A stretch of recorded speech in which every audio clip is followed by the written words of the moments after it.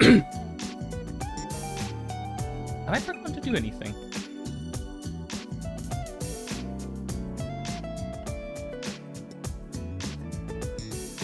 God, this title is so stupid. Have I forgotten to do anything? Oh yeah, I need to check if this works. God, my throat does not feel good. The weather, please stop flip-flopping between cold as heck and hot as heck. It's not good for my throat.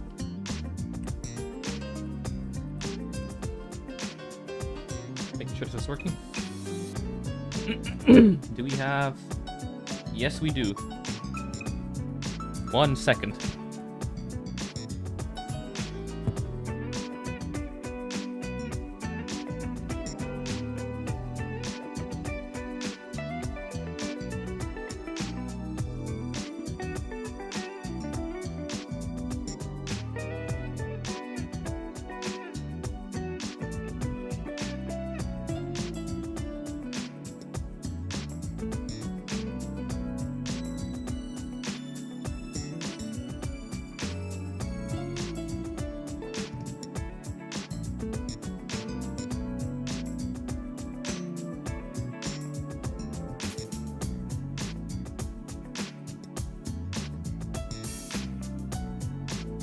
Okay. Now I'm ready.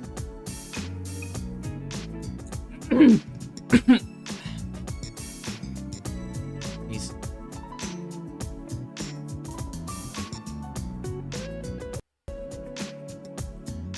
I'm gonna be doing any percent again. Mr. Express has actually finally has just did a run the other day. He broke the record. He broke my record and got the WR. I do also want to try it as well again.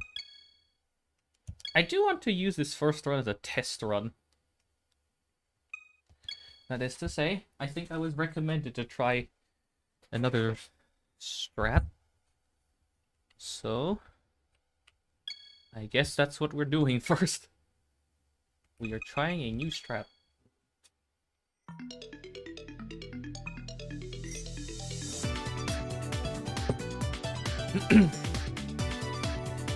Without further ado, 3, 2, 1, in.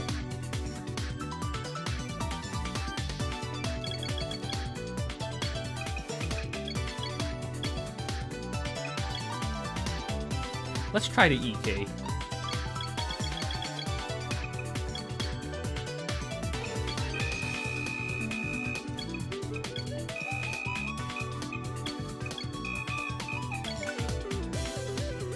I've tested this setup a little earlier.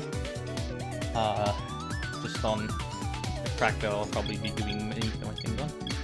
I definitely want Marco Strada because this race does not matter at all.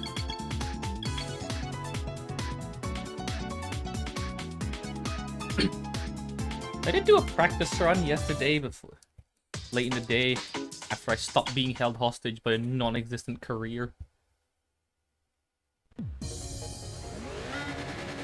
Fixed my controller rights, my right trigger calibration as well.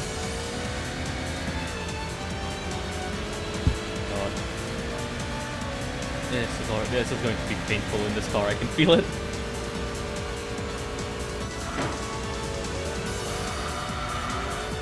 The fact that it's front-wheel drive is such a massive downgrade from the Estima. But it gets higher odds, so we'll see how trade ends up going later on in the run, I guess. I guess the issue is with this setup, I cannot go into R1. The cars are too fast in R1 and the races are too long for me to defend for long enough. I'd have to be sticking to R2 and just playing Pacific Gateway in R2.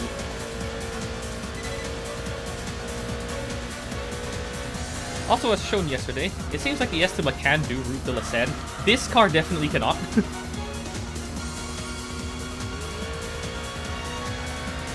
Like, this car is already a good 5 seconds slower than the Estima just on this Marco Strada race.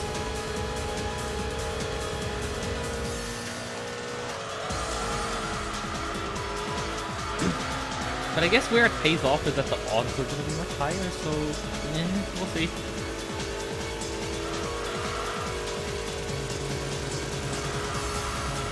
And it being a lot smaller and lighter also means that you can throw it into corners a lot more aggressively than the Estima. The Estima overall still has better handling, but at least this car you can drive more aggressively with. I guess that's like the trade-off between the two cars in terms of handling. This car is also much slower. As you can see, it is very slow.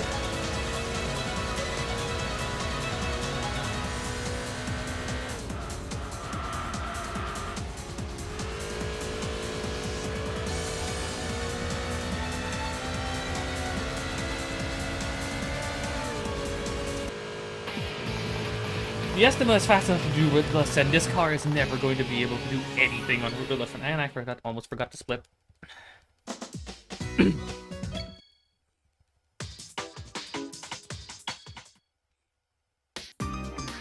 There's absolutely nothing I want here. Okay, at least the wheel was quick. It didn't go for like another cycle. I mean, honestly, 282 horsepower, I guess that's something.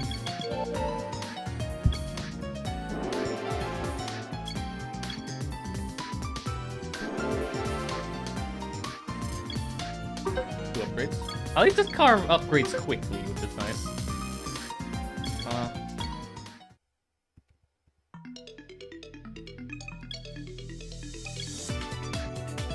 Right, here comes the skips.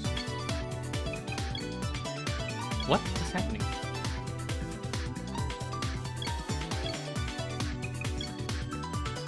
Wait, what? Huh? Wait, hang on a minute. Something's wrong here. Why does the menu option start on back? Wait, what? But it's... No, that is actually stupid if this is like a car thing. Because I know this doesn't happen on the Estima, and it doesn't... And I noticed it happening as well... Oh god, on some other cars as well. No, that's actually stupid if you lose time during the skip phase, because... Is this just a quirk with the Estima? Well, that's even more reason that the Estima is a better car. Hold on. Yeah, I'm losing like about a second with every skip. Oh my god. Yeah, I lose like a good second with each skip because the menu starts on back instead of on OK. This is a thing that only happens like... What? No. That's actually stupid if that's the case.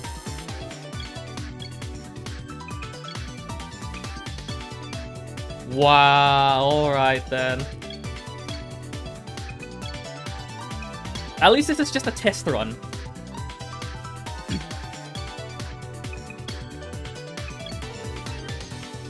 Oh my god, this is like so much slower. What? I can't even believe this is a difference. The Estima is actually bugged that selecting it causes the menu to start on OK instead of on back when you go to rest. What?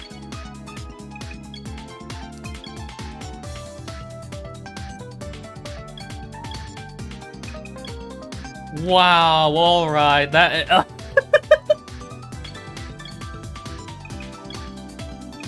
I wish I can send a message right now, but I am locked in. That is hilarious that is actually a difference. No, oh god. Yeah, no, this car is terrible, and it's actually not even because the car itself is bad, but because of a... No, that's actually messed up. Yeah, I've lost like a good... I'm gonna end up losing like a minute or something. Just on this alone.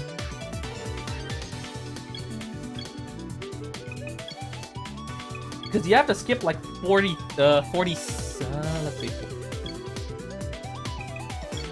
Like 36. No, 35. you gotta skip like 35 weeks. So the fact that it takes an extra like second and a bit, like you lose an entire minute just by selecting a different card than the Oh my god.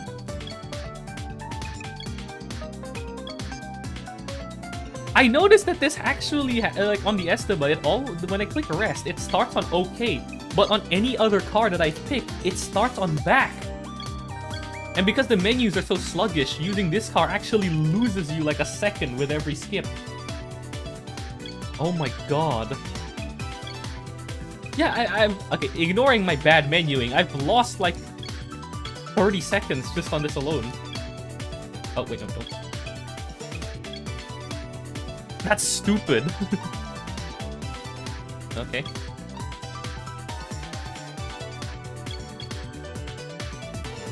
That's actually stupid. Oh my god.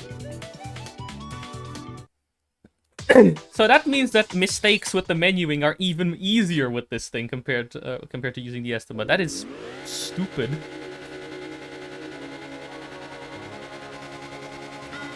And I've just realized that I've misconfigured something. Hang on. And I forgot to skip the animation. That's fine. It's just a test run.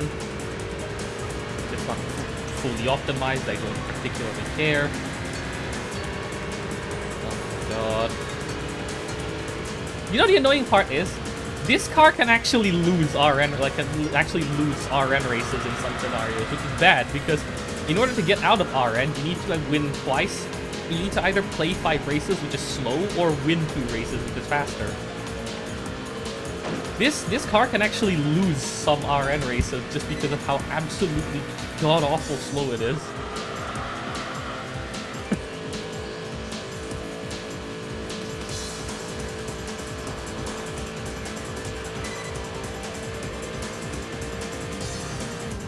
Oh, nope.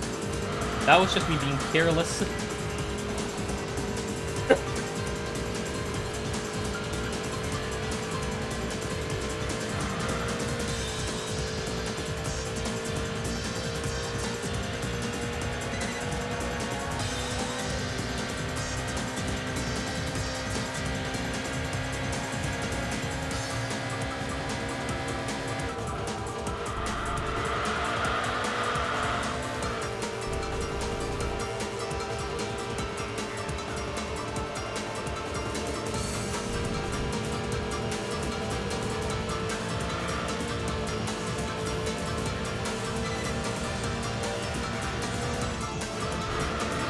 Oh my god, this is why the Estima is the best car, because because the fact that the menuing is affected by its presence is hilarious.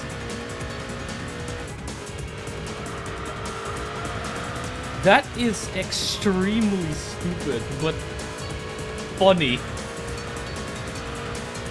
Why?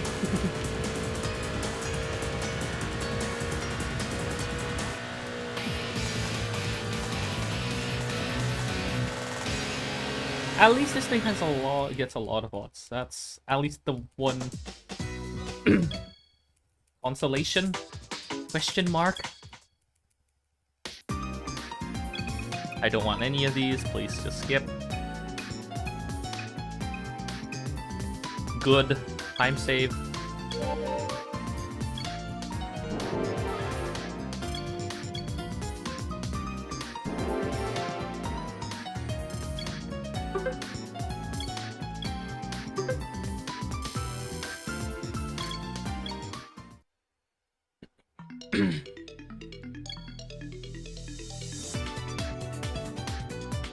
Oh, no, that is not winning. This at least is doable. But the other one, not a chance. Victoria Road and the Route de la Seine, not a chance in this thing. The Estima would at least stand a chance on either of the two, but in this, not a chance.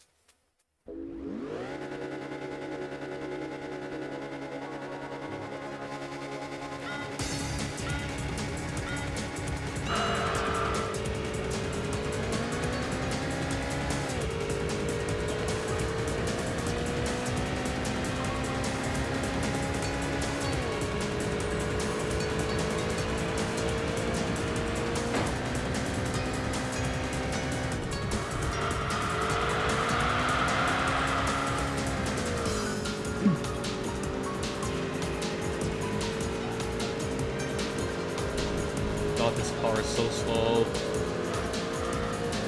But if I shorten the gears, then it has no top speed. There's no winning in this car with the gear setup. You either have no top speed or no acceleration. There's no winning.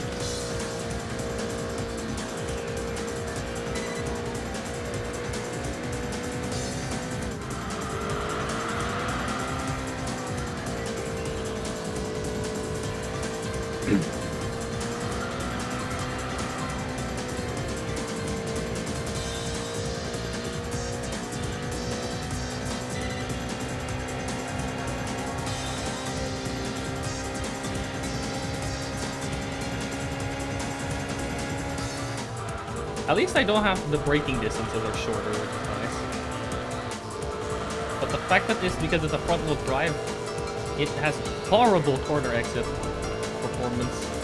Because the front wheels just keep spinning.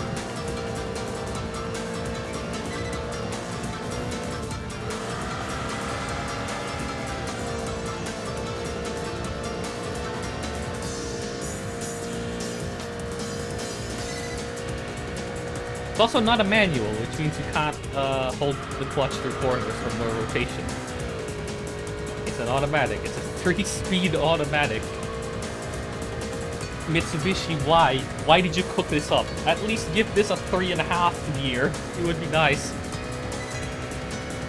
Shorten the third gear and give it a 3.5 gear. That would be nice.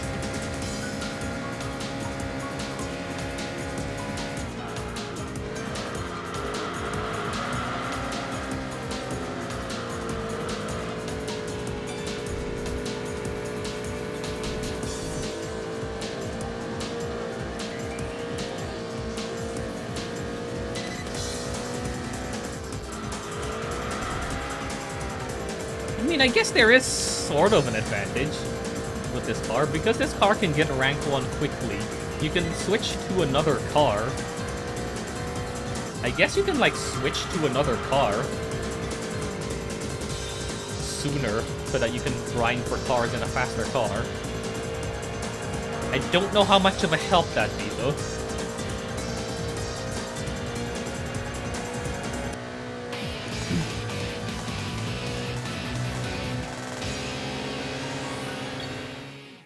Oh, that's a 3.2 GT. That could be nice.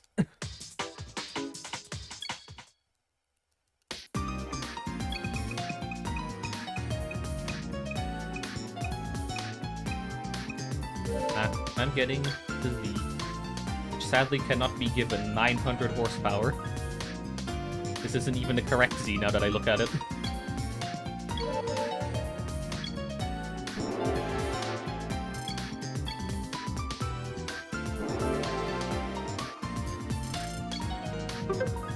Get one! Although, that was a good R4 split, not gonna lie.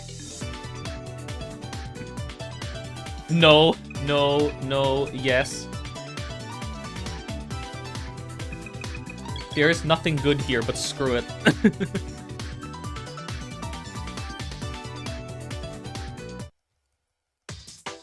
Whatever.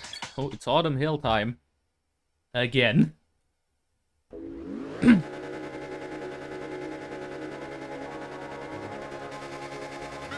guessing it must be super easy to... Not really, if only because there's only a few achievements that actually can be gotten quote-unquote easily. The rest, you kinda have to, like, specifically seek out certain events in-game, which is annoying to do. I mean, it's not that it's hard, it's just very tedious.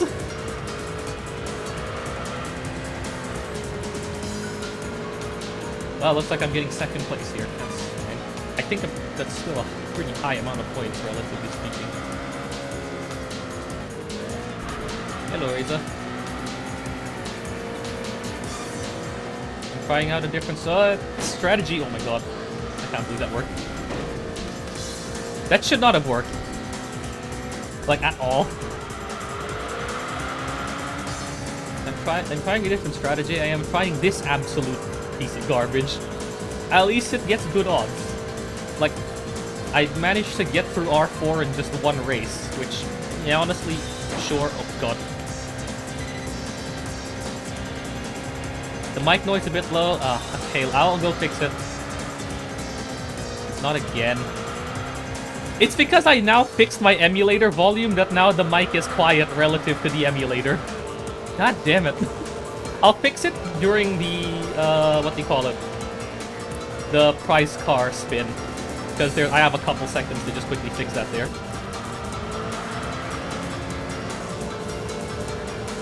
Do I really have to do this every single lap? I have to... Oh, come on, block me. Can this Miata just get... Please? Oh my... Nope. Okay. Nope. This is the issue with this stupid-ass car. It is so slow. Oh my god. I don't think I'm even gonna be able to keep second place in this race. Let alone... Oh my god. Car is so ass. It has no speed. Like, it has decent handling, but it has no speed, which is a problem when most of the tracks are like this. That's correct. Block me.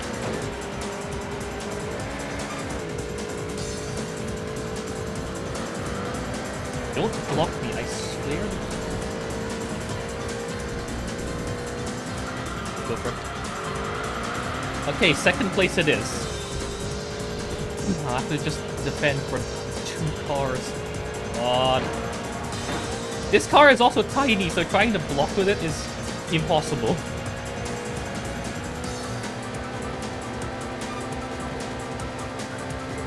Stupid.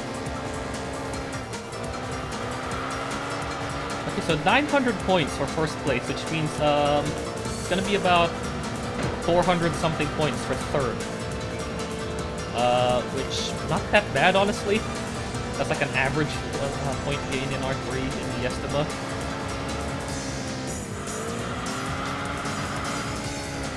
Can I at least keep this for 500 something points, please? 540 points. That would be nice.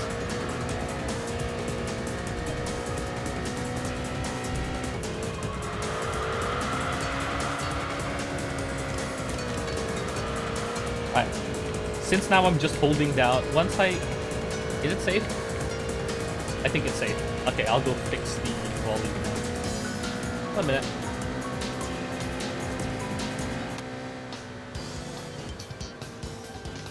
Is this any better?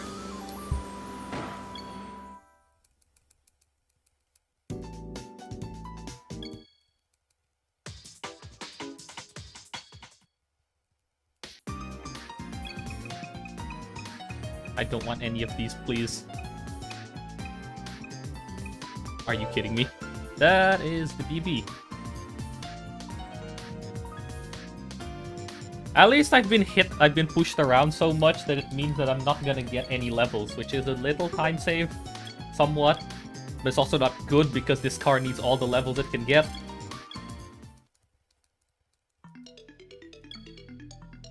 Okay, one more race, surely. Ooh, no, what is this? There's no way, that's not happening. At least this is 11, which is already like a good 500 points. It's 5 laps though, but worth doing. It's also like an actual contender of a car if I get it, so...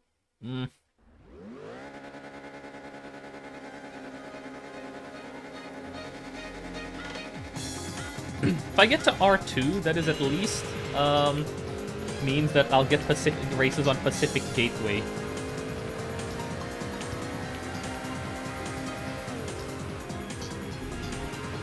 Oh my god, this car does not turn!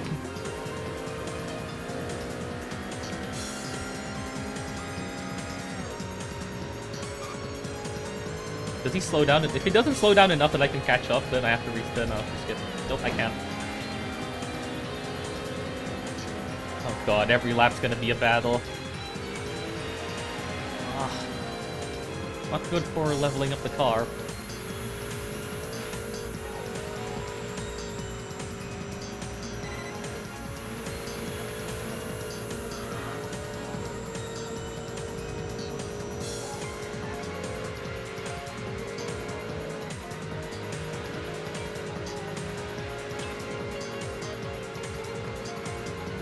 Okay, I should pull away a bit in that last segment of corners.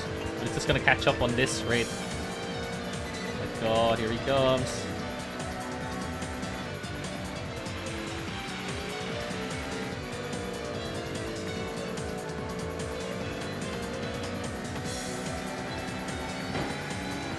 Stop. Back off. Thank you for backing off.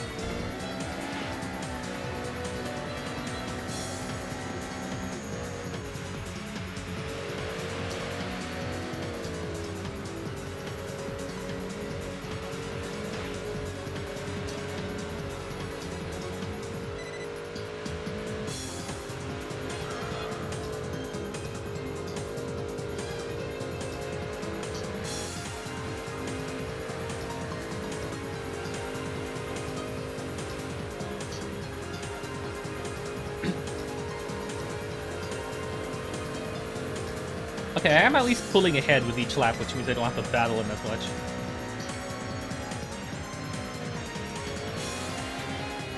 There's a funny I win chicane.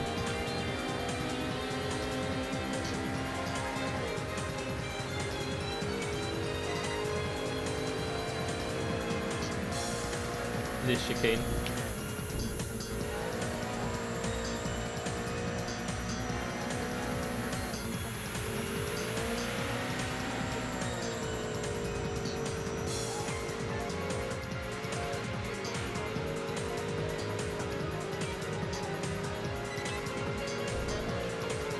Also, SMH Expat still hasn't submitted his run.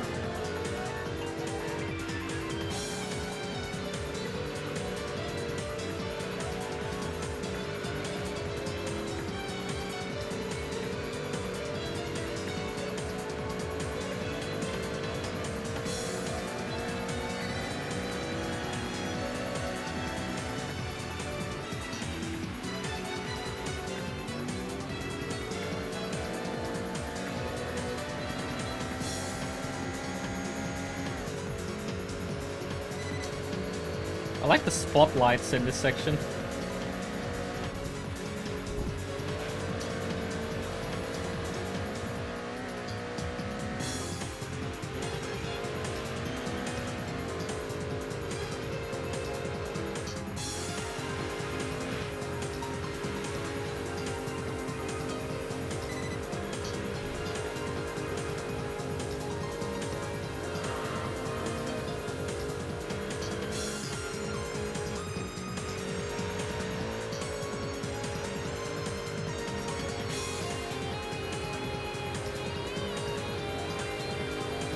Oh, okay. I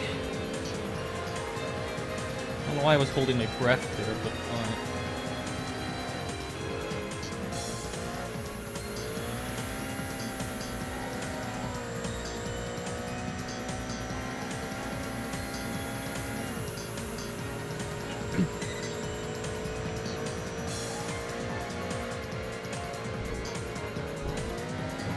what? Oh my god.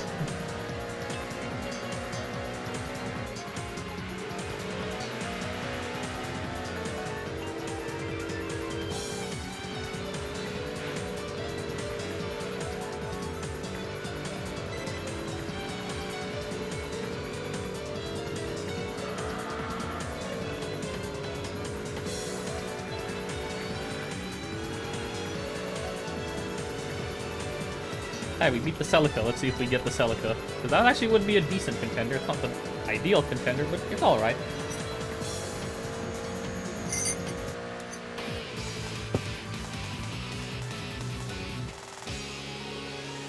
$555 points in the bank.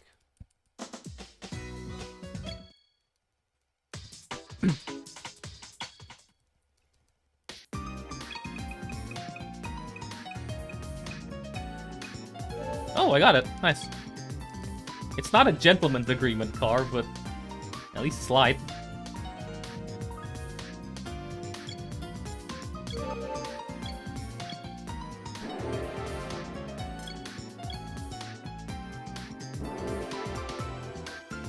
Double level up. 500 points. Can I join R2? Nice.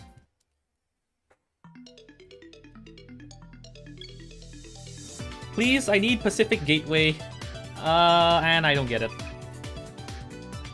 This is 4 laps. It's about the same length. It's only 900 points though. It's so bad. I'm skipping a week. They're either impossible or not worth doing. I am skipping a week.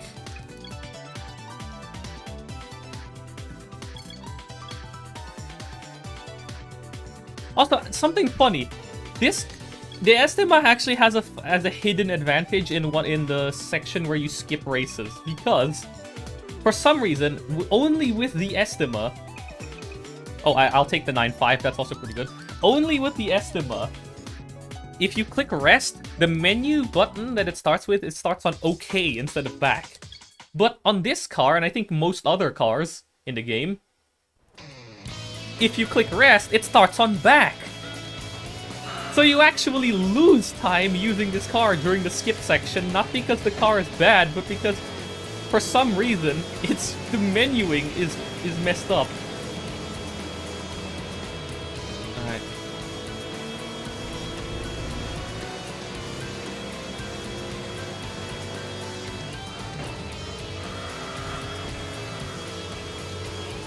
And now this hill that I hate. I don't think the car likes this hill either. It doesn't accelerate up the hill. In fact, it loses speed up the hill. No. Stay back. Stay back. No! Oh, God. This is already a mess.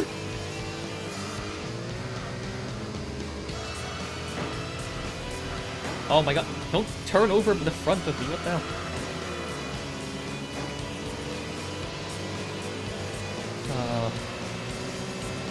I wish it was reverse. If it was reverse, it would be much more doable.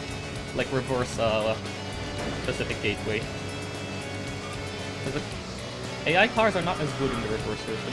As in, like, not in terms of like what cars spawn, but rather their driving is worse. Right? Oh my God. This Corolla, get out the way.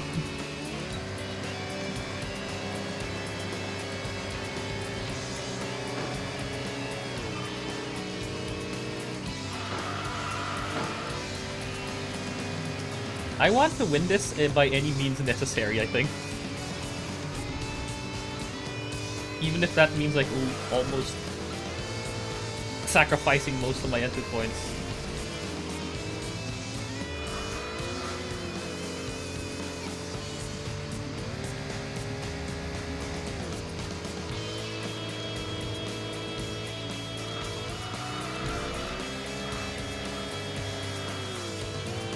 Come on, EK, push.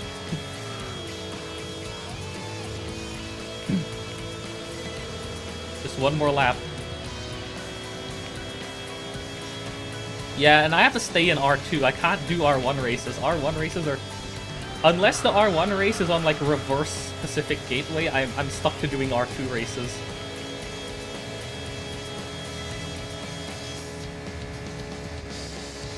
And my car has stopped out.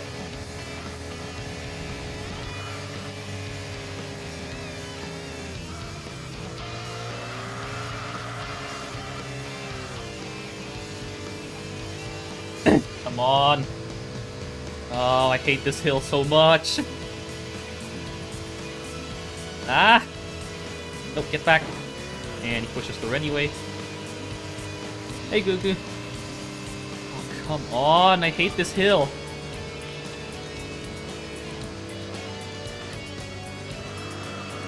Can I maybe snatch the lead back? Thank you. Oh my God.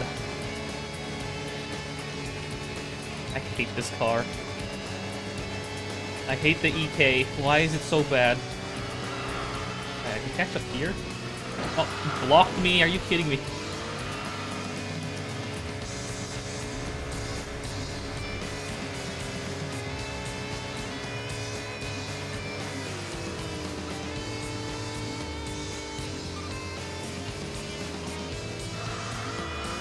No, and it's got this front-wheel drive and it's also like really bad. Yeah, I'm using the EK wagon. EK wagon. It's so bad. Just as a test run. Oh my god, I'm gonna lose to this bloody Saab because this car is complete garbage.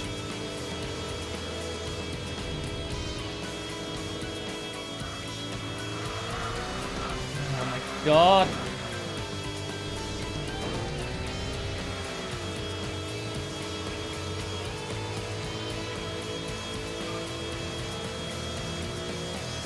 No, but the problem is the fact that it just feels hard to drive, and it's also, like, not very good at winning races, which is especially important when you want to try and get rank 1 quickly.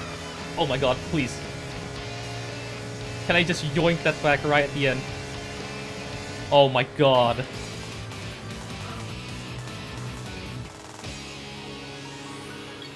Alright. Sure. I'm not getting any upgrades from this, but sure.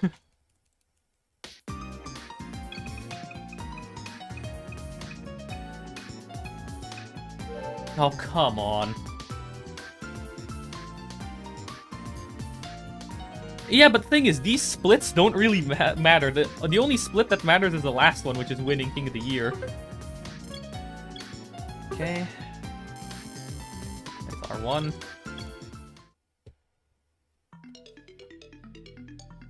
And the thing is, I don't know if this car can actually win a good car, if you know what I mean.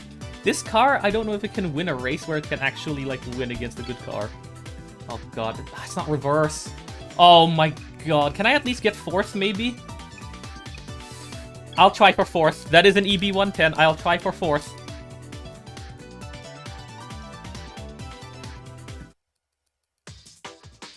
I'm risking it. 4th or bust.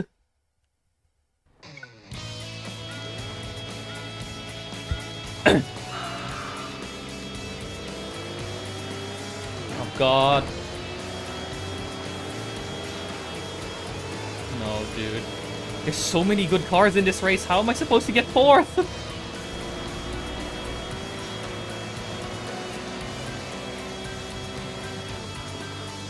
Oh, especially not with these guys blocking me.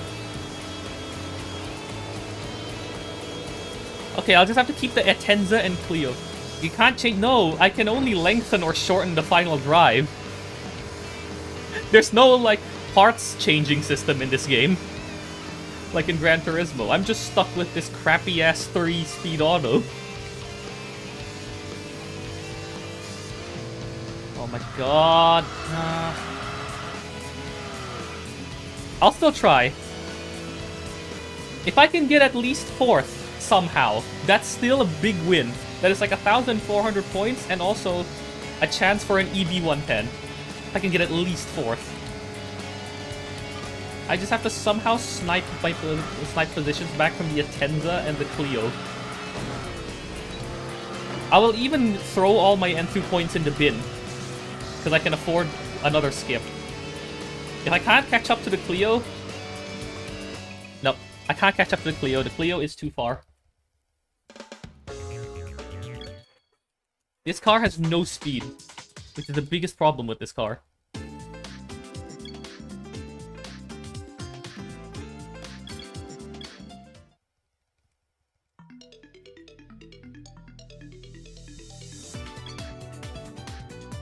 Oh my god, this car is so ass.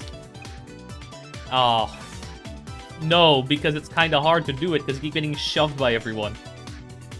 Oh great, that's another unbeatable lineup. There's nothing good here.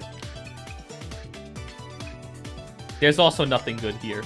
This is already too low.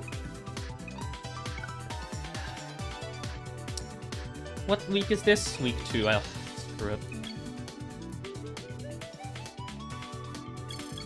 That's the issue with this car. This car can't win. The Estima at least can win races, which means you can actually win against a fast car and have a chance of getting it. This car, however, is an actual piece of garbage. No, there's nothing good in here. But there's no other, like, viable races, so I'm forced to take it anyway.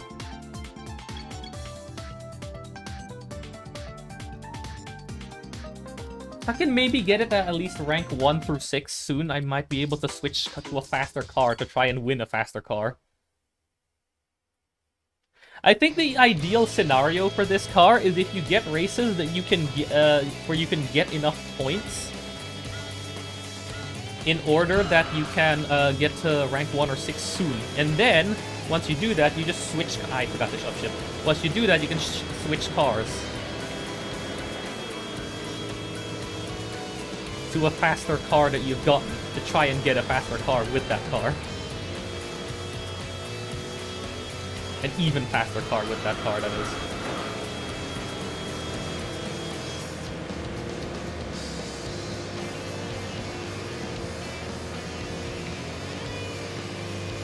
I think that's the only way this car can win, can be viable in this run.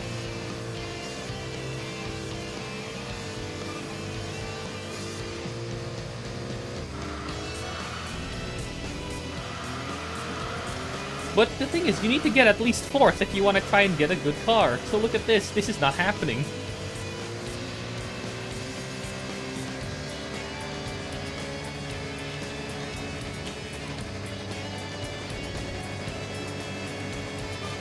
Or maybe it is. Hang on. It's not hopeless yet.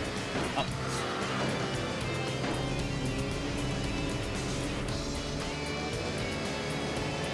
And I get blocked on there. Oh.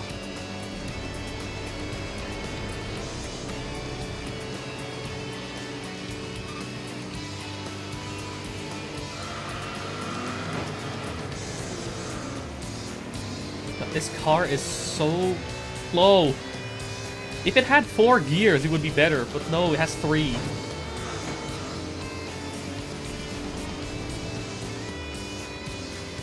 Oh god.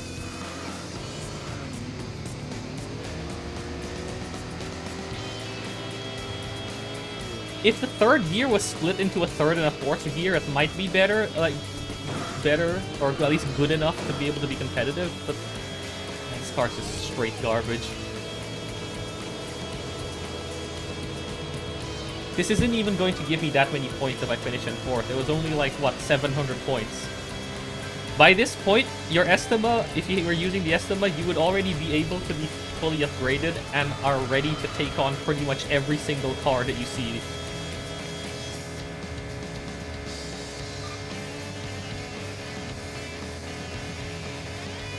This thing tops out at 90 miles per hour. Like, it's just not usable.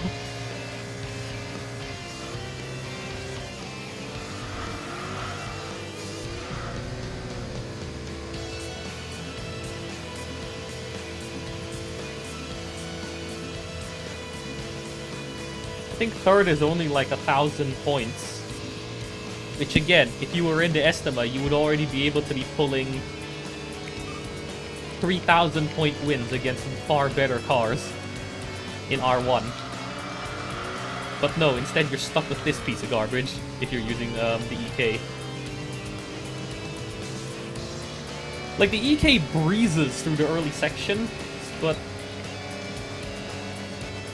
then absolutely falters in these upper sections. Like, I'm wondering if it's maybe worth, instead of sticking with the EK, you just switch to a different car. Yeah, that's the issue.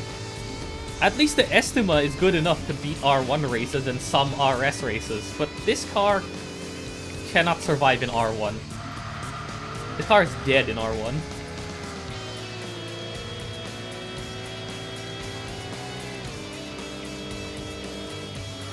Okay, new idea. What if I try again with the EK, but then I switch to a car that I've gained? To like a D-class car that I've gained.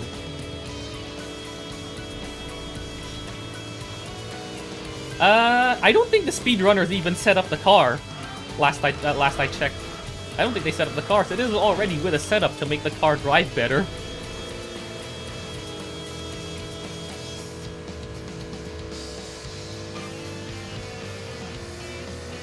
I don't think the rank 1 speedrunners even set up this car, they just send it in raw.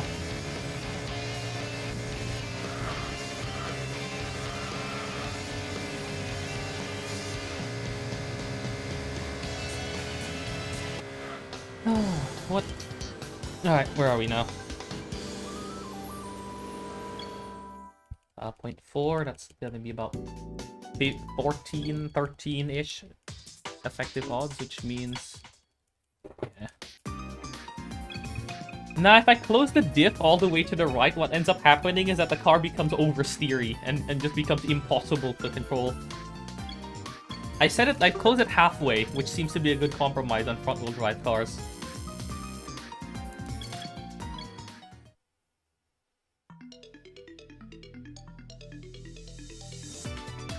I have a Celica. I'll switch to it and try and get a better car, probably. Okay, no, that's not... don't even dream of that. Oh my god, you're serious. I just need a winnable race, please.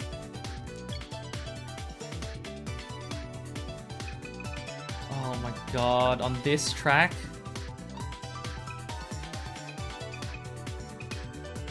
This is actually just... God. Okay, it'll have to be this then. 3 laps of Autumn Mountain. It's not that many points, but it's something. I just have to defend against an Evo for 3 laps. God. Because I can't afford to skip any more weeks. I've already lost my leeway for skipping. At least if I get the Evo, that I think I can win with the Evo, so that's something, I guess. Question mark.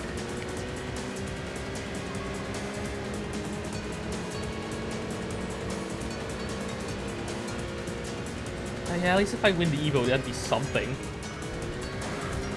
Oh god. Yeah, he did. He actually managed to get the any percent record yesterday by about 30 seconds? No, 40 seconds. 40 seconds.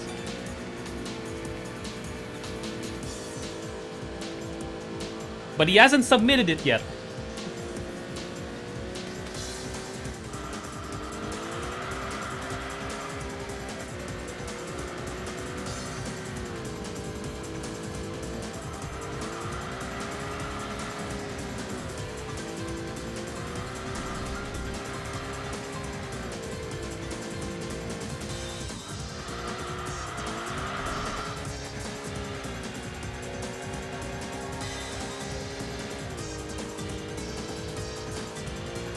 I don't know who's in second, but can they please keep holding... Oh no, the Evo's in second.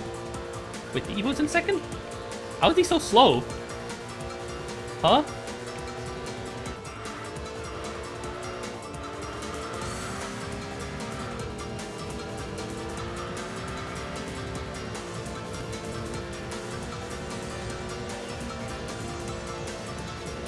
Why is he slow? What is going on? He should just floor it. It's an Evo. Does he have a brick stuck under his accelerator?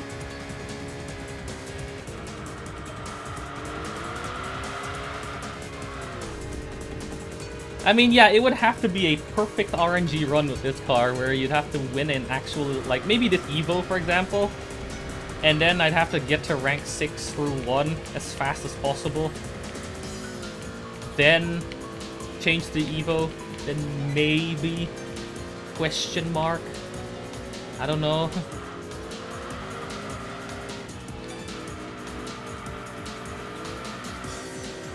Very wide exit. It's just that I think the run is a lot more fun with the Estima. This car is miserable. Is the issue. But it's sadly the only viable option for, like, higher odds. Every other starter car gets roughly the same odds as the Estima, Cappuccino, Fun Cargo, etc. This is the only car that gets more out of the 12 starter cars.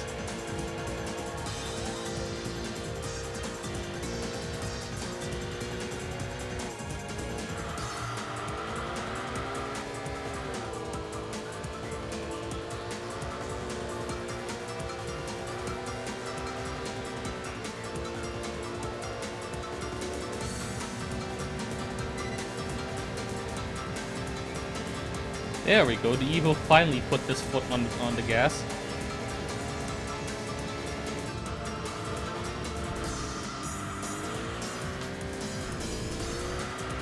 That's more what I was expecting from him.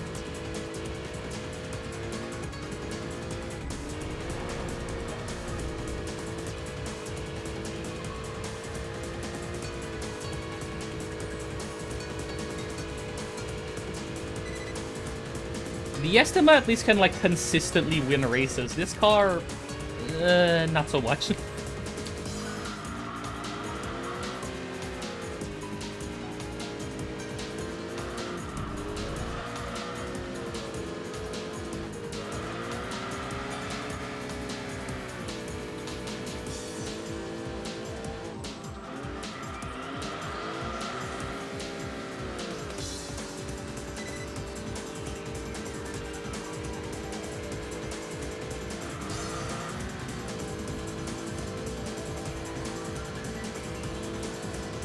Yeah, it's either consistency or going for max wins in this car. Consistency with the Estima or max wins in this car. So theoretically, this car has a starting with this car has a theoretically lower upper limit, has a lower oh my god, a lower fastest possible time, but it's also way more inconsistent and way more annoying. Oh wait, hang on, that's the Evo 6 TME.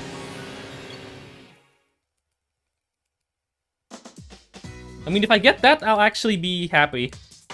Because that's something. Or even the Legacy.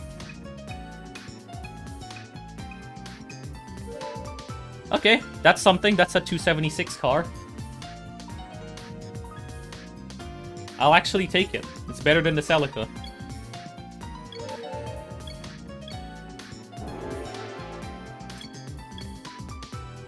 Ah, forbidden numbers. Are we there yet? I don't think we are. We are not there yet. We need to do at least another race.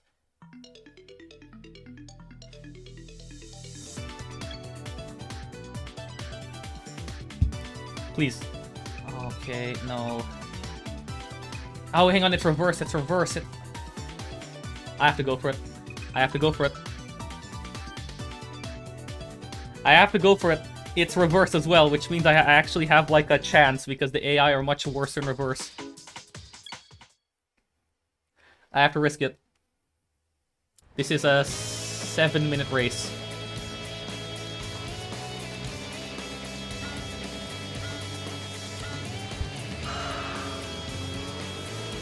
Nah, this car can... Yeah, that's why I said this car can get 40 plus in some races easily. Except now I have to survive at least 4th or higher in this thing, which is going to be a bit of a challenge. That was a good run through that. Except this car refuses to accelerate up hills. If I don't get it this race, I'll reset. Oh my god. Can this Corvette get out the way?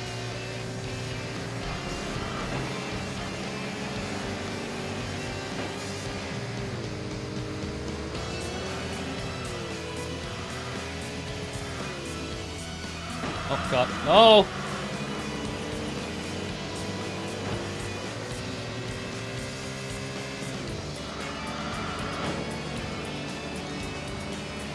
It's because this also the car is a front-wheel drive. Oh god, no. I'm being shoved by the Corvette.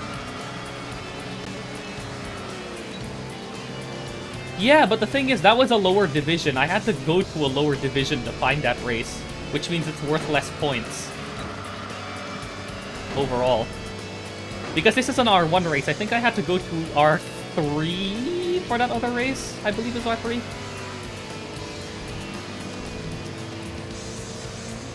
Which I think has 4 times less max point gain than R1. Because the base point score for R3 is 50 compared to R1, which base is 200. RS has a base of 500, but all the races in there are too long. Oh my god, there's too many good cars in this race. I won't be able to finish 4th. And this run is fucking dead. This run is dead. I am going to reset.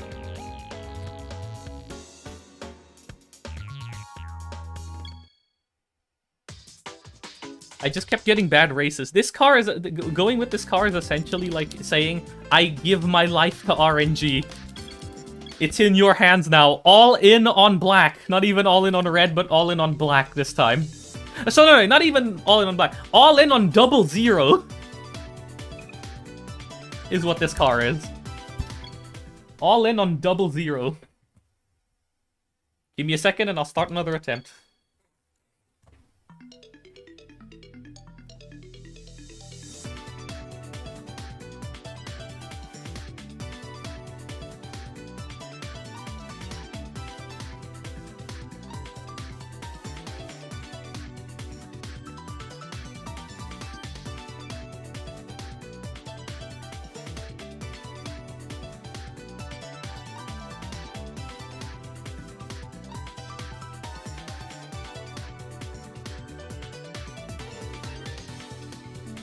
Okay, hang on. I think I have a stupid idea.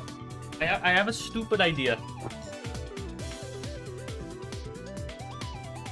Actually, I think I might just end up doing the thing I said I was going to do, right? Which is start on the EK, and then when I get to R1, switch to one of the cars, like maybe a D-class car, and then do the R1 races in the D-class car. It's not as many points as the Estima, but it's at least something. And they'll also theoretically be able to complete the races faster.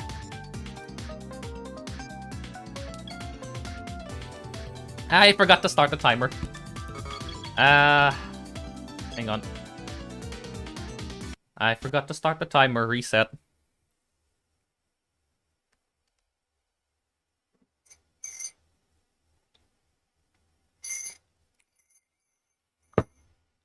There is also something kind of stupid with the menuing. I think I mentioned it earlier, but for some reason, if you're on the Estima, when you click rest, it defaults to OK instead of back. But on every other car in the game, if you click rest, it defaults to back. Instead of... to back instead of... OK. So you actually lose about a second and a half per skip. Compared to when you're skipping with the Estima. Let's go. Or not, because my controller decided to drop an input. Let's go.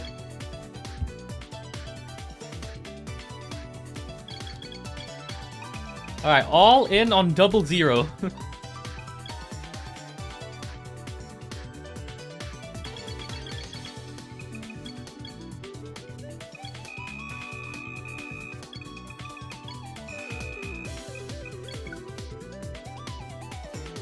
That's it, that's my setup.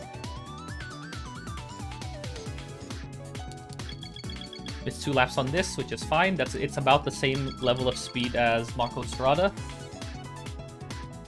I think it's about the same, I think.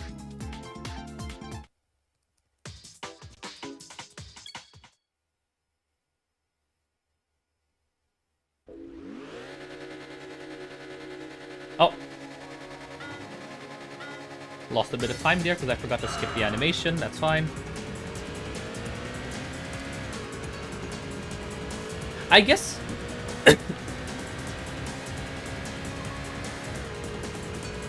yeah, that's true. No, but I think the slight increase, the fact that this race is longer in terms of distance kind of compensates. So they just end up equalizing to be about the same time.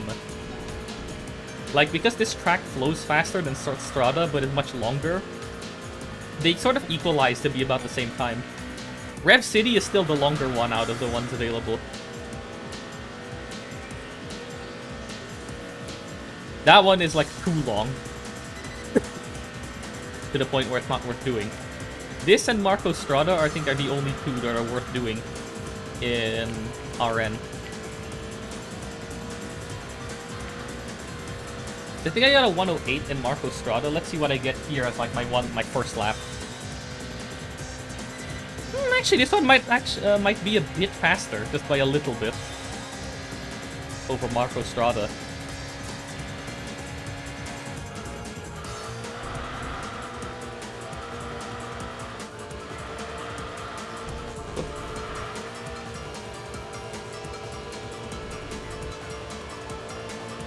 The AI are also, there's also a corner in here that they're bad on, which is this right-hander right here. They're quite bad at this one. It's not quite as egregious as the I win chicane, but it works the same way. On Marco Strada, but it worked the same.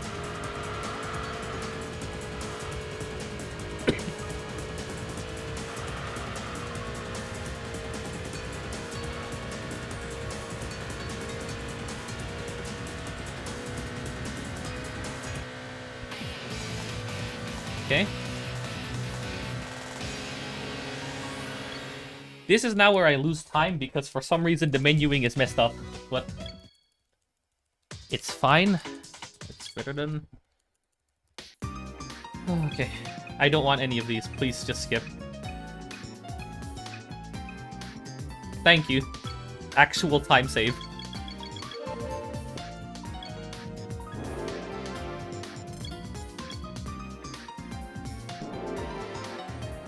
That's 2 levels for the car.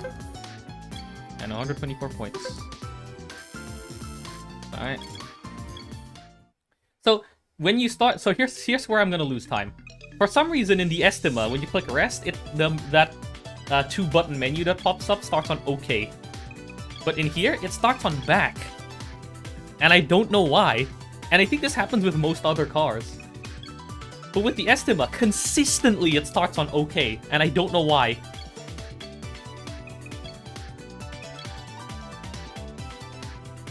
It's really stupid. So you actually, like, this segment is like, what they call it, always slower when you're using the skipping segment. It's always slower if you use the EK compared to if you use the Estima, which is bizarre, but alright. This whole game is bizarre in all the best and worst ways possible.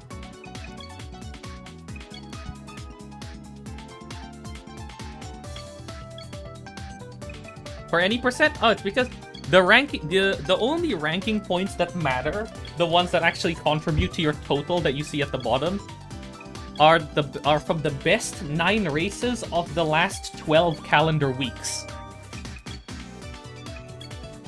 So none of this matters, at least until October. So you might ask why I'm skipping to September and not October. It's because if you skip to September, you give yourself leeway to allow yourself 1 or 2 free skips. Because skips are free, like they don't cost that much time.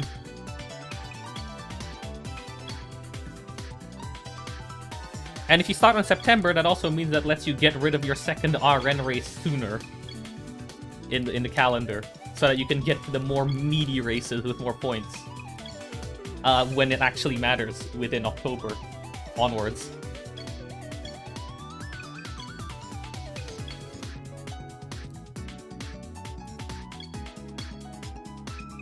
As you can see now, I'm now on 0 points because that January week 1 race no longer is inside the last 12 weeks, so it doesn't matter anymore.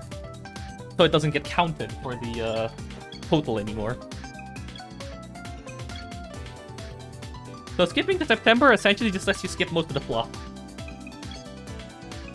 There is no point doing any races before September. Except for the one that you're forced to do, because, you know, you're forced to do it on January week 1.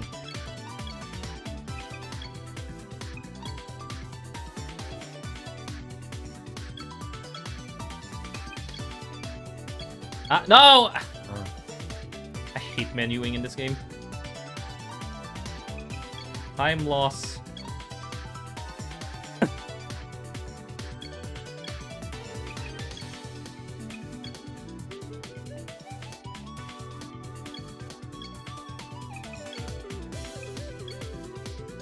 At least you can't over-scroll in that 2-button menu. Like, it doesn't loop or... Oh, no.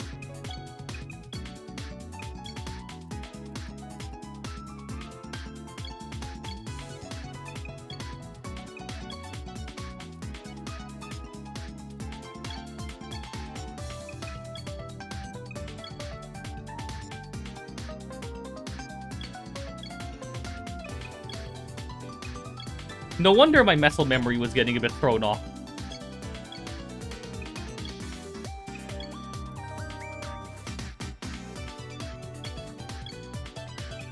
It is unavoidable time loss here, that's fine.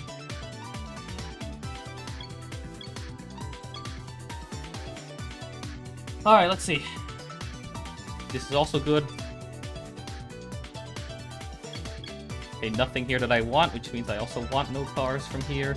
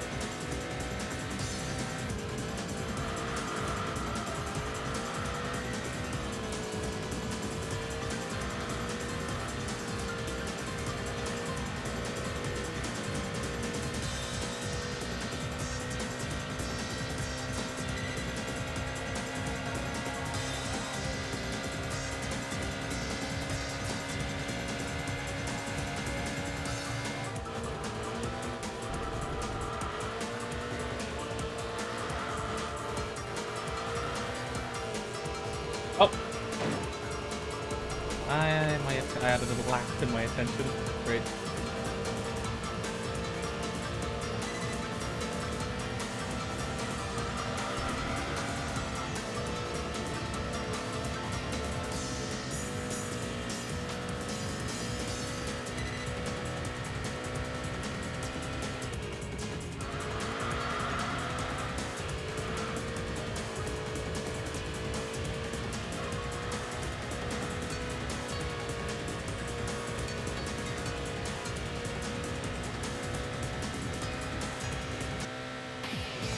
Okay.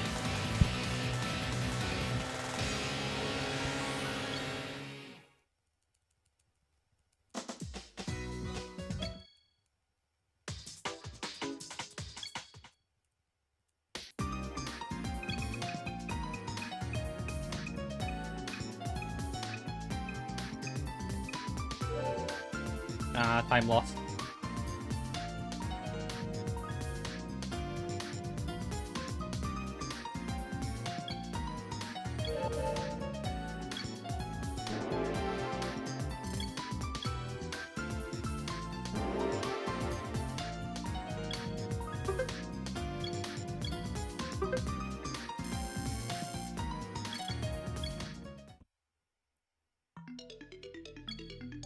Alright, what's on the table? We have not Takuba. Nah, what's in? I'm curious. What's in Takuba?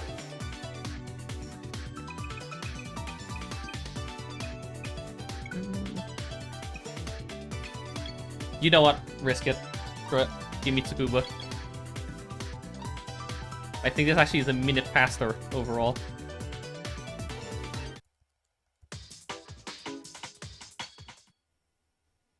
No, I am just here for the points. I don't care about any of these cars. I'm here for the points. The rank points, that is.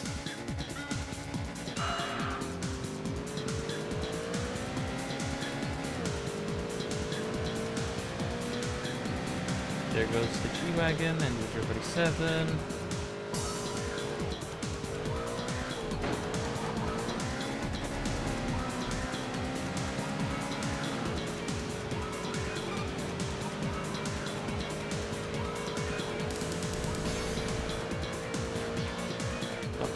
He's brake checking me.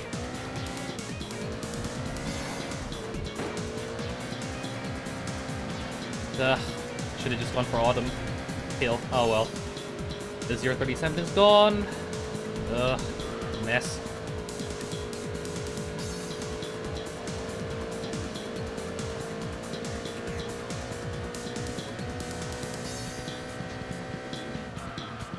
That 037 is very much beatable in the Estima.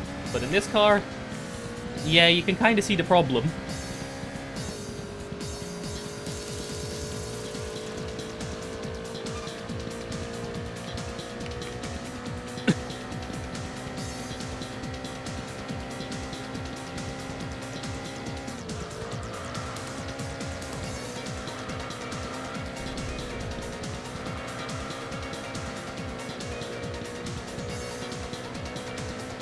Like, the Estima can actually hit 90 miles per hour on Tsukuba's back straight, but this car, ooh. Now this car is the true ouch that is seriously weak car in this game.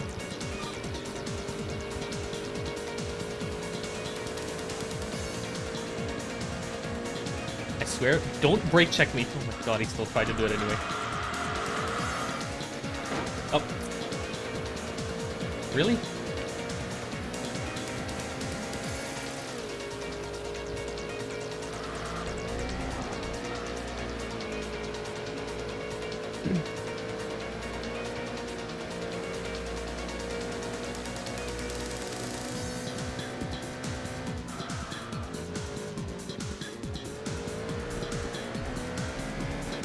It really does not help that the AI are really aggressive and are willing to just shove you out of the way in this game.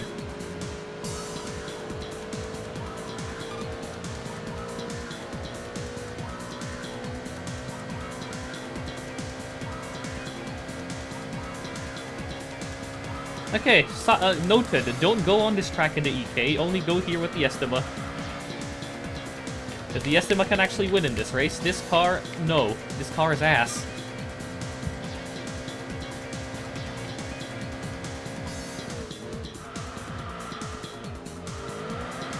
It really doesn't help that this car is a pure front-wheel drive, which also means its corner exits are horrible.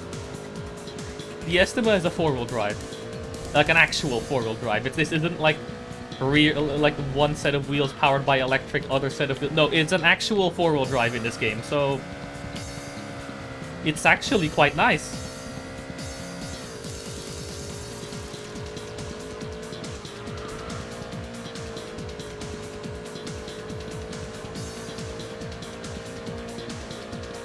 This car is the equivalent of the Counter-Strike Pro player Chris J. At least before he had a massive political crash out and vanished off the face of the internet.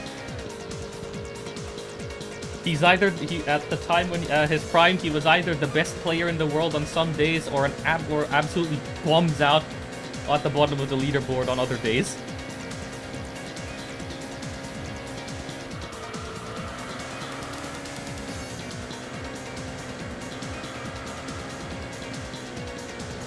You either get absolute max wins with this car in terms of rank points, or you just get races where you can't do anything.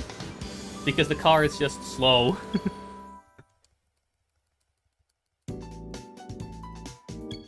Well, that now it means that the effective odds has been reduced. I might as well you should have just taken the Autumn Hill race, but whatever. Oh wow, a useless car. Who want this thing?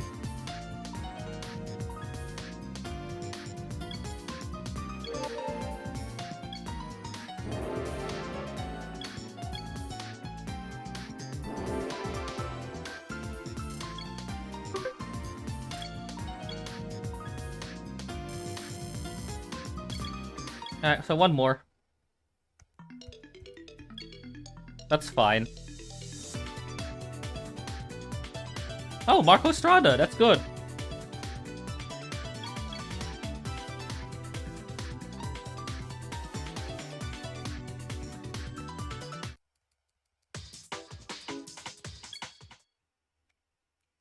Yeah, the Estima route is much more fun in terms of like actually running attempts. The Estima route is way more fun. This car theoretically has better highs, but the Estima is way more consistent. And actually fun to drive, compared to this absolute piece of trash.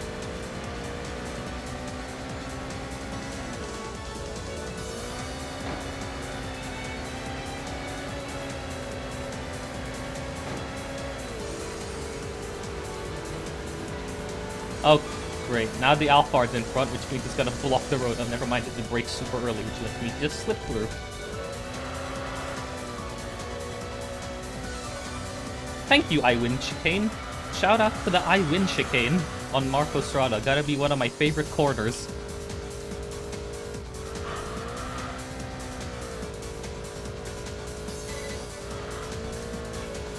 Honorable mention also goes to that one flick at the back half of Autumn Hill / Mountain.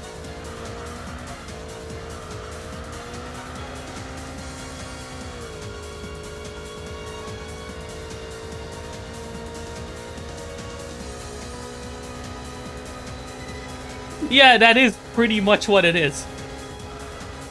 Actually, I think the Estima is closer to like a single than a double. Yeah. The Estima is like a single. The third one is essentially like you're trying to go... The EK is you're going for 3, but your controller drops inputs every so often. If your controller actually like hits all the inputs, you get all 3. But if the controller decides to drop all inputs, your inputs randomly, i.e. the bad RNG, when you're using the EK, you're done. There's nothing you can do.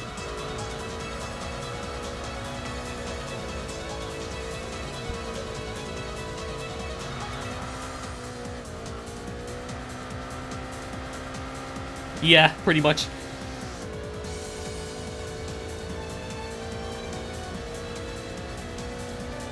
At least now I'm free from the pack of cars, which means I can now just casually drive without having to worry about getting rammed off the track. Shame this track does not appear after, like, R3.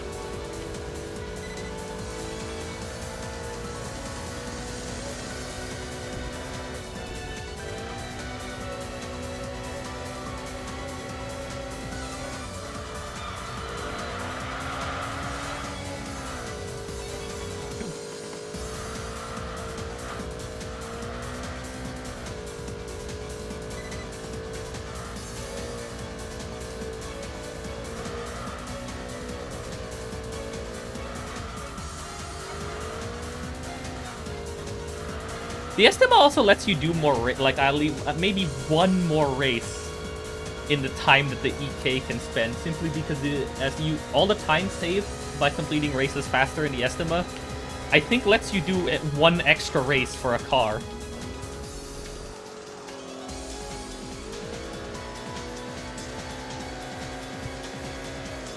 Like, in the same amount of time.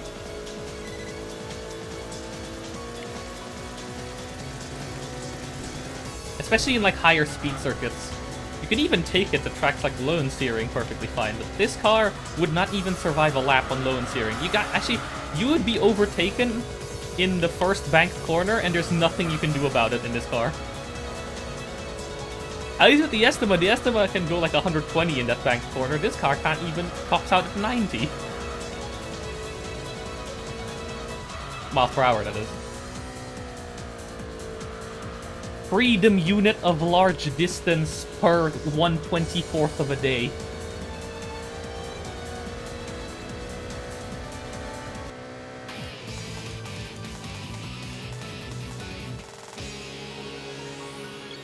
This should take me to R3.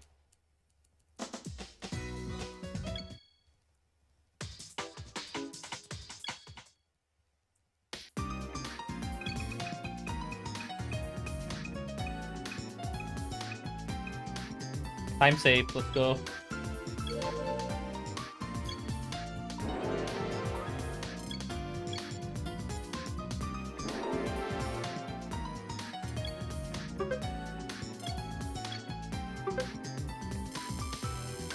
Nice, R3. 3 minutes short. Mastering the set is a bit tedious from what I've seen because you have to do pretty much everything that the game offers, which takes forever. Screw it, I'm doing this race. I don't even care if it's not possible. If I get at least 4th, that could be... There's several chances to get a good car. I'll take any of those.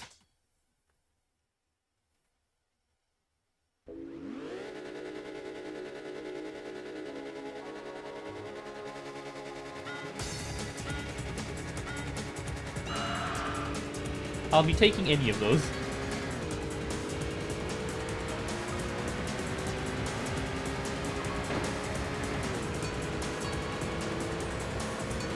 This is going to be a bit of a pain, though. Because a lot of these are gentlemen's agreements cars. This car is... Oh, God.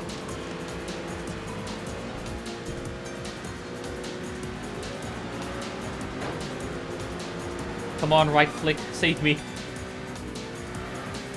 Oh, someone? Oh, I have to survive 4 laps of this. Oh, no. Are you kidding me? Oh. This is going to be... Oh, God, that MR2 just died. And, of course, he had to try to take me out with him. Thank you, MR2. I hate you.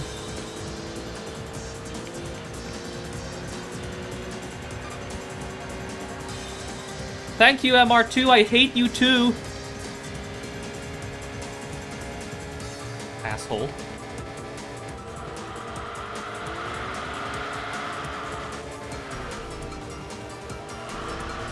Fuck this car. Actually, screw this car. I'm going back to the Estima. Screw this car. This car is ass.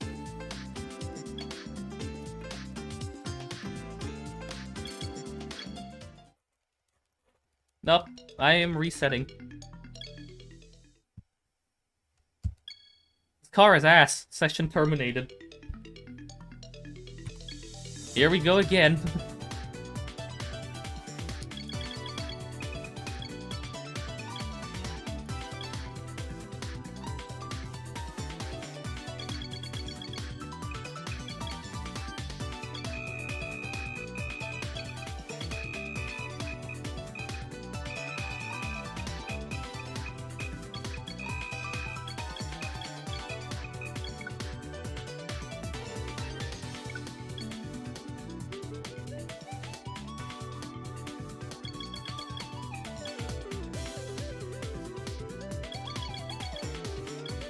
Not gonna lie, I saw the Abarth TCR in there. I actually would take it because it pulls.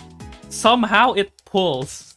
It is not a good car in terms of like the best type of car for handling, but it can hit 150 in Duttinger on the Nordschleife. So you know what? Sure. Oh my god, look at that actual acceleration. It's nice to be in a car that can actually pull off of the start line.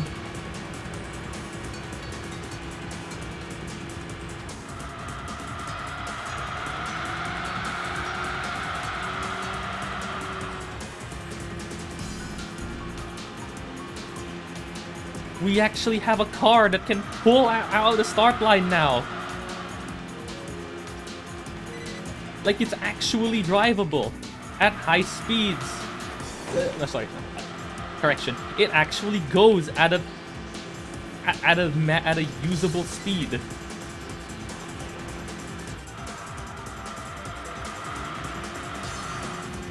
And can actually accelerate out of corners using its four-wheel drive system.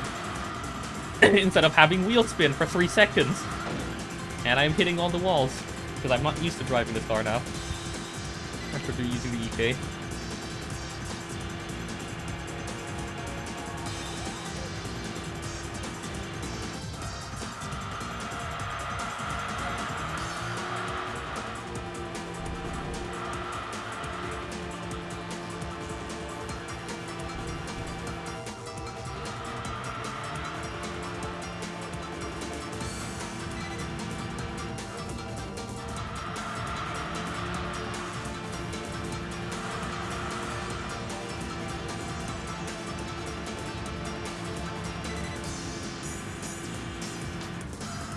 I did remember to lower the height of the car, right?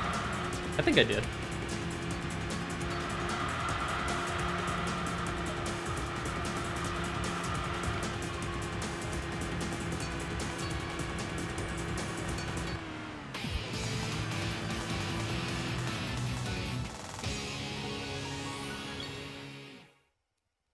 Okay, so in the Estima, Marco Strada and this race are approximately the same duration.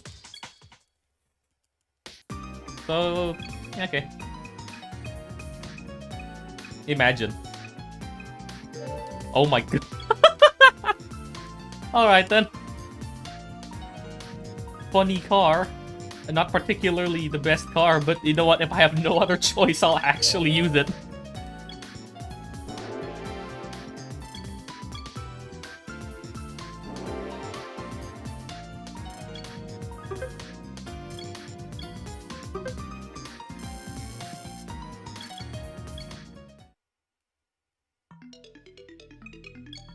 Yeah, I'm actually not losing my mind. Look, when I click rest, it's when I'm using the Estima, when I click rest in the menu, it goes to OK as the default option. But on the EK, it starts on back. I'm not losing it. What? That's messed up. So this car actually is better in this split by virtue of somehow giving you better menuing. What? That's messed up.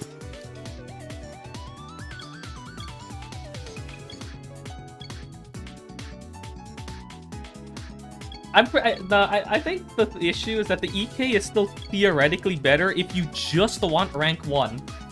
If you don't care about getting a car, and you don't care about, like, King of the Year, the EK, I think, is still better for a pure rank 1% run. Simply because of how much more odds it gets. Sure, it's very RNG, but it's still, I think, the best car for that. The Estima, however, is much better for 80% because you actually need to care about, like, getting a car and that sort of thing.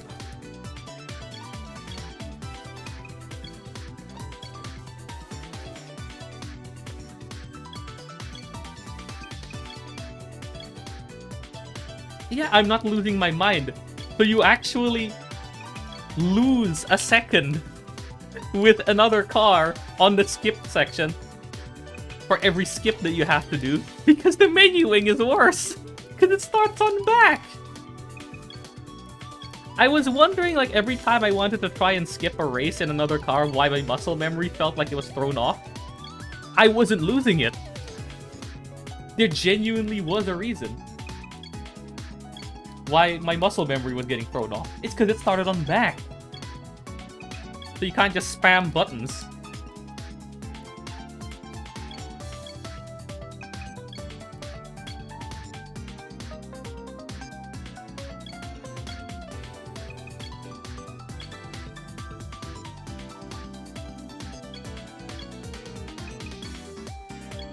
I guess if you want to go for the ultimate I am going all on 00, what you do is you start on the Estima, do the first RN race, switch to the EK, do the skips in the Estima, and then when you're about to start, swap to the EK, then hope that RNG guide gives your EK good races. And then switch to another car after you get to rank 1 so that you can try and get a faster car with that other car. And then, once you get a fast car, you throw it into King of the Year. That is a convoluted, like, setup. But I'm pretty sure that's how you'd hyper-optimize this run. Which is dumb, but what can you do?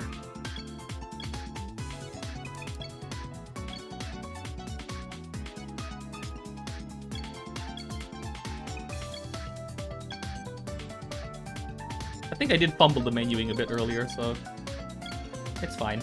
9 seconds, not that much of a loss.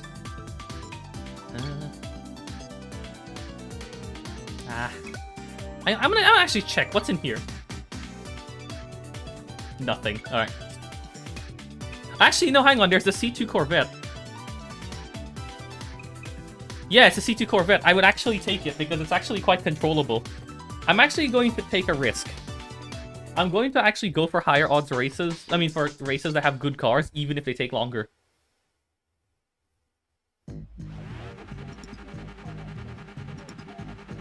So I'll end up losing about a minute on this segment. Oh my god. I lose about a minute and a bit on this segment, but I think it might be worth it.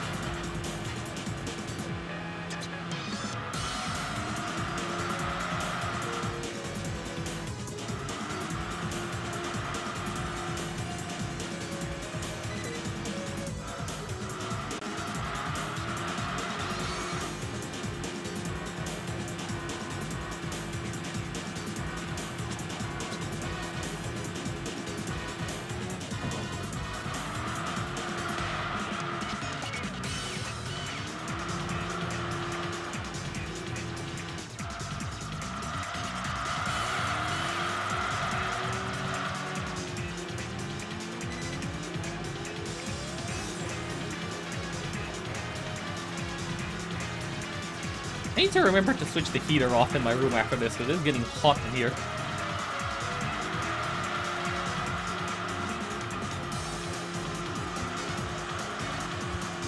Did I forget to lower the ride height of the car?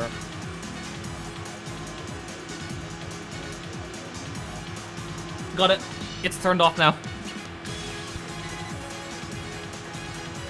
I have to like swap hands on the controller and then reach over to the other desk.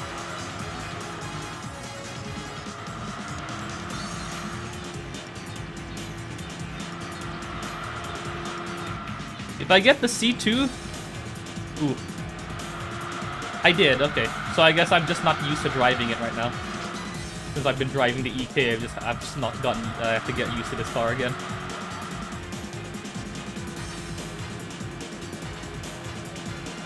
I think it's easier if you hop to YouTube and check there, because you can just check on the DVR instead of having to go to the VOD.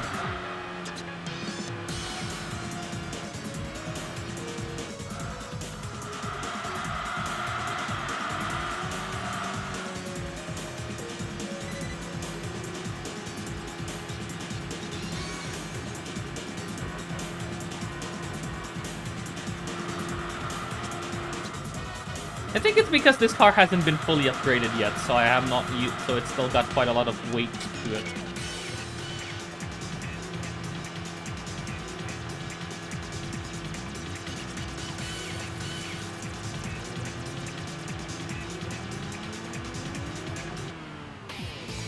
Alright.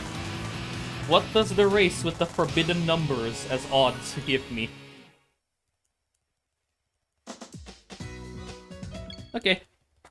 I guess I'm just not used to this car. That's fine. Really shoot.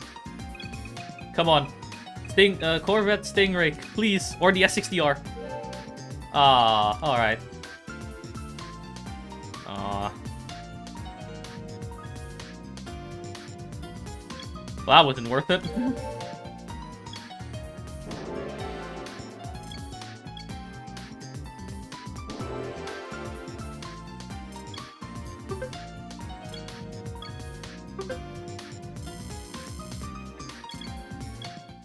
That was a time loss for nothing. Oh well.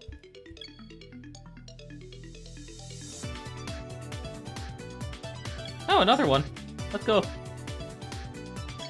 I think that's a Skyline or a 350Z or Skyline or something in the or like a G35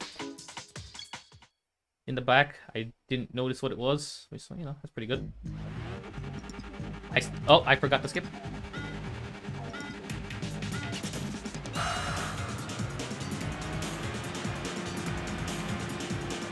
No.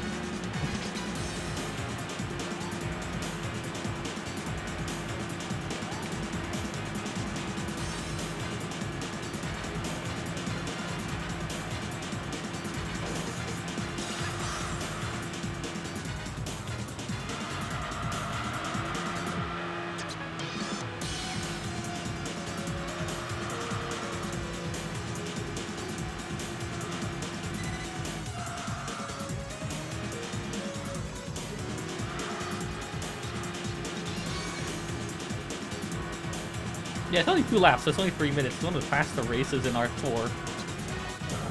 Rev, if you get a good Rev City race, that's actually a good time save, because this is also only about 3 minutes, as opposed to the other races which are usually like 4 minutes or longer.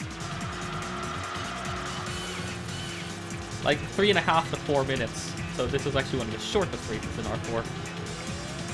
But if you get one that's high odds, that is very good.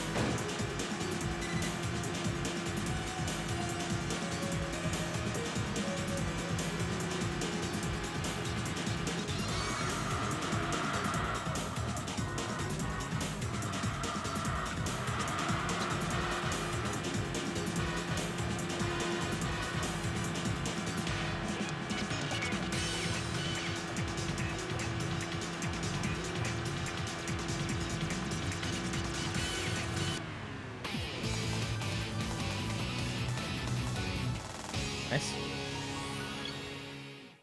Oh, it was a Celica. Huh.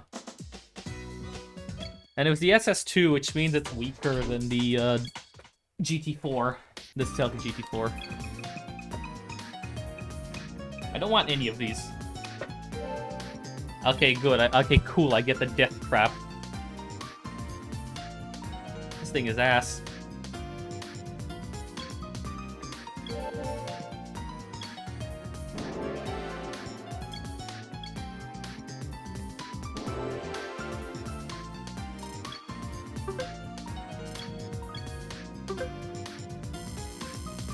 Okay, hopefully if I get another good race, that should be going to R3.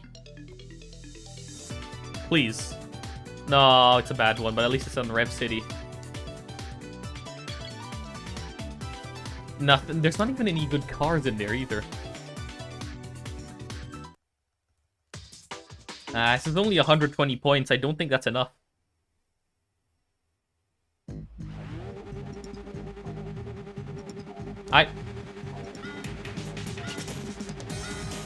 I gotta remember to do that.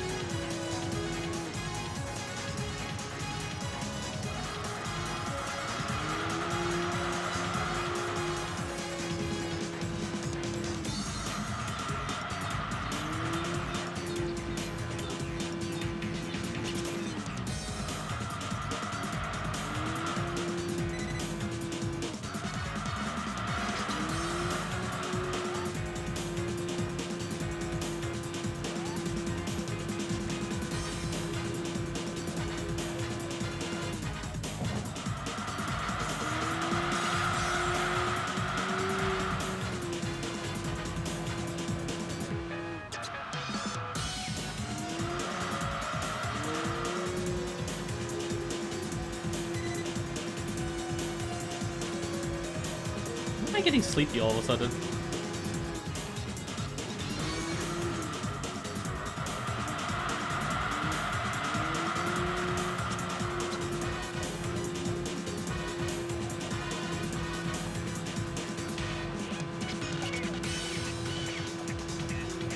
I don't know why.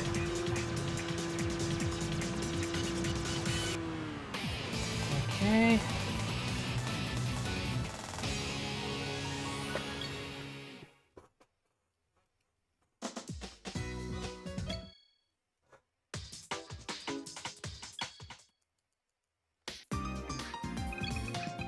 I don't want any of these.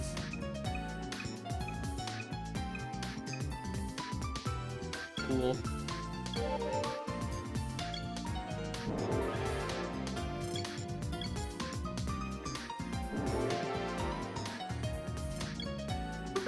Please let that be enough.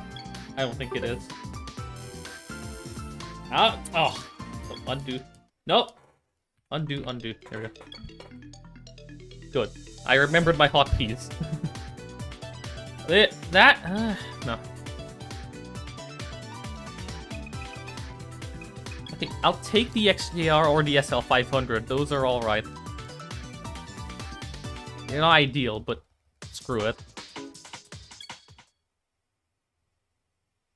This is also only a difference of, I believe, 10 points. So, no, 5 points. So, it's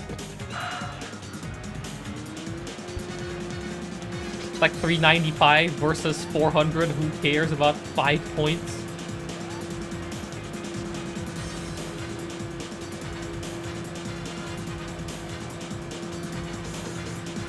The SL500 and the Jag could be nice. They're not ideal, but they're better than nothing.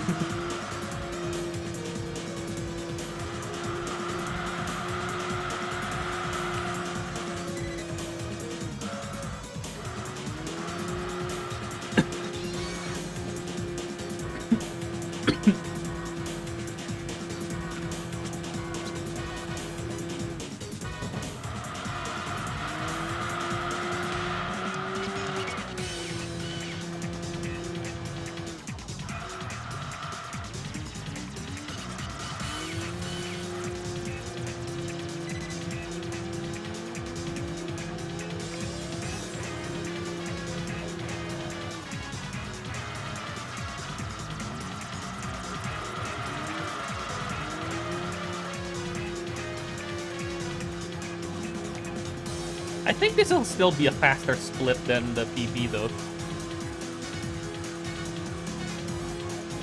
So that's fine. It'll still be about under a minute less, I think. So that's still time save.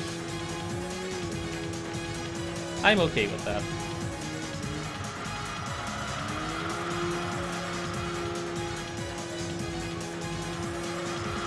Yeah, this thing is moving.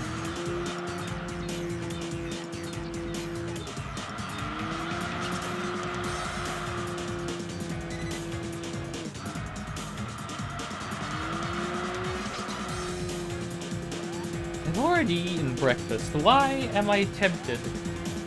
Why is this the most tempted I've been to eat during a run of Enthusia? God, that clip lives rent-free in my head. The fact that the text is like spaced out and it's already like highlighted in red, that just makes it so much funnier. Oops.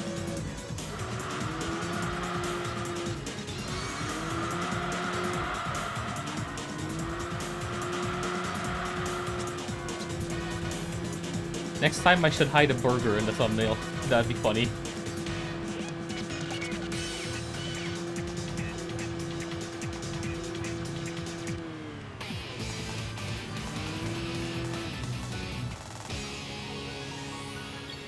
Yeah, the XJR or the... Is that an SL500? I didn't see. Yes, it was.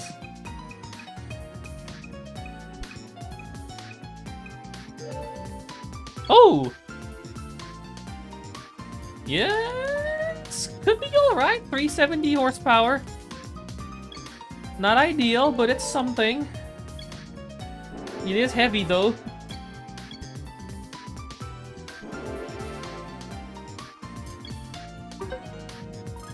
This now should be enough at the R3. Comfortably.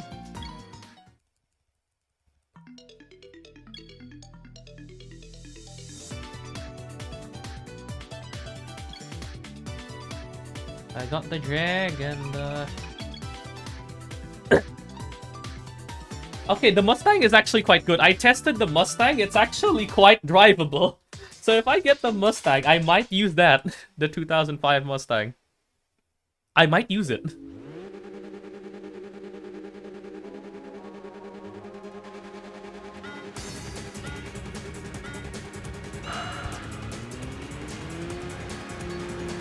I actually just realized I forgot to skip the animation again because I'm, whatever.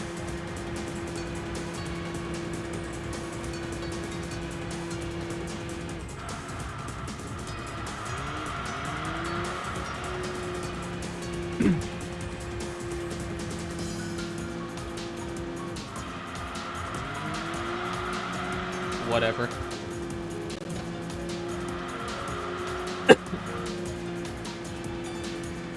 I gotta remember to be skipping the spin animation. I just have to commit it to muscle memory. Whenever I see the spin animation start, just press start. I love the way this car just handles this corner with the setup.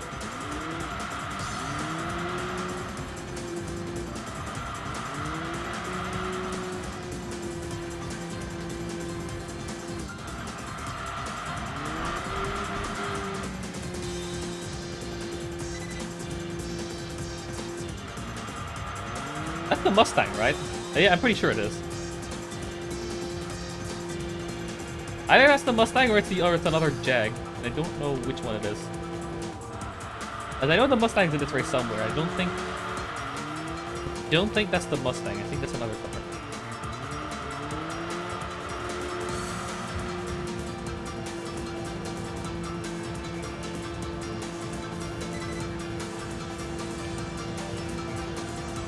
We gotta survive for 2 laps.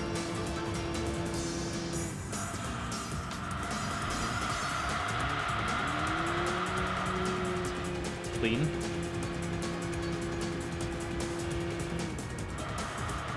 I swear if this car bumps me, I'm going to lose it.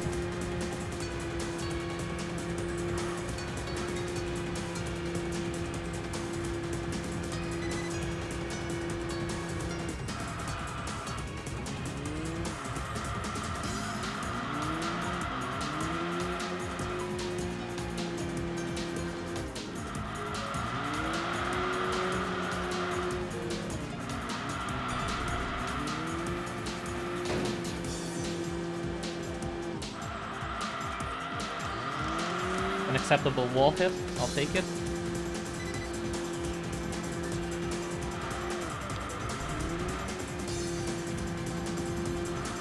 Nice, I gained some time back there.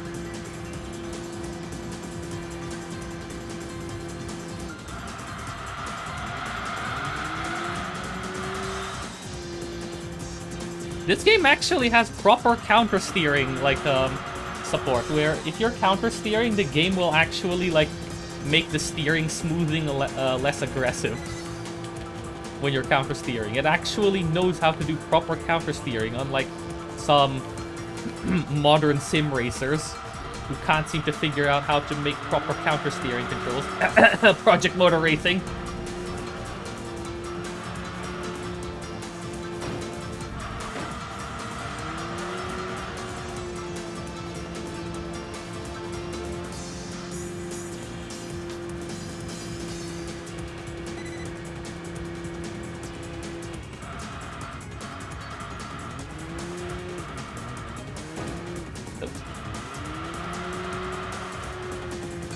Yeah, you actually can properly counter-steer in this game.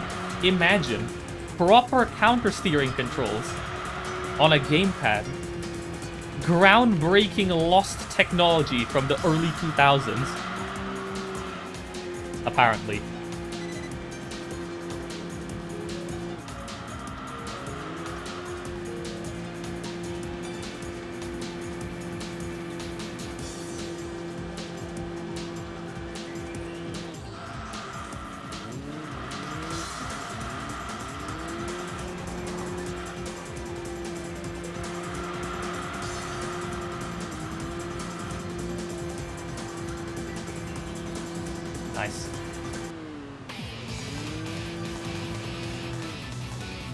Pretty good odds as well, 11.4.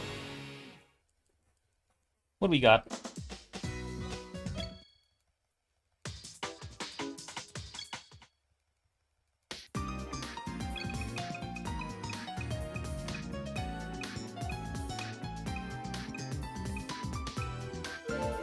Ah.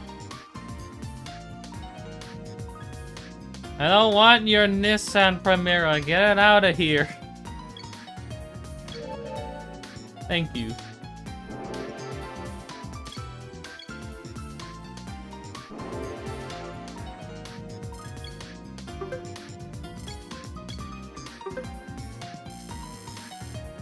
I think one more and it'll get me to R2.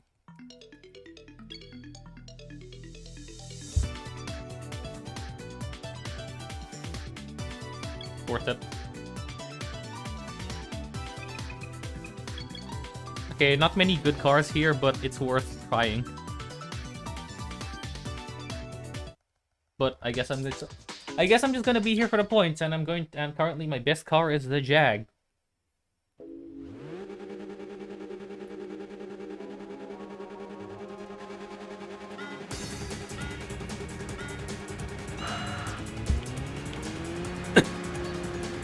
Imagine needing to upshift.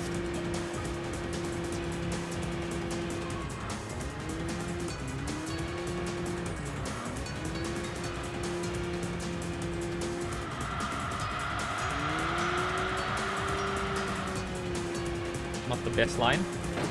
Ow. Now he brake checks me. Get out of the way, thank you.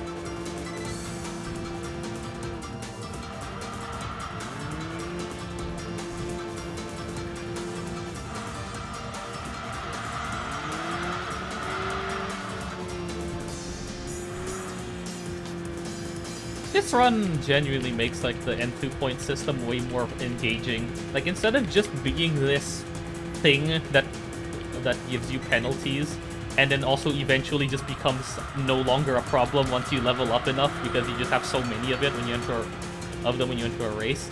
You actually now have to treat them like a resource.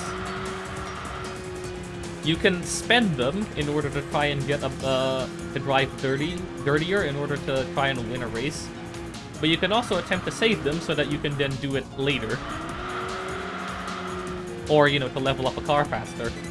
Because, you know, if you lose N2 points, you also lose car experience.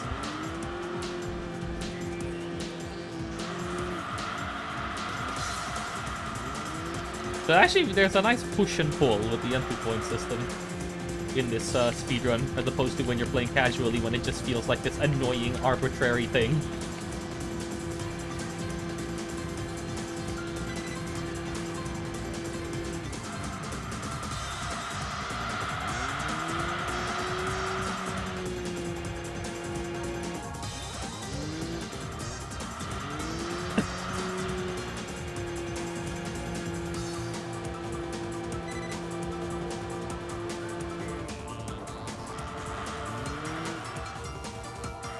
Oh god, that was horrible.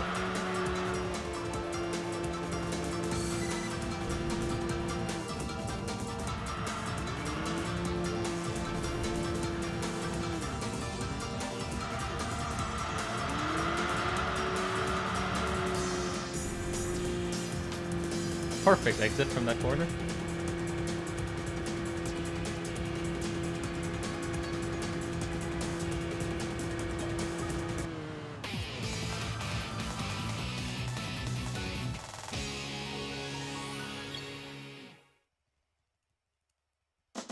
Which skyline was that?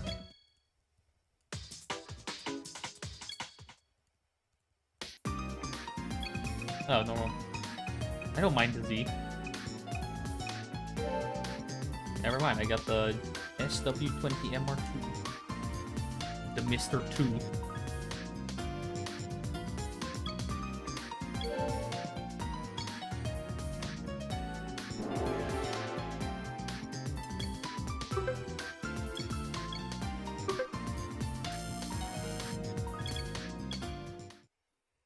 Okay, I gained a bit more time there. Cool.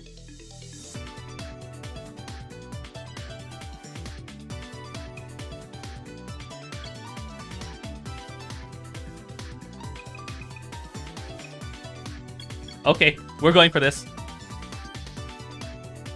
That is the Nismo Sylvia. Which would be an absolute max win. Max win if true.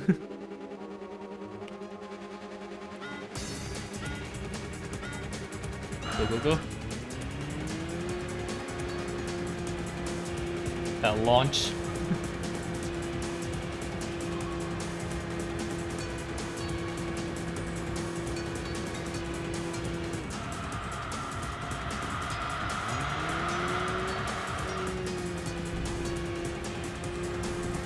Oh god, it's 6 laps, I just realized. I mean, it's fine. I think most races at around this grade are about 6 minutes, so this will actually be about average. Okay, the Sylvia is now in second. Time to defend.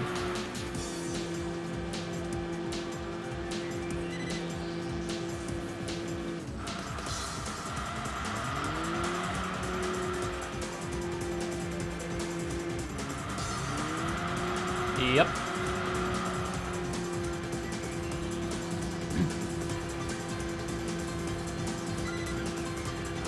Time to channel my inner goofy ass Ace Combat Air Force.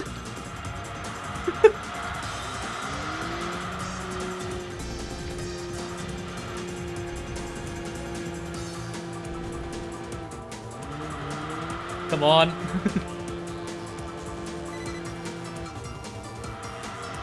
Yeah, there we go.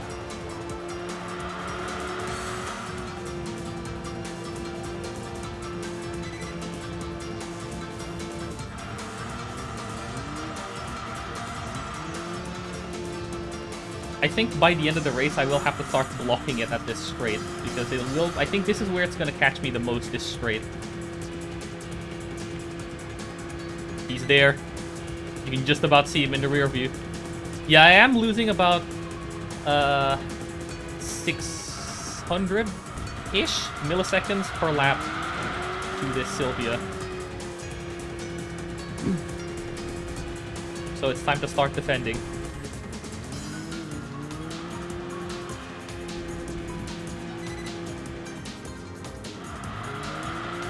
Ooh, very nice.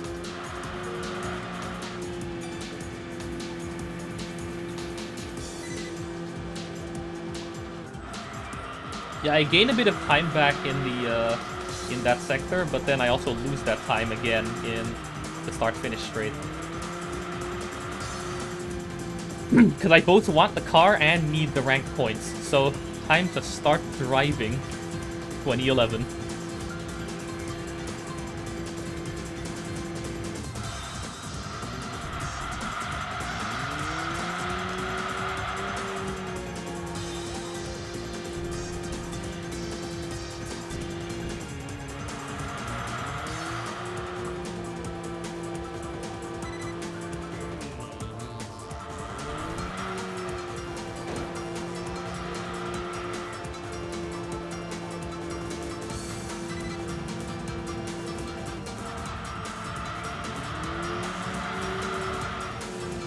Perfect.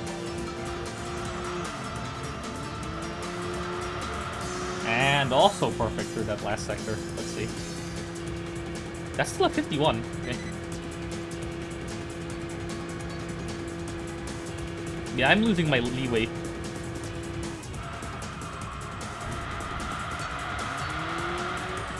I'm losing my bumper against Sylvia. I think in lap 6 I'll have to start actually like defending.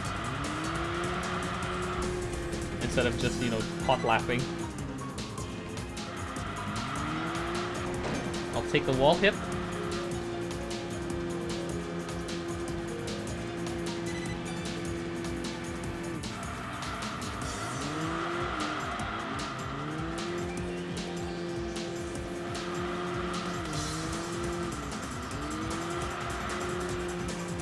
Very nice.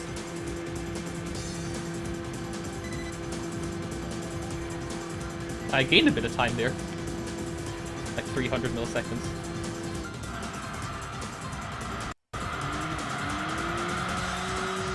Very nice T1 and T2.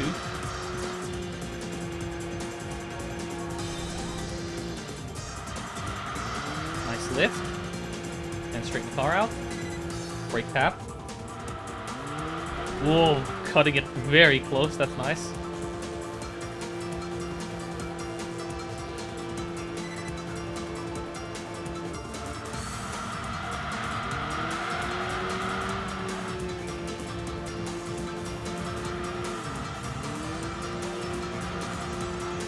Bring it home. Very nice.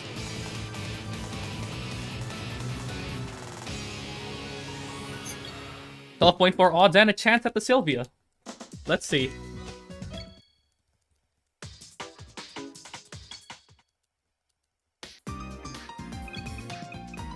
The Evo will also be nice. No, dude. You're kidding me. I got the Storia.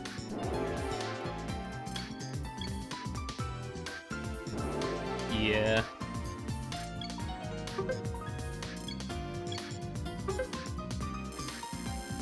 You can now join R1. Oh, join OPEC. You. That is an obscure reference. No one is gonna get that. Oh my god, this is such a good race. Oh, and he's back. He's back. The Sylvia is back. This is another chance. Another lifeline.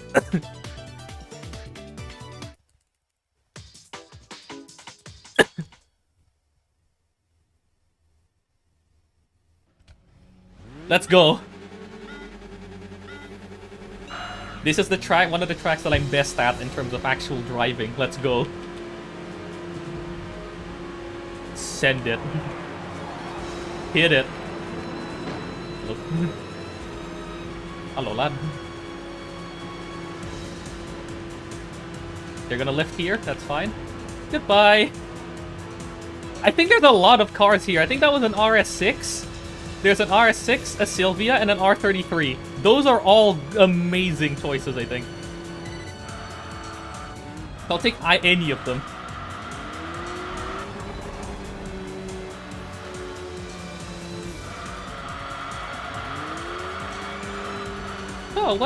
So what is your long-term plan here? You want to go commit... I'm not even... Out of context, this sounds horrible. I'm not even going to do it. It's a stupid reference anyway. Yeah, they lift in the banked corner. I don't know why. You can full throttle that banked corner, like, no problem. They lift there. Some cars even brake tap there. I don't know why.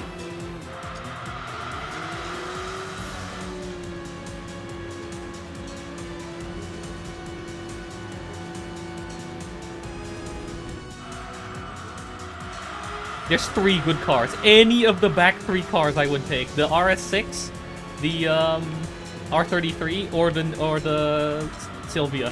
Any of those 3 would be a max win. And I think this is like 3,400 points as well, so that's a lot of points.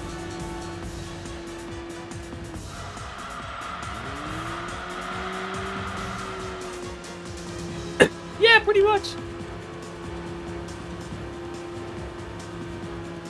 Yeah, funnily enough, the no, wait, no, that's not Daytona. What we have in this game is a discount Indianapolis called Speedyapolis. that's we don't have anything resembling Daytona in this game.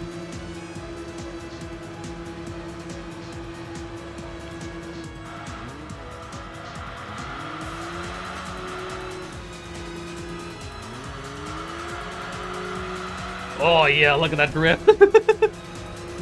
The two-wheel drift.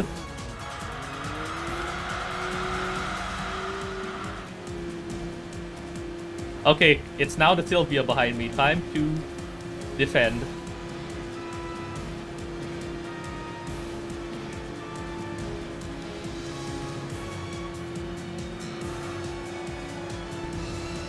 Hey, does this corner look familiar to you? It's not just me, right?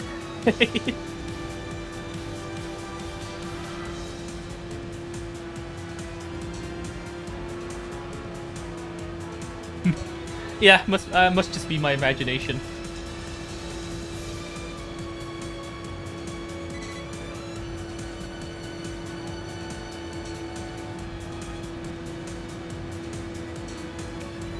Just look at this thing, is pulling 130 miles per hour before the banking. I think I haven't even gotten all the power upgrades yet.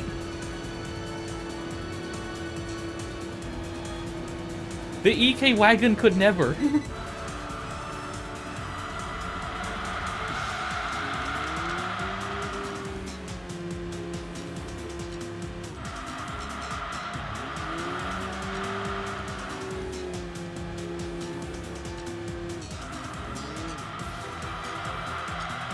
I wish I can save replays of some of these races without that being a time loss. I wish it was a free action. It is not, because the timing is based on real time and not on in-game time. It's a real time attack and not a an in-game time thing.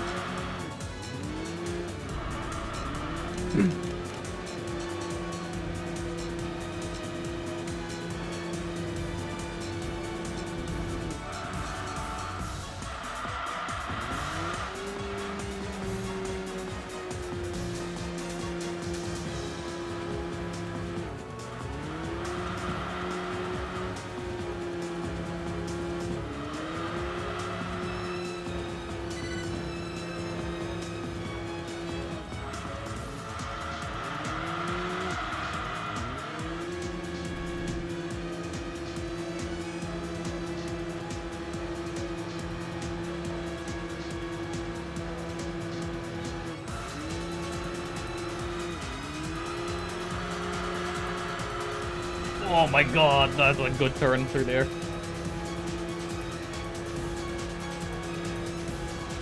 You know what I wish more, like, sim racing games have? You know how most sim racing games have, like, a thing that shows, like, the split between you and the next fastest person, or you and P1, depending on, you know, your position? Or maybe, like, your split between you and then the person ahead and the person behind, etc. What that type of display also needs, you know how Trackmania shows like your current speed and like your best speed as you're passing through a sector? They need one of those. More like racing sims or whatever need those. Need that.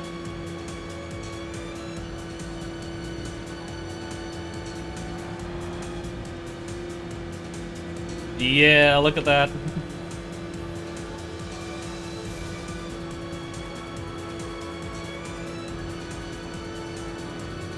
Absolutely in my element.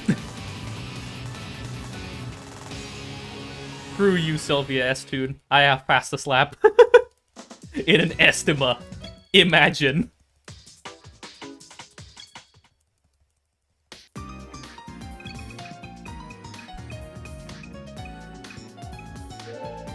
Hey, got a Skyline!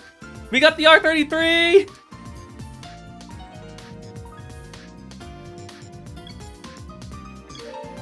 We got a car!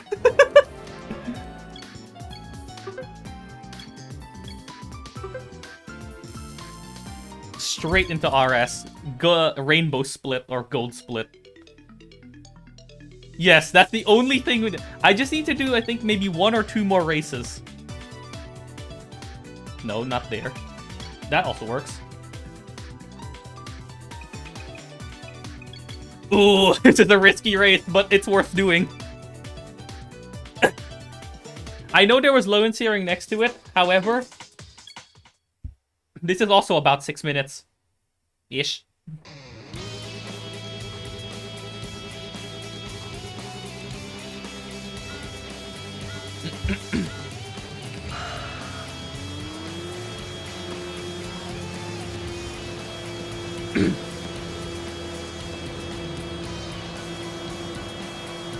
Dang, that Audi is going.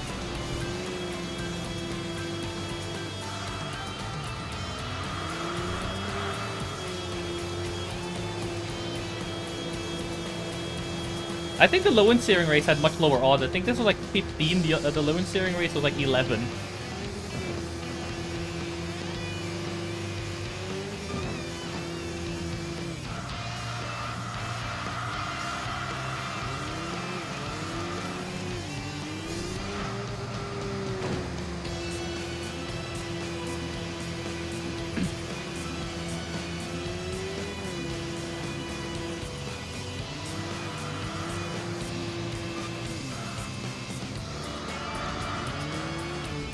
Ah, you blocked me.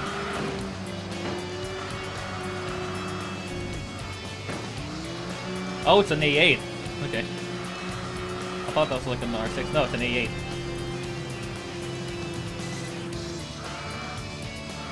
Ah, he's bumping me. Ah, no, no, no! I hit the sand on the left.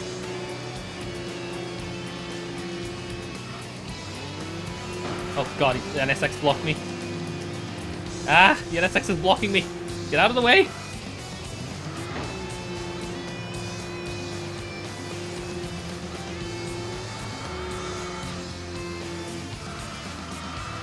I'm actually willing to throw away all of my entry points on this race because I think this race, if I win it, is enough to bring me to 6-1. I'm willing to throw out all my entry points on this race. He's gonna break. Oh god, don't block me. Oh! Oh my god, that was a very risky maneuver, but was absolutely worth it.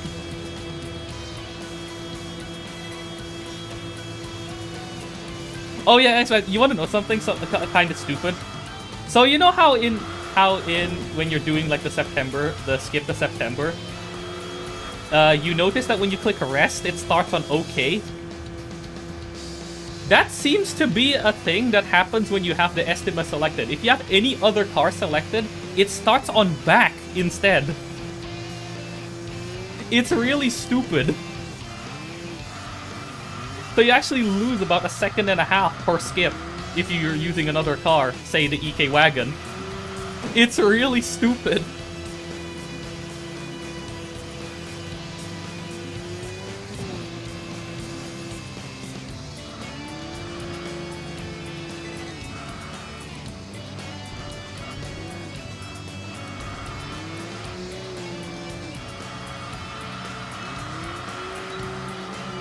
Nice and clean.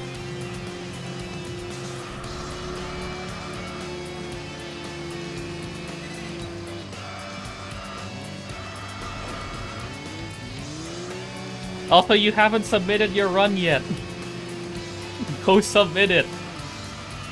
Just highlight the stream and put the Twitch video on there or something. Or, I don't know, trim it. Just trim out that segment and upload it whole to YouTube and link it.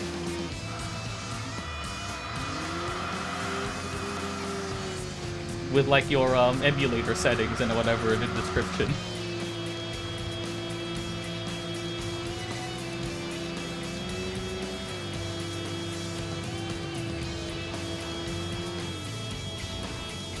Yeah,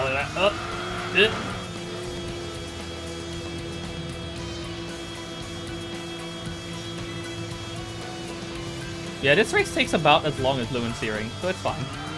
Why did I hit the brakes? I don't know why I hit the brakes. Now this I need to hit the brakes for. Yeah, perfect. Gave up on the EK. Yes, the EK is garbage. It is not consistent enough. It is not consistent enough at all. You also lose time menuing using it because of the stupid thing with the way resting works. Well, the rest menu works. So it's back to the Estima. My goat. Everyone's goat. He is there for you.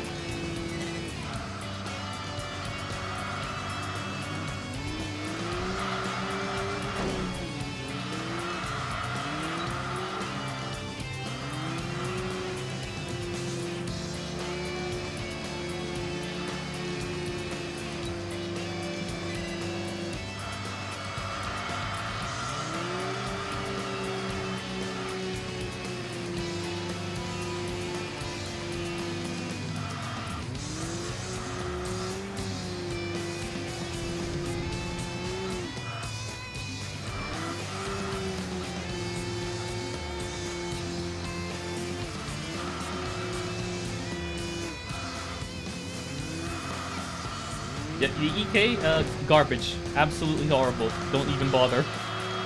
Unless you are really going all in on 00, do not. Just do not.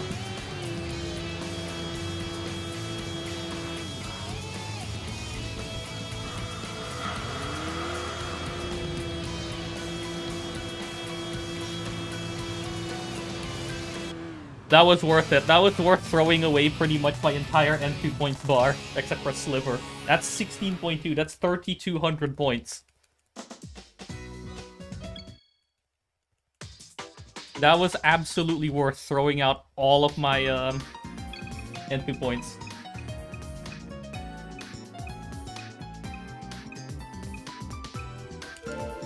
Okay, cool. I already have an R33. I don't need the A8. I already have an R33 from a previous race. I don't need the A8. Okay, we're going for it. Where is my R33?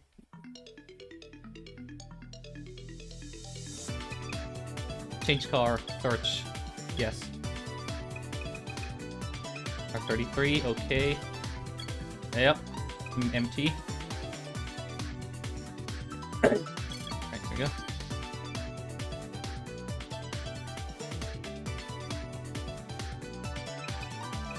Garage, settings. Yep. Just need a good lineup. Okay, this maybe slightly increased because I think it only has 5 gears. Ah, I pressed the wrong button. Go back. Yeah, it starts on back, but when I'm on the Estima, it starts on OK. That is really bizarre.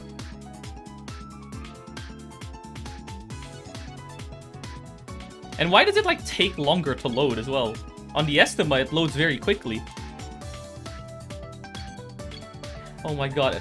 The loading times of the menu appearing again actually depends on what car you're using, because I guess it has to reload the model. That is insane. Alright, here we go.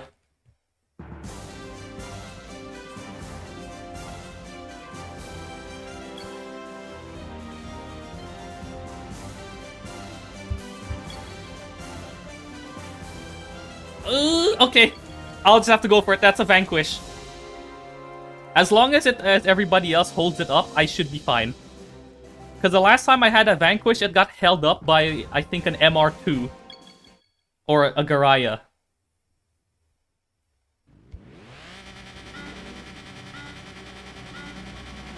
Yeah, I think the last time I had a Vanquish in the lineup, it got held up by everyone.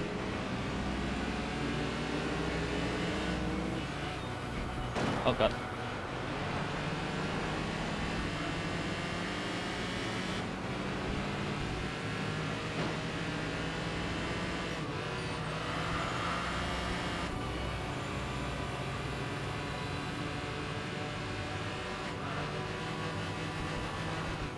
Come on, go, my R33. Go kill. I mean, R33, go race.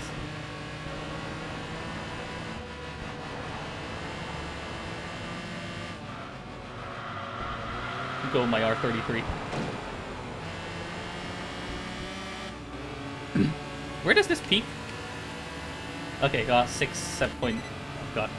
6,008... I'll say 6,800, just for my own sanity.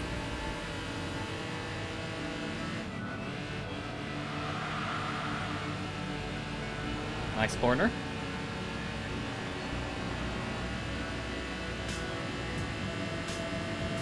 No, I didn't. I didn't say it. You can't.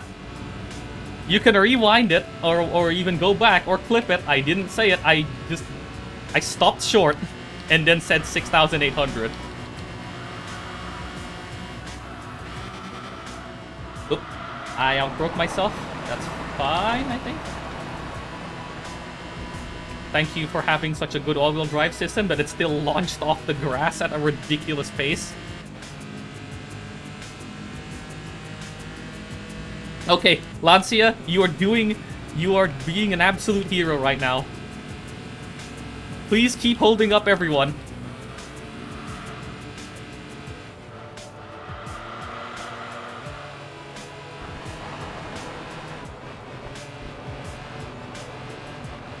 Oh yeah, you can feel the Atessa in the skylines. They're so much easier to control than most other, like, four-wheel drives. And I think the R33 has the best handling of the road skylines that aren't, you know, that isn't the Nismo skyline. At least from my testing.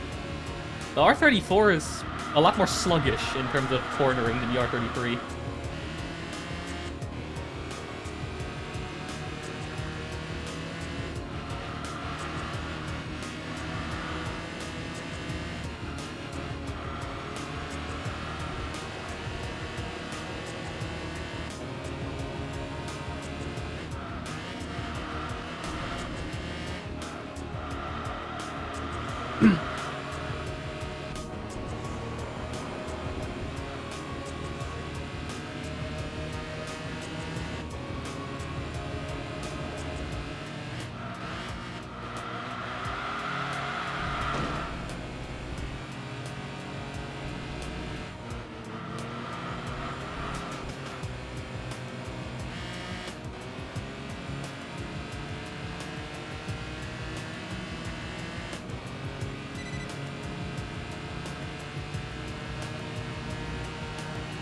Okay, who's behind me now?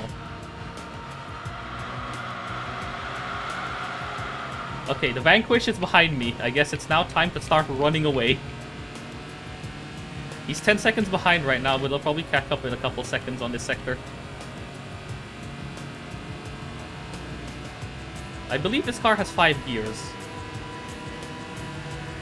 Yep, 5 gears.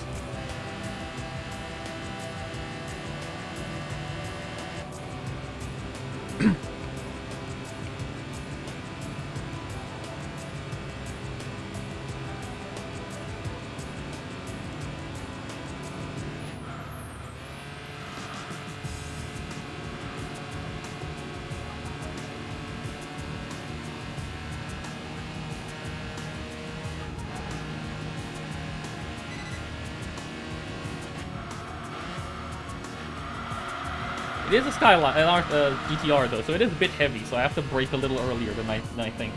Oh, okay, I only lost 1 second, actually. Not as much of a time loss as I thought against the, what's-his-face? Vanquish.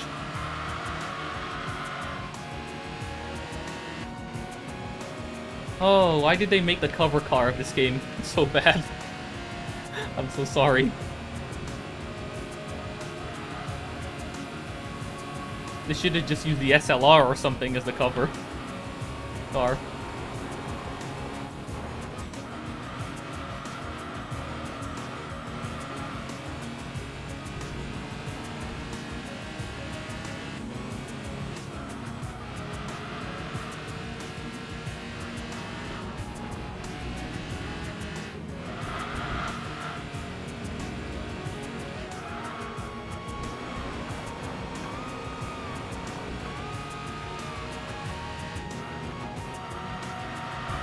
I guess the ultimate test would be at Dothinger.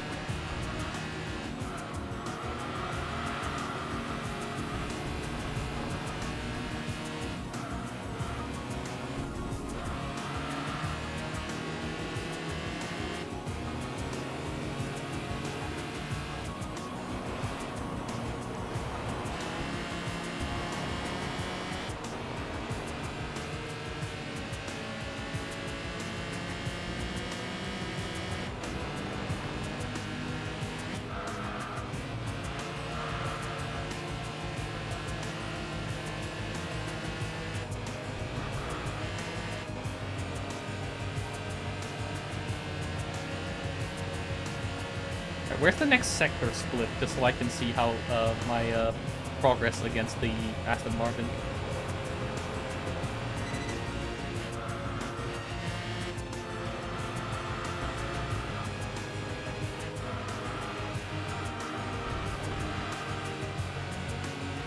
Okay, that would split. I guess. Ooh, I actually gained 2 seconds off of across that those sets of sectors, so that's good. Widescreen. I actually don't know. It doesn't say. I should probably ask Tomb.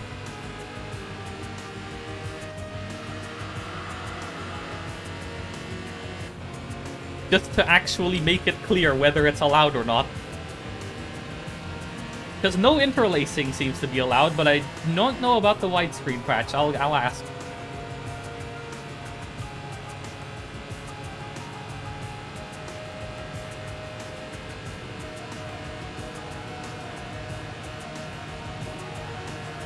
Or I guess you could like join the there is a Discord for the speedrunning for the SRTC board, so I guess just ask him there.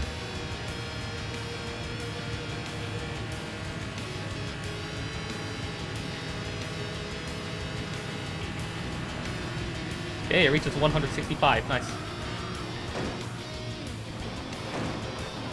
Okay, not ideal, but it still made it there.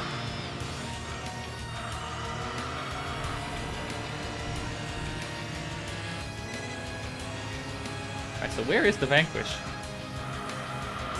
Oh wait, he hasn't even turned. He hasn't even like turned into the thing yet. Hold up. Yeah, he's 10 seconds behind. Alright, it's very slow. That's good to know that the Vanquish is an absolute slowpoke. That you can beat it in a gentleman's agreement car with no upgrades. Even though that thing is slightly upgraded because it's King of the Year. It's still possible to beat the Vanquish in an unupgraded gentleman's agreement car because that thing is slow. It's an absolute slowpoke.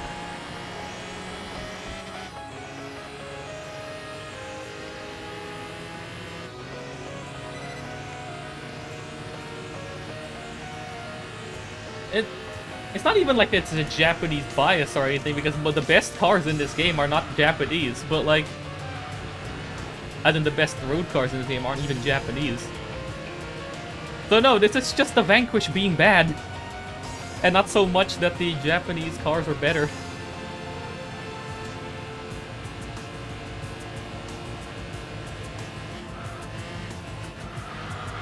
Whoa, whoa, whoop. Saved it.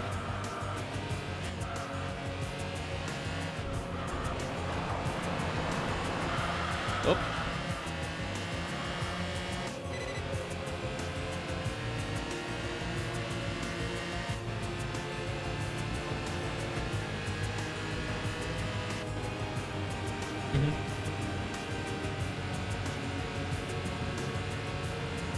This was not completely an ideal run, but I think I got pretty much like positive split.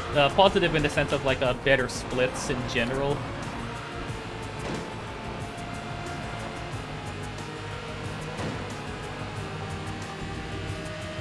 Also, considering what the sum of best segments says, I think if you somehow manage to get to put the heart of the that's like instead of heart of the cards, it's heart of the cars. If you believe in the heart of the cards, pick the EK and somehow get the most perfect RNG possible. It probably is possible to do this sub 1 hour. Like in one of my test attempts earlier when I was using the EK, I had a race in Pacific Gateway against the EB110. If less good cars generated in that race, I could have probably gotten second, and then if I got in races similar to that and get the EB110 and just push all the way to like rank 6 to 1 in like 45 minutes, that is easily a sub 1 hour. Okay, maybe like 44 minutes. The issue is that the EK is completely inconsistent, so if you're trusting the EK, you are basically saying, I put my life in RNG's hands.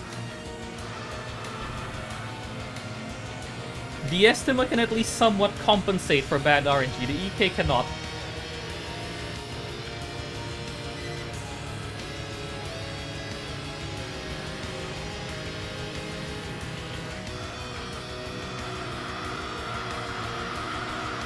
Oh, perfect.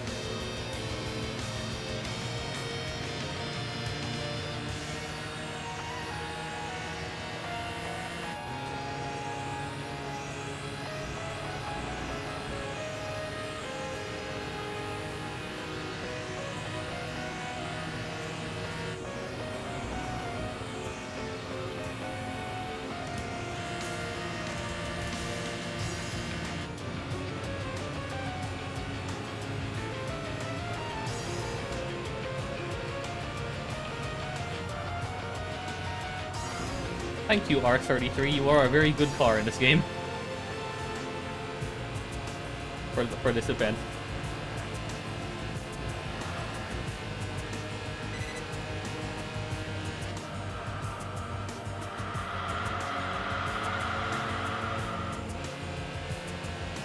Yeah, I only lost 1 second there.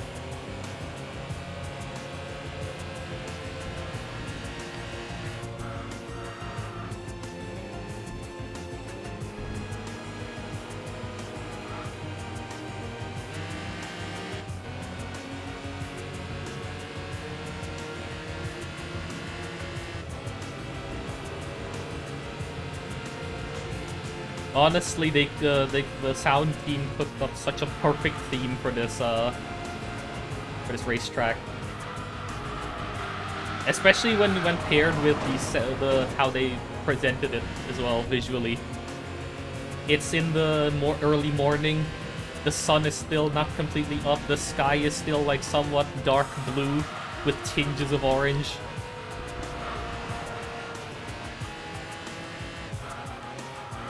It gives this track a really mysterious aura.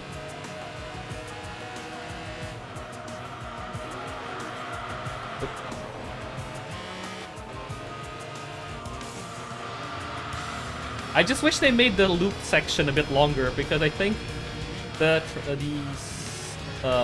song itself only loops the last like 3 minutes of it. I feel like they could have looped a lot longer, a longer section, but what can you do?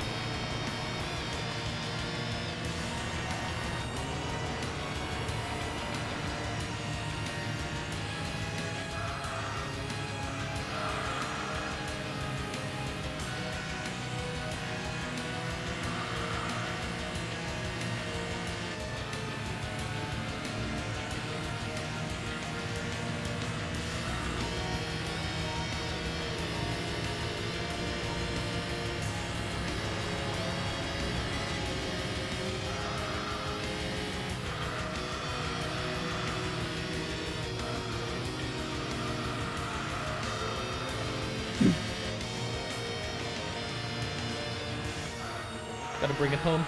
I didn't even see that last split, but I don't think it matters anymore. Gotta bring it home and not screw up the last bit.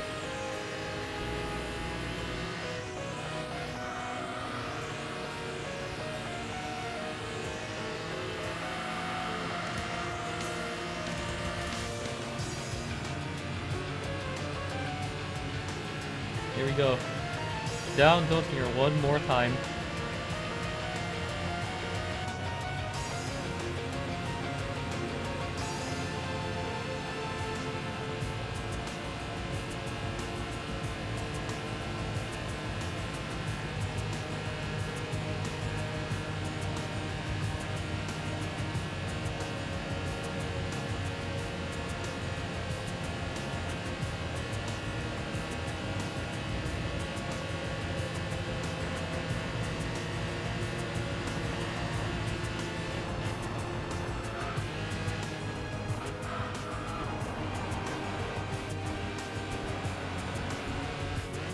Oh, no, I'll break into the corner again.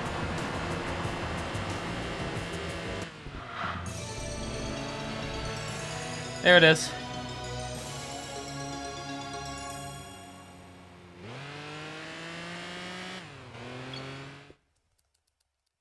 Oh yeah, I need to hurry up with the UI. I forgot about the retro achievements. Oh well. Fine. It's fine. Yeah, Vanquish, absolute Pepega. Why is it so bad? GG.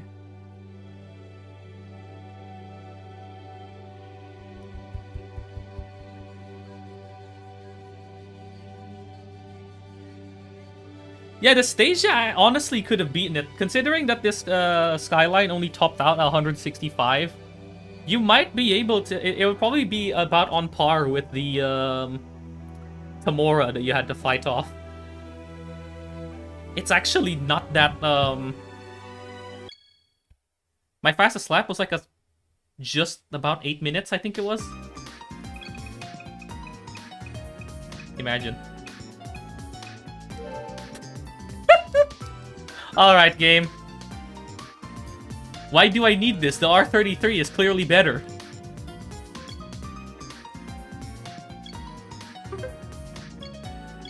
Take it for a spin. Yeah, alright.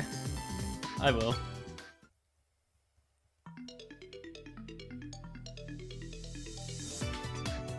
I'll take it for a spin. I actually still haven't gotten #1 on the save. Wait. I have only gotten 10 cars before King of the Year. Alright. Alright, let's give this thing a go. In the color as shown on the cover of the game.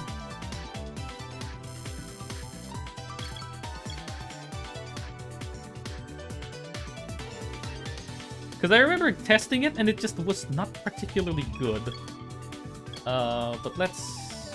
It's an FR, so time to... Okay, that's not a good sign. That's not a good sign. It's already set to 2/3 diff. That's not a good sign. Alright, in that case I'm going to do that. Let's give it a test run. I don't know. What's a good place to test this in? The Autumn Mountain, sure.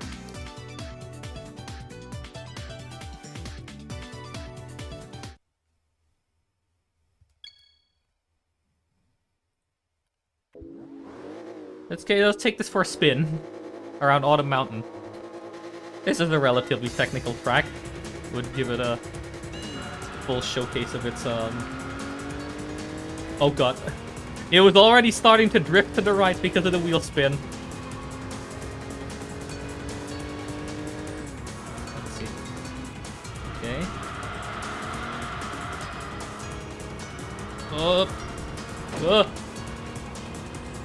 Why is it so oh no. It suffers from the same issue as like the what do you call it? The Ford GT in GT4. It's understeery, but then suddenly the rear just gives out from under you, and there goes the rear. Like, look at this. It is heavy. It doesn't really turn around the corners, but then suddenly the rear just gives out. Whoop.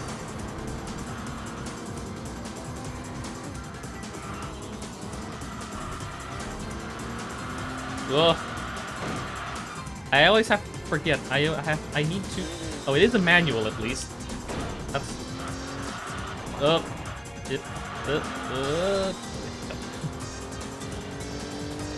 How is this A-class? There are so many cars in A that have better handling than this. I mean, I guess it's A-class because it's a supercar and also, you know, 400-something horsepower. Yeah, you could have probably beaten this car if it showed up in the Stasia. Okay, there's another thing I need to test, though. I have not touched its gear setup, so let's go to... Ocean Bridge, which is endless in the test run mode. In the test run mode of Enthusia Life, this track is endless, so it's good test bed for top speed. But the time trial version is essentially a I think it's a 1 kilometer drag race, or maybe 2.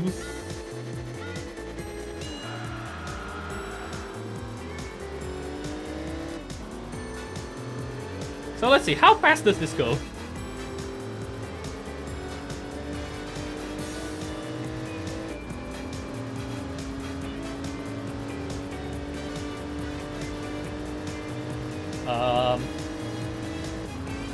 Okay, there is a 6th gear, which... Yeah, I think the C5 would clear this car in King of the Year.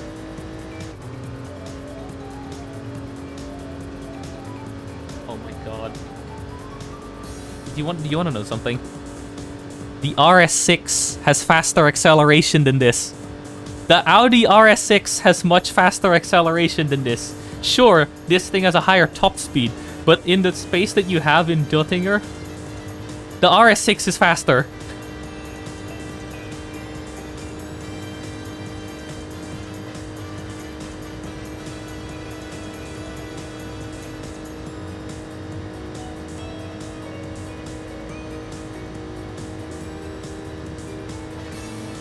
You don't have this much space in order to accelerate in King of the Year. Oh, sorry, in the Nordschleife. There's also one more thing I just want to demonstrate. Let me go to...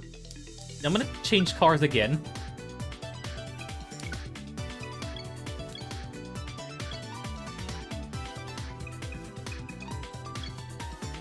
Just in case, like, I don't think this has been actually, like, fully demonstrated yet on Ocean Bridge, but I just need to show this. Just because of how ridiculous it looks. Garage, test run. Ocean Bridge. Here's the Estima. Alright. Good luck having to have fun with 1,000 miles. But here, I'm just gonna let this do its thing. First off, that's an insane launch. Has about a 6.5 second 0 to 60, which for a starter car is insane. Even though this is upgraded, but still. It just keeps pulling. It's still pulling.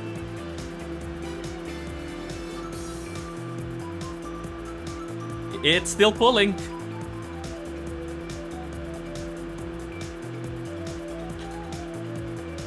This car is silly in all the best ways.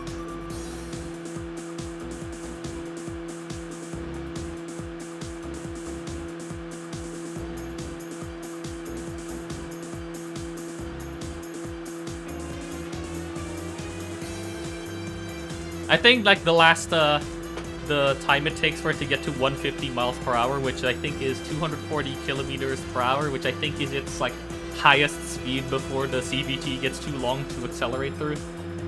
It does take a while to get there, but the fact that it even reaches there is hilarious. Why does it reach there? It shouldn't be reaching there.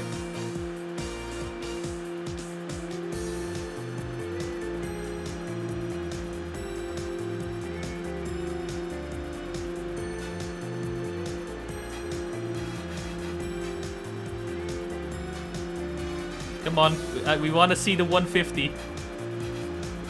Where's the 150? Come on. I have my fast forward button unbound, so I can't speed this up.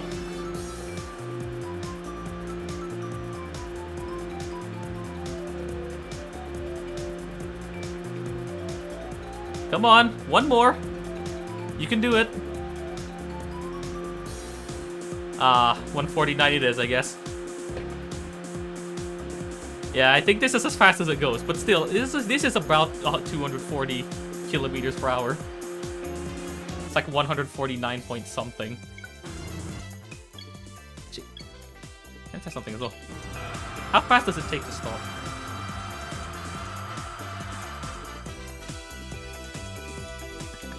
Needs the GT Auto rear wing, imagine. I'm going to go to the bathroom and then I might actually try one more time. It's actually still got better brakes than some other cars. Simply because of, like, I think that this still brakes better than the RS6, so the RS6 is heavy. I think the RS6 is actually heavier than this. The RS6 is at like 1900, this is 1800.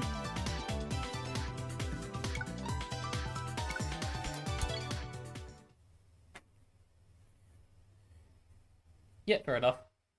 I'm going to save these splits. Yes, I do. I'm gonna go to the bathroom and then probably do another attempt. But for now, I guess just listen to this menu's theme.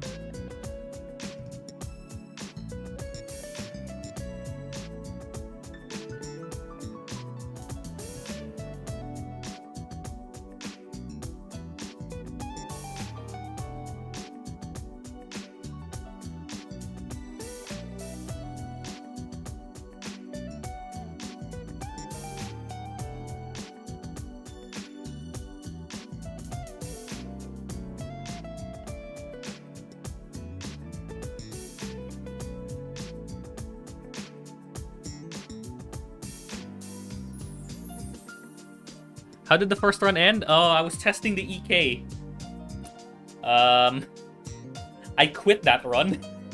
The second attempt of the day, I also tried the EK again. I also quit that run. Like, I didn't even finish the run. How go the runs? Just got PB. Yay. I guess. Yeah, the thing is, the EK has the potential to give you a sub 1 hour. However, one problem. You have to essentially roll the most perfect RNG you have ever seen in your life to even have a chance of getting a sub hour with the EK.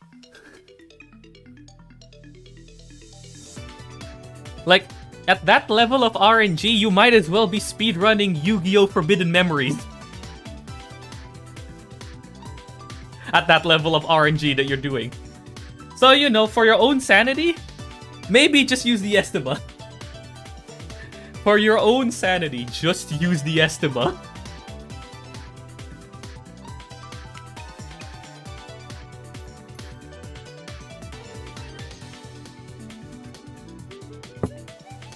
We finally figured out what the forbidden memories are. It's the bloody EK wagon. That thing sucks. And should be left in the history.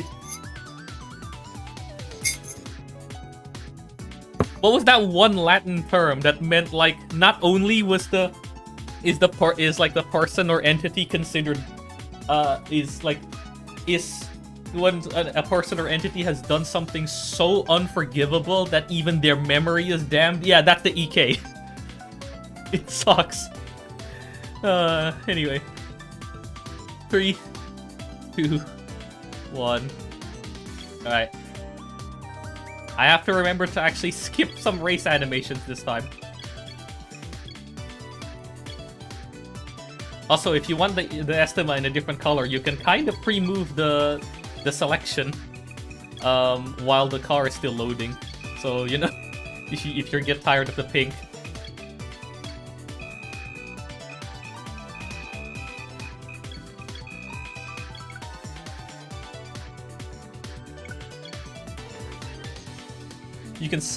You have a chance to pre-move the thing. We're doing this. So from testing, Autumn Hill is about the same duration as Marco Strada.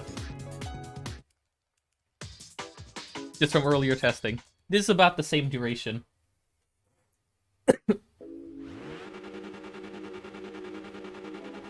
I forgot again.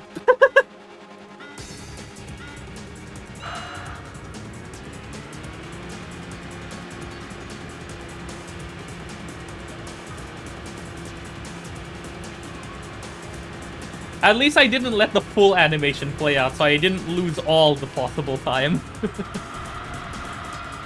You know what's actually funny? With the amount of times I forgot to skip the animations in the other run that I just finished, if I actually remembered to skip all of them, that actually might have been a sub 115. Oh well.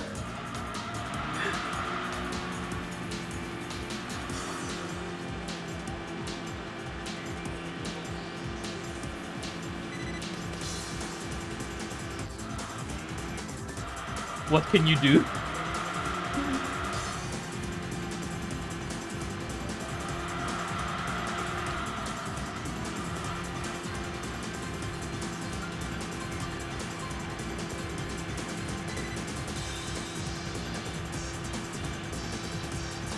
Like, yeah, the EK isn't... It's not even like an all-in on a red with the EK. It's an all-in on double zero.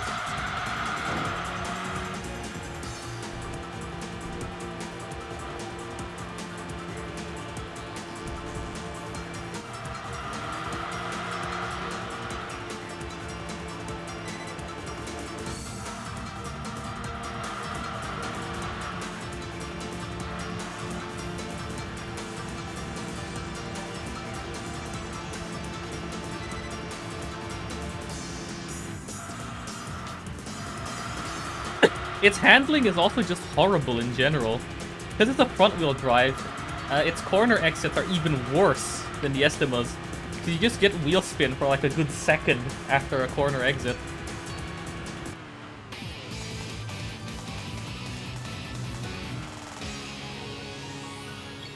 Wait, there's an SL500 in this race.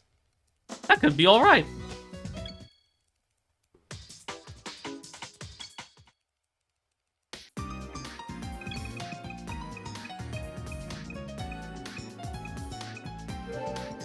Never mind, I get the Delta.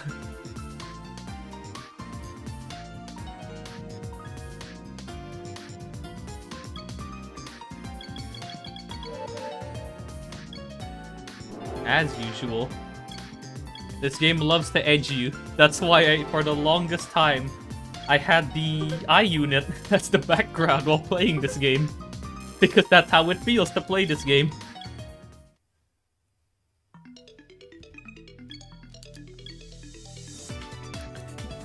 Yeah, I'm actually not losing my mind. The menuing is actually better on the Estima.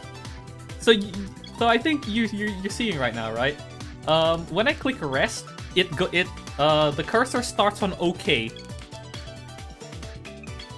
But if I'm in the EK or in another car, that's not the Estima, it starts on back. So again, you actually lose about 1.5 seconds per skip that you do in this segment in another car. This car is such a Giga Chad, it even optimizes some of the menuing for you. Exactly.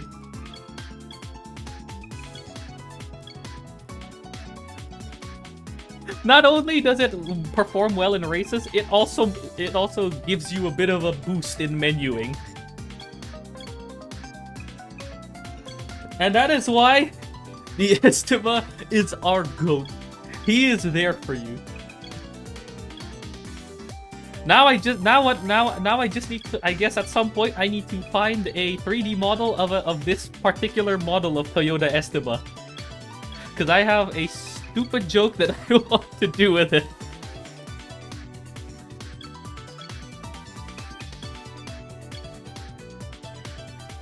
A really stupid joke that I want to do with it.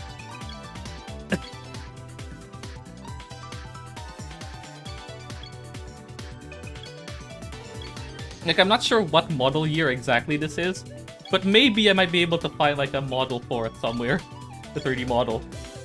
Because if I can find it, I will make the world's stupidest joke.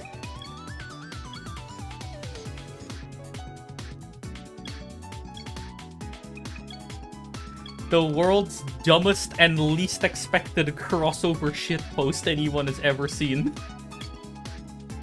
Okay, least expected might be a bit of an overstatement, considering the other thing that's going to be crossing over with that is semi-related to this game. There's a tenuous link to this game.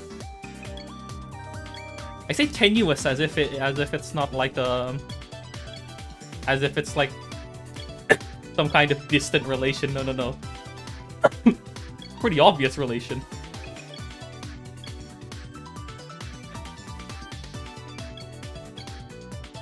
Maybe if I can, if I was better at drawing, I would draw it. But no, I'm gonna have to go find a 3D model. Or maybe I'd make it in bust out a sprite, which I haven't done so properly in years, and make a sprite, pixel art sprite. It would be funny.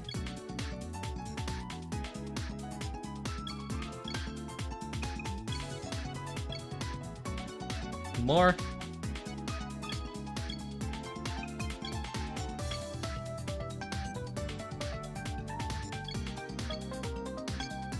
Alright. Please, Autumn Hill. Alright, what's in here, actually? Nope, this is just this crappy lineup again. Nope, get me out. I'm taking Marco Strada instead.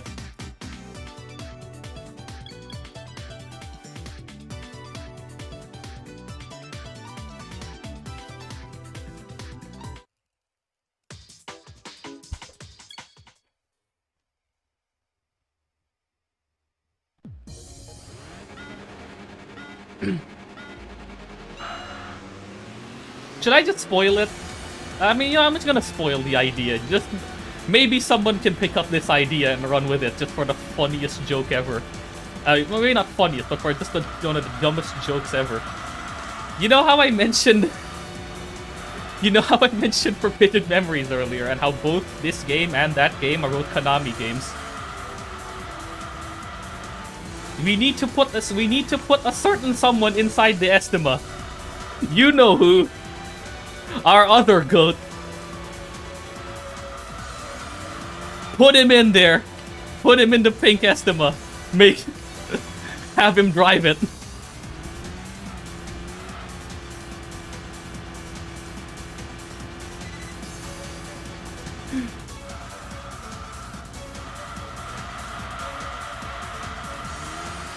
Yes, exactly. Put him in the car, make him drive it.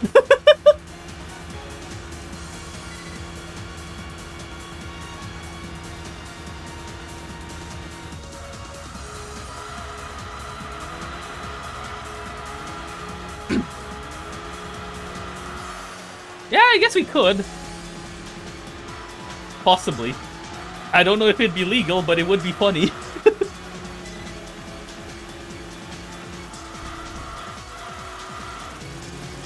Yeah, it might be illegal, sadly. Which is a shame because it would be very funny. At least for a casual run, it would be very funny.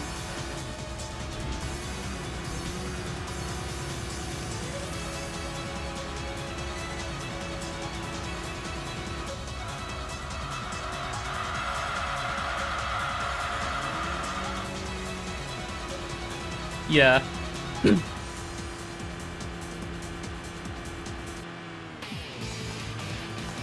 I don't know. What was I trying to press that my... Yeah, it'd probably be illegal on the grounds of giving you, like, an advantage. Because I'm pretty sure, like, if you're doing, like, a speedrun, you have to turn off all, like, texture replacements and whatever.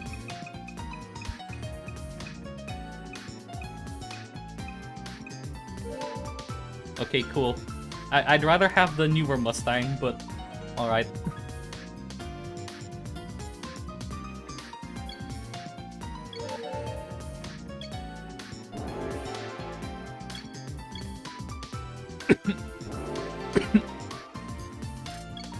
God, this weather has been annoying.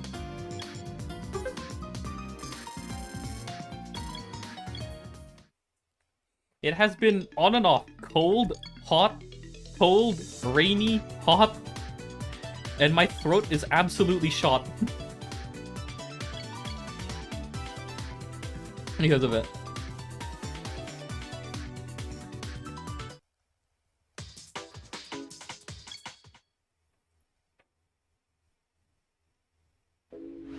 Yeah. Oh god. Oh, look who's in third place. Oh, I forgot to skip again. I was too busy staring at the car in third place to skip. And there's the Touareg. He's back. Again.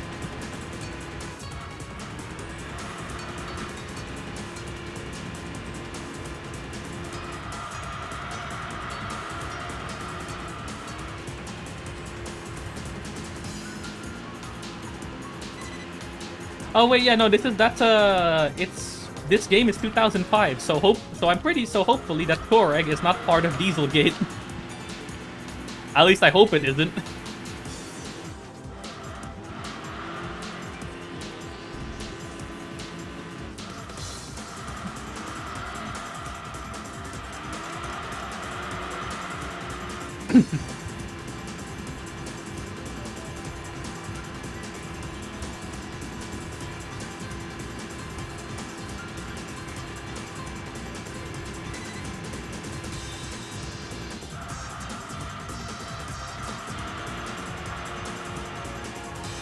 Whoa, Touareg be upon ya.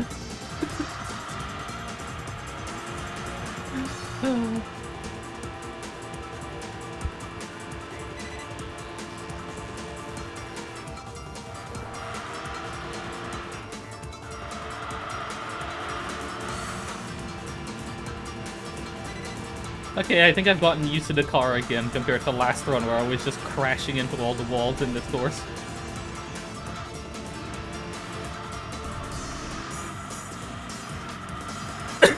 Yet no amount of fixes, or at least any setup changes that I did to the EK made it any more drivable. It's just... ugh. And the one track that you do have somewhat of a chance on, Pacific Gateway, is still screws you over by virtue of the hills. The hills are absolutely end your life in the EK. It can't accelerate up the hills. It refuses to accelerate up the hill. And if you shorten the gearbox to make it do that, it'll then have no top speed for the downhill sections. There is no winning in that car.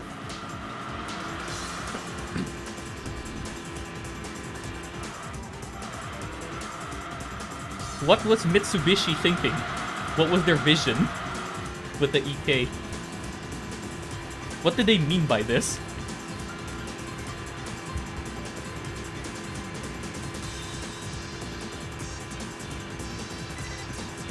Nice, 54. High 54, but still. I love how you can just let go of the steering and let the car power slide through the corner. Can't do that in the EK. The EK just understeers into the wall.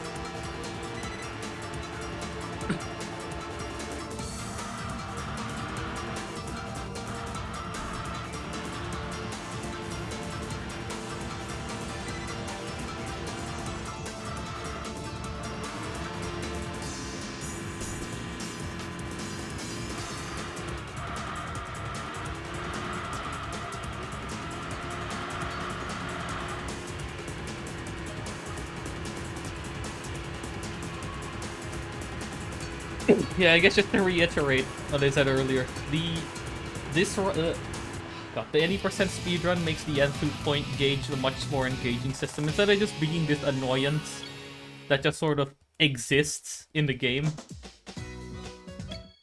You can actually start managing it as if it were a resource, where you can trade it for faster times, or... oh my god. We have accidentally manifested the Touareg. Alright then.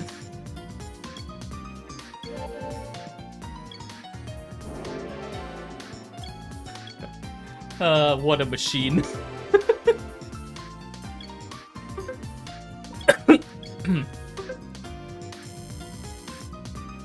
Maybe one more? Yeah, I don't know.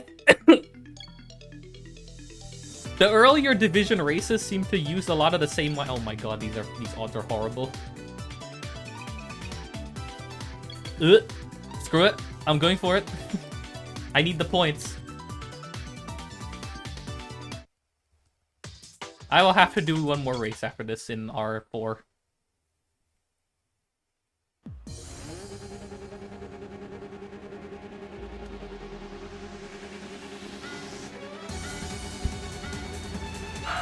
I forgot to skip again, and I actually pressed start.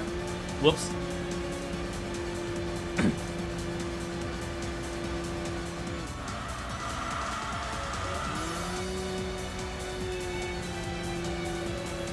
Now in the EK, this would actually be a nice race to get because, well, this track is a nice race to get because, well, this, well, the chicane is still does what it does. It is your win condition. Just reach the chicane and you win. In the first run that I quit, I got the Celica GT4 in the rainy version of this track just because it just could not navigate the chicane at all. I think by the end of that race, I was like half a kilometer ahead of the Celica. Now, shame it was a 5-lap race, so that was a lot of time thrown in the bin. Well, it wasn't in the bin, but, you know, it could have been better. Because all the other races in that 1 week were way too difficult for the EK. Or not much extra odds.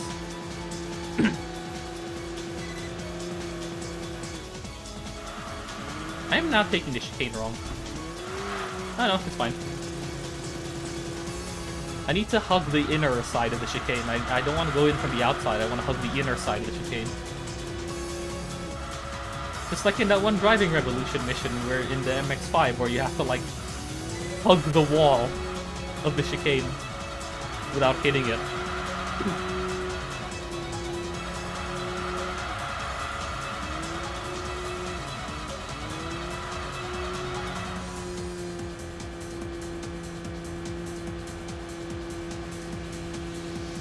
It's just a shame that this was the highest odds race, so...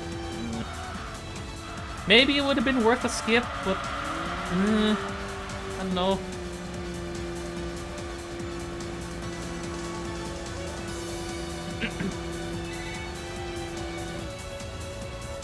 Because there is no certainties in this game. Yeah, you can skip, but there's no guarantee that the race you get on the week after you skip are any better.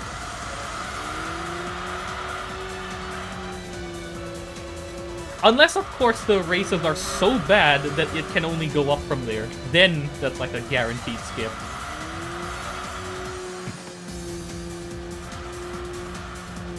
The other issue with the EK is that the EK cannot win any races in R1, like, effectively.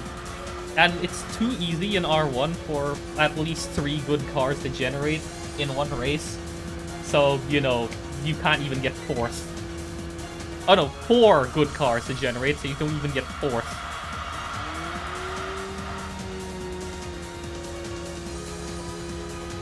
Which then just immediately screws you over.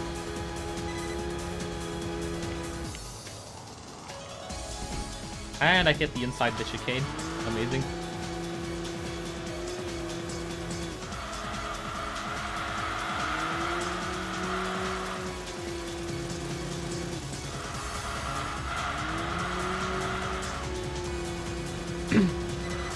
I have no idea how anyone is supposed to try and get the beat the King of the Year race without losing any N2 points. Because the turn 1 carnage is almost guaranteed to hit you. The only way I can see it happening is if you get a fast car and you just keep re-rolling. So you save before King of the Year and you just keep re-rolling until you finally get through T1 without dying.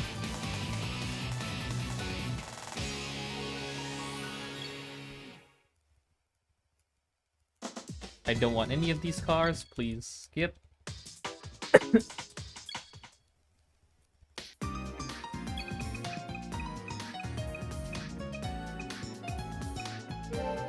Okay, fine, I get the Range Rover again.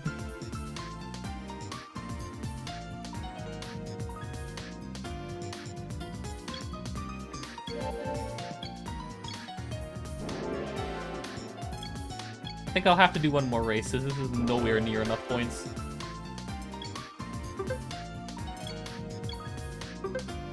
Yeah. One more. If it's a lot of odds, it'll probably at least give us a nice boost through R3. There we go, that's what I'm looking for. That's more like it.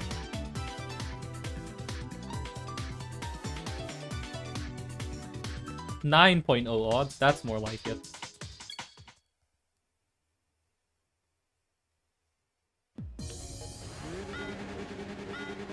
And I actually remember to skip this time.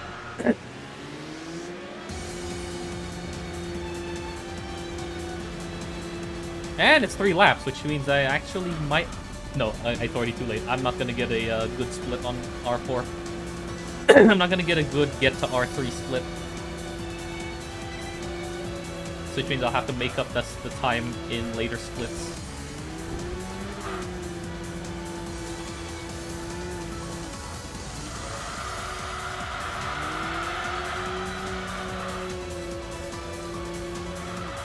And yeah, after testing a lot more, this game definitely has a counter steer assist in the sense that when you counter steer, it actually reduces the steering smoothing for a little bit. Which is, funnily enough, something that even modern sim games can't get right. Why does this game get it right all the way back in 2005 if modern sim games can't? Huh? It's stupid. Just disable the steering smoothing for a second when somebody needs to counter steer. That's all you need to do. No, apparently that's like advanced technology lost in 2005, just like how sprinting in all directions is a technology in first-person shooters lost in 2011 or something.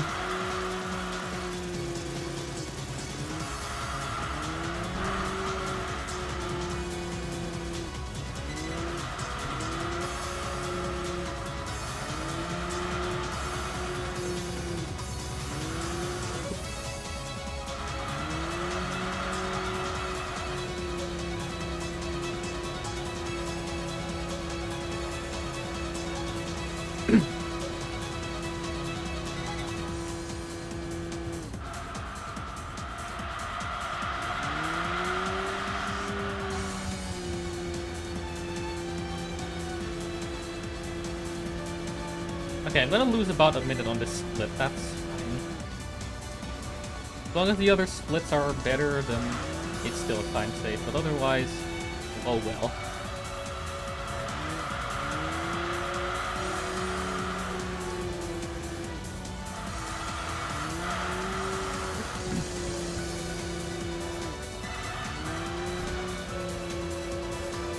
Actually, maybe it is worth trying a run with the Cappuccino as the starter car. Because the one time I did get an ED110 in RN, I think I was driving the Cappuccino, which means...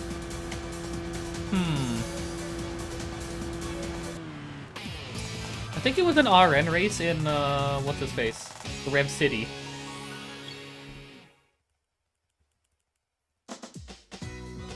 I might give that a try. At some point.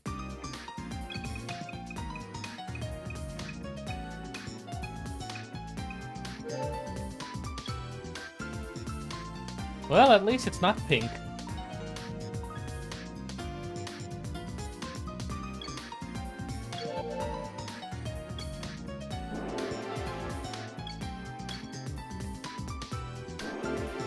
Yet we are in fact gaming.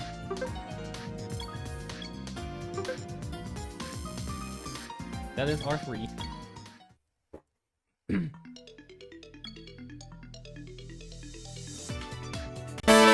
Oh god. Just got scared. Hi, Sniper. Oh, hello! That's as easy as.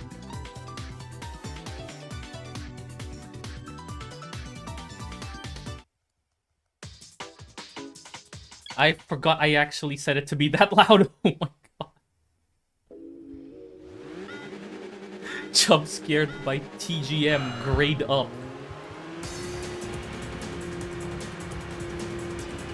Hey, I should turn that down at some point. Hello, ZZS. Up.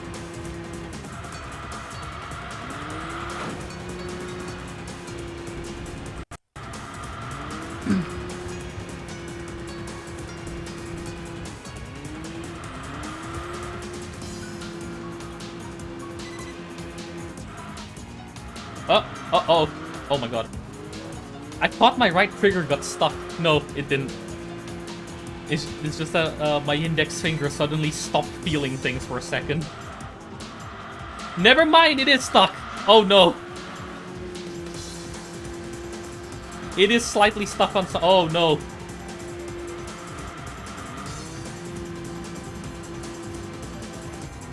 Okay, it's fixed itself.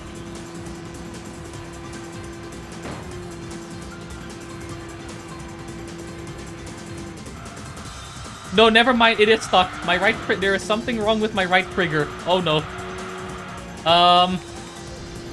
This is the problem. Yo, this must be DualShock. No, it's just that my visualization is DualShock 2. I'm not using an actual DualShock 2. My right trigger is dead, or something's wrong with it. Yeah, it's like it's gone squishy. That's not good. Something's gone wrong with the hinge. I'll have to take it apart. I think I might have to forfeit this run to go grab another controller. Do I just pause or do I reset? That's the question. Because I'll have to go grab a spare controller that I have in my closet.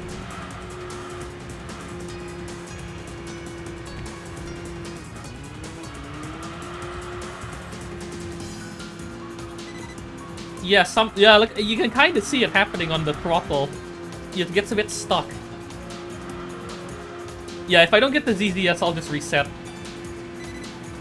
In fact, I'll actually reset and try a new strat, because, you know, why not, right? I might as well use this time to test strats.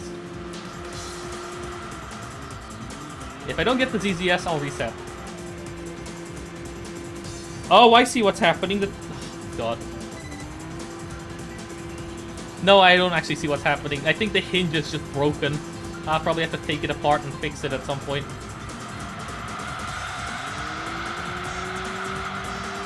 I think this must have been a symptom from when I accidentally dropped it off my desk once.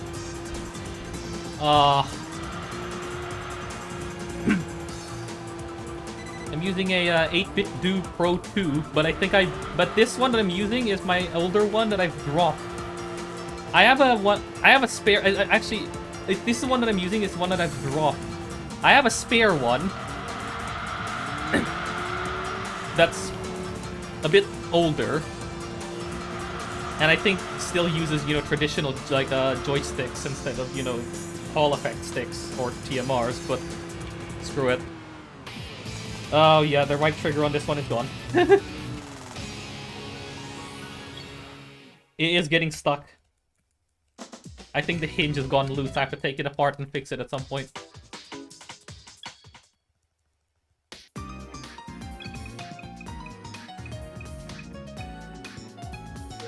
Okay, I don't get the ZZS. I can safely reset the run with no guilt.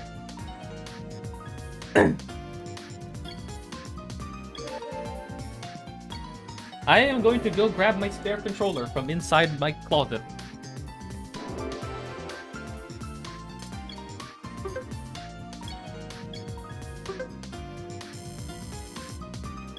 Amazing.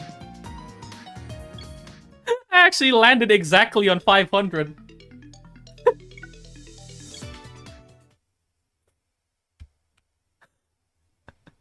Oh no. Well, somebody is going to claim it eventually. So, yeah, somebody had to, would have claimed it eventually. Let me just put on this.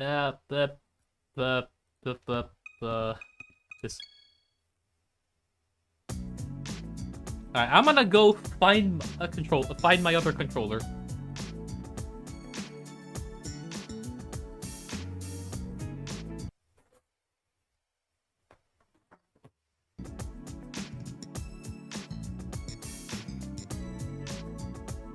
Oh god. It's buried in here somewhere.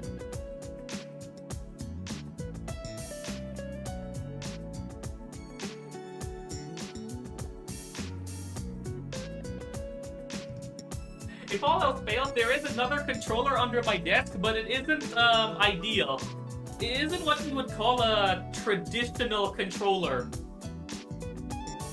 so to say.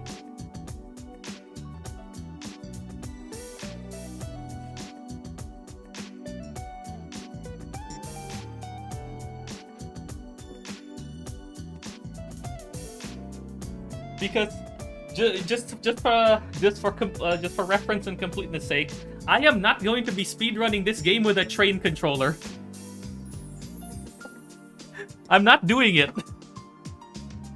As funny as it would be, I'm not doing it.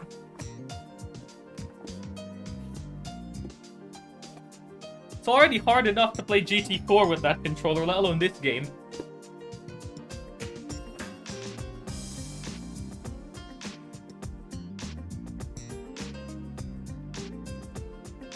Oh yeah, speaking of that style of controller, I am severely tempted to save up just to grab the Zuiki Mascon Pro if it comes out. That would be funny. Because that thing looks amazing. Which way in does the battery go again? I think it's like this.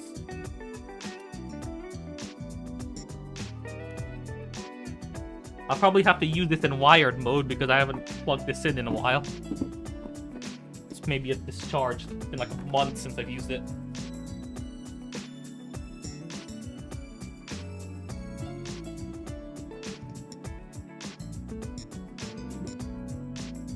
Get in there.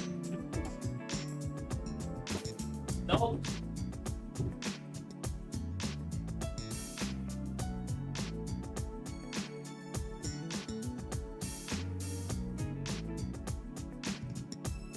Would make for good content. I've already tried doing IA16 with the train controller. I would not recommend that experience to anyone. As funny as it is, I do not recommend the experience. I hear my doom rapidly approaching. I see you too are a connoisseur of Asdif movie.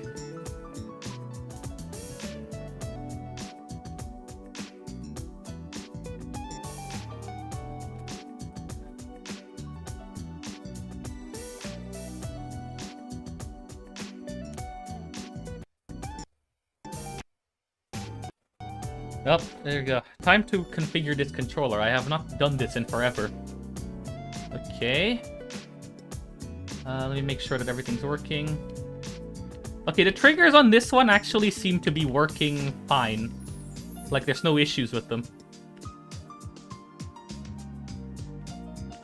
Except the right one gets a bit spongy towards the end, so this is fine. Hang on. No, these feel fine. The sticks feel fine, except the right stick feels a bit loose for some reason, but I think that's fine. Okay, no centering issues. Everything seems fine. Okay, good. They seem fine. Which means I don't have to, I don't have to, Okay, now this should... Let me... Nice. To this, bring back my overlay. There we go. Okay. We're back. Except now I have to use this controller in wired mode, which comes with a problem.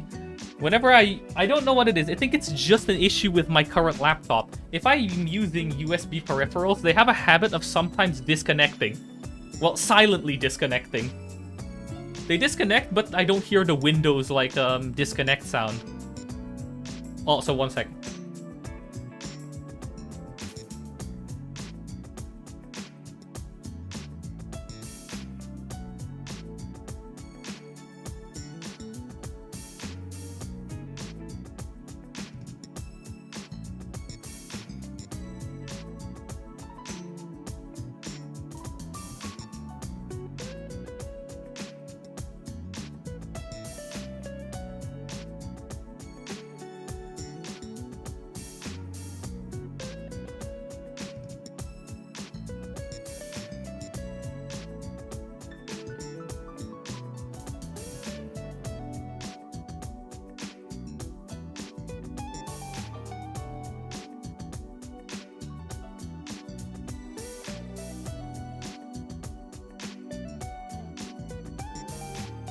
USB selected. How? Hang on. Let me go look for that.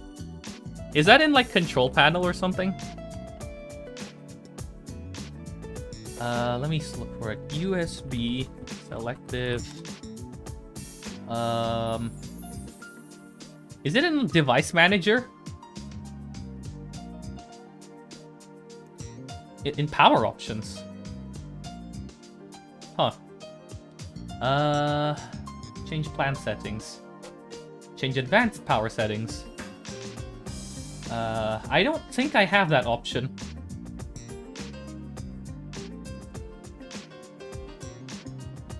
Yeah, I don't see anything for that. Is that a Windows 11 thing? Because I'm still on Windows 10. I think from what I can tell, it's just the left port. Maybe I should like swap my left and right ports for USB. Although the issue is this other cable that I have plugged in on the right side doesn't reach over to the left. I'll just have to play it like this then, and if it disconnects, whatever.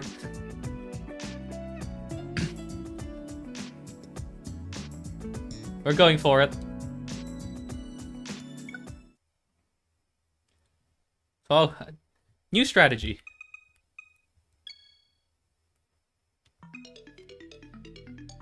Let's go. Different car. Not the...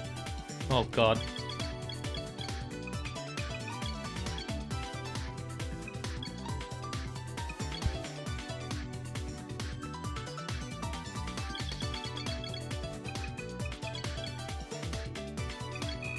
Yes, we are.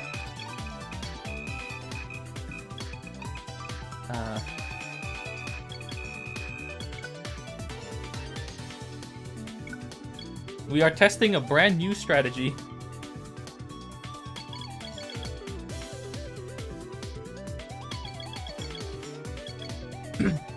I think this actually gets lower odds than the Estima, which is a bit annoying, but maybe we might be able to get a good car.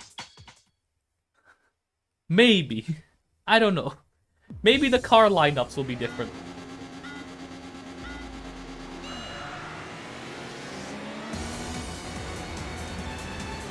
I have to shift at that 7,000 because this car peaks at like 6,000. So 6,500 even.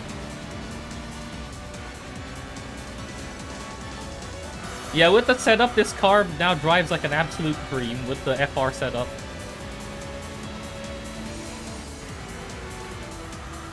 Oh yeah, I have... This is much nicer to drive with the setup compared to what it normally drives like.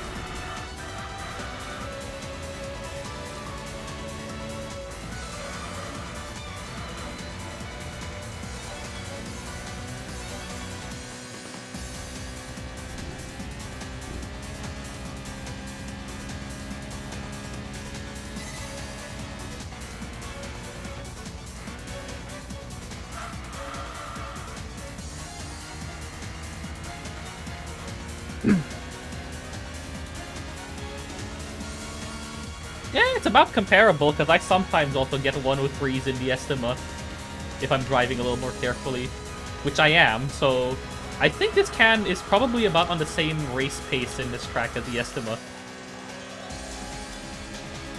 if I drive this properly.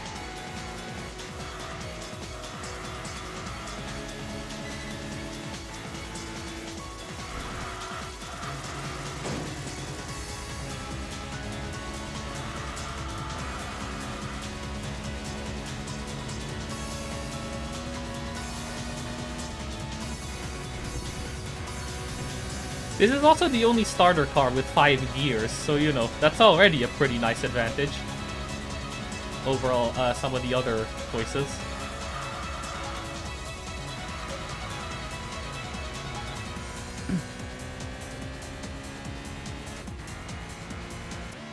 Yeah, this is about on par with pace with the Estima.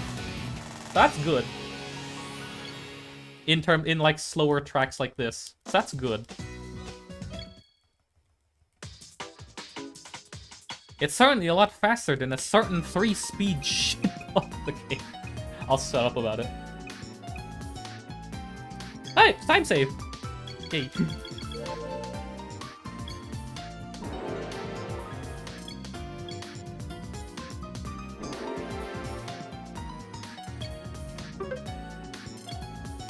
Although the 9.5 would have been nice, the sub 9.5.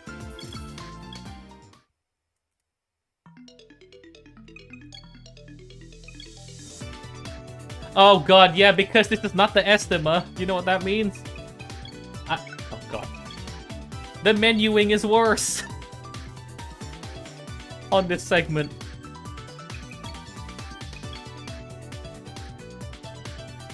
So this has to make up about 30 or so seconds lost from menuing in the next segment.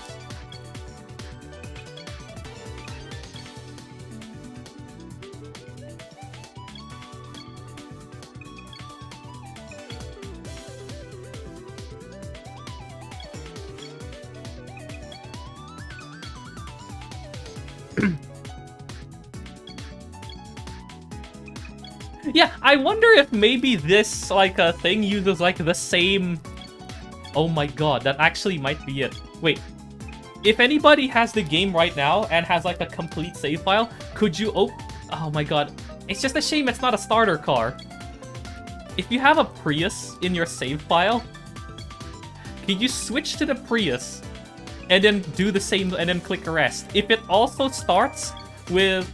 on OK instead of rest, that means CVTs somehow actually break that thing as well. This dialogue box as well. Which would be insanely stupid if true.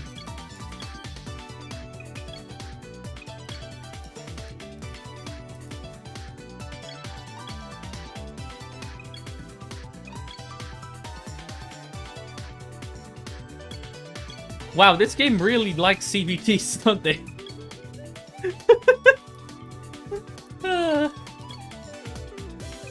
It's just a shame the Prius is nowhere near as good as the Estima. The Estima is the better car.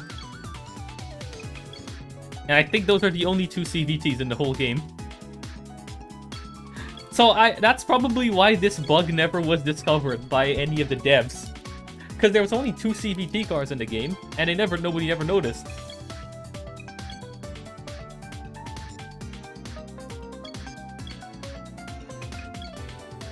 That would be really funny if that's actually the case.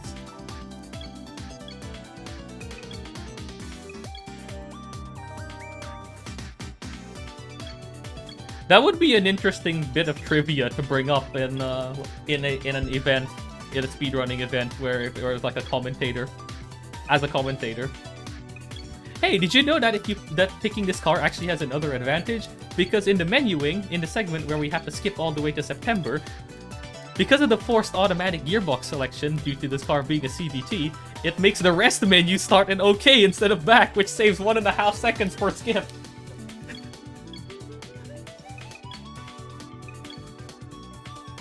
That is stupid, but alright.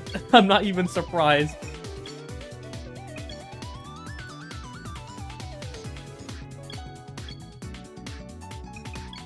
Ah. Yeah, fair enough.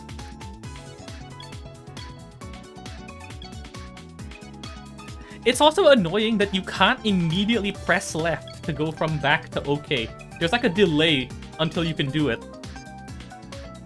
It's the same with selecting auto versus manual. There's like a little delay before you actually are allowed to press the other selection. It's really stupid. I don't know why they don't just make auto versus manual a driver setting like assists, but alright. Oh, hang on. 10 points for RN? Is that an NSX?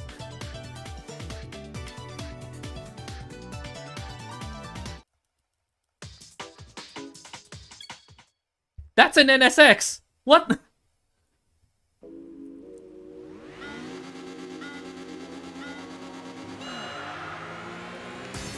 Alright, I guess now I have the incentive to absolutely win this race, because 100 points is a lot of points, plus the possibility of an NSX. I have all the incentive to try hard this race. Oh god, I'm getting blocked from all... Oh god. It's fine, that's worth it, that's worth it. I will throw my points for the NSX. Come here, you. Come back. Hit the wall. Yeah, he breaks here. Come here. Goodbye. And goodbye.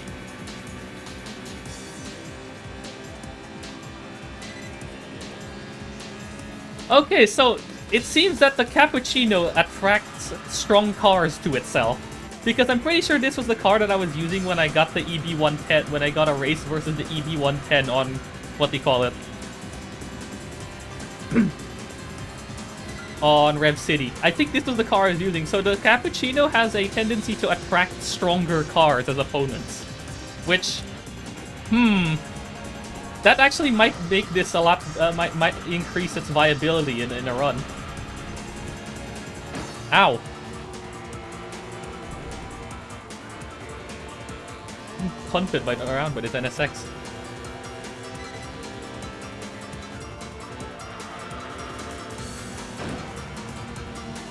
I do not care. I am throwing all of my points in the bin for this. My car experience into the bin for this. I don't care. I must win the NSX. It is a critical, like, thing right now. I must... It's actually about the same cornering speed-wise, surprisingly. Yeah, on a faster track, on a track with higher speeds, the Estima is faster, but in a track with a lot of corners, this car is better. Well, at least it's about equal. Alright, let's see. Manifesting NSX. Nope. We got the Aristo.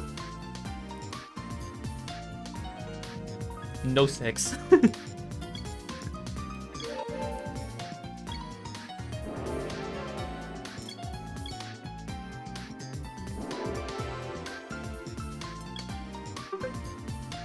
100 points, that's pretty good. Yeah, 100 points is 100 points.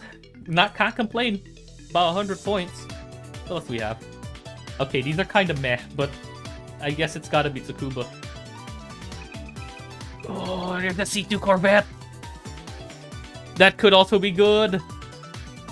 I'm doing this race. That is a C2 Corvette on the line. Yeah, that's why I'm doing this race, because that's a C2 Corvette on the line. I am doing this race. That is a C2 Corvette on the line. And I also need the points, so screw it. Tsukuba it is.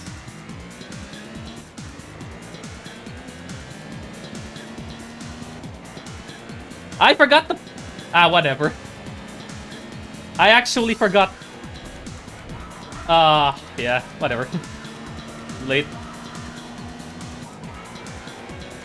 We are just testing a new strategy here, though, so it's not the end of the world. This is more of a test run than it is an actual attempt.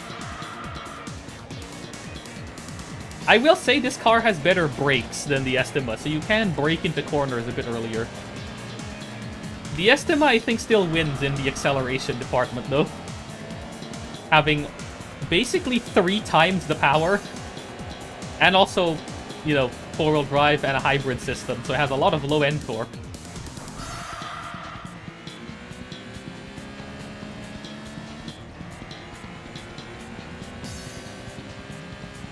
Okay, time to block. Yep. Oh, I gotta be careful. Save the car. Nice. Perfect block. Nice. Yeah, the thing is, the Estima would have hit 90 miles per hour by the end of that straight. This thing didn't even accelerate to 80. So it is going to lose time in courses like this compared to the Estima.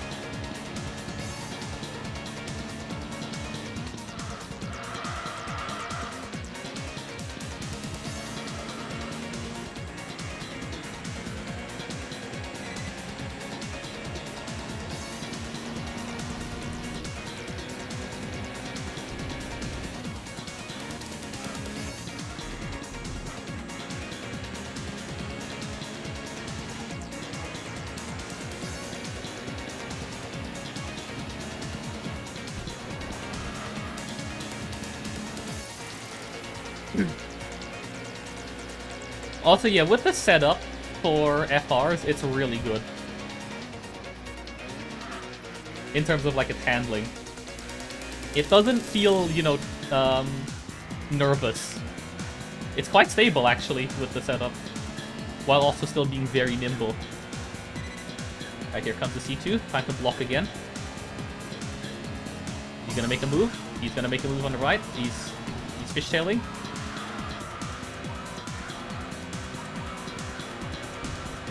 Yeah, the Estima does faster laps in Tsukuba. Easily. The lack of speed on the back straight really hurts the Cappuccino here. Maybe you can, maybe because I haven't been using 5th gear, so maybe if you use the Cappuccino, you can probably shorten the gearbox. Because I know the gears in this car are quite tall, because, you know, it is like a... They are like cruising gears, almost. I'll actually try shortening the gears after this. Because I haven't touched 5th gear at all.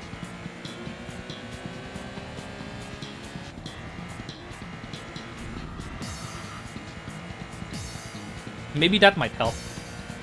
That should maybe allow it to reach 80, maybe 90 miles per hour a bit easier. It's just a shame this is also a turbocharged car, which means that it gets less power percentage-wise from upgrades than the Estima. Because the Estima, being an NA hybrid, gets a lot of power percentage-wise. But this is a turbocharged car. So it gets less percentage-wise.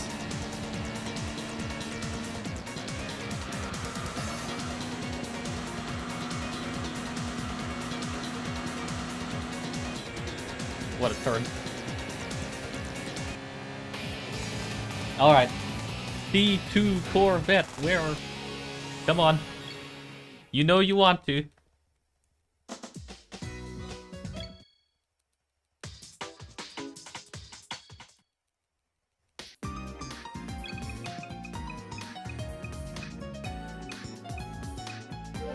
Oh, I actually got it. Nice. Yeah, this is the best D-Class in the whole game. We have something.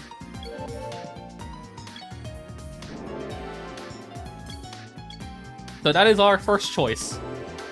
But we need a backup choice, probably. 148.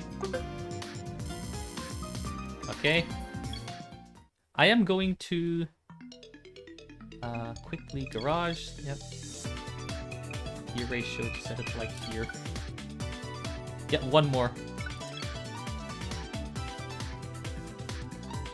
Okay, bad odds. Nah, that's gonna be annoying because there's a lot of straight lines. We're back to Tsukuba. Yeah, sure. Victoria is going to road is gonna be a lot more annoying than what's it called? Tsukuba. Yeah, the beat I think the game considers to be worse because, you know, 4 gears. I think it's also slightly heavier than the Cappuccino, or is it lighter? I think it's heavier than the Cappuccino. Hello, S60R. Bye, S60R. However, your mother, I mean...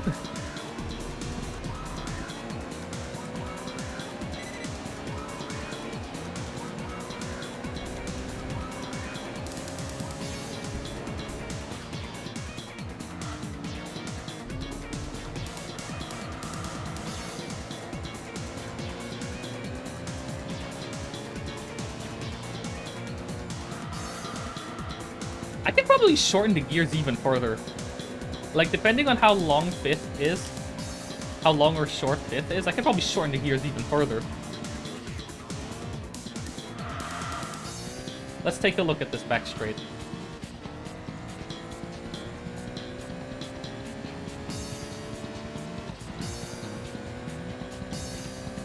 Let's see how 5th is. Okay, I can definitely shorten it a little bit more. But you definitely won't be able to take this car into tracks like Low and Searing. That is a death sentence in this car.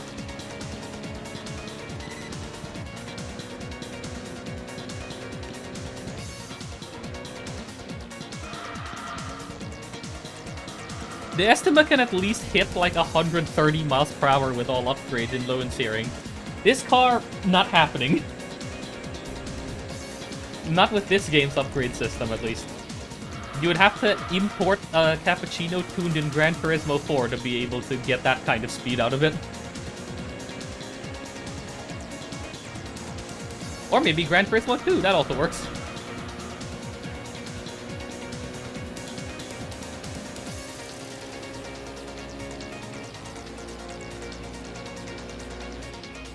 But not an RM cappuccino, because that would count as a race car, and race cars are useless in this game.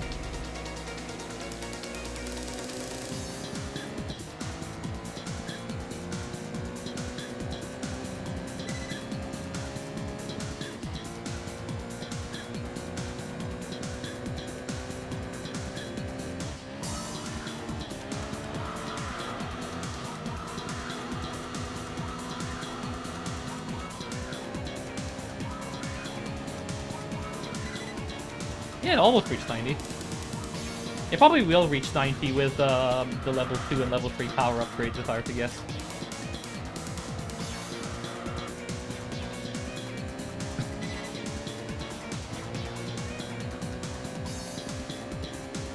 Yep. Sadly, you can't put any GT Auto rear wing for 30 downforce in this game because the GT Auto rear wing has not been invented in this universe, in this game's universe. The magic rear wing that also gives you front downforce.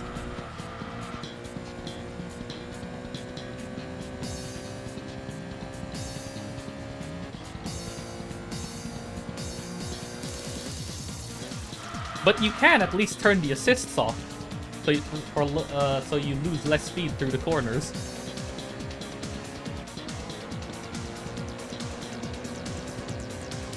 Although it's not called ASM, it's ESC.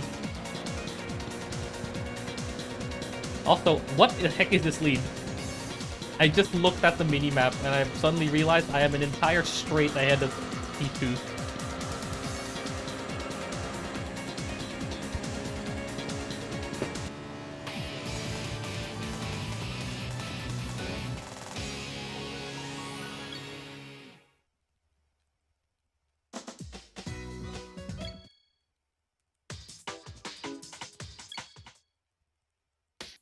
Yeah, even, like, it gave up so hard, even it got caught up by the SZ. Alright, that's a good backup car. Alright.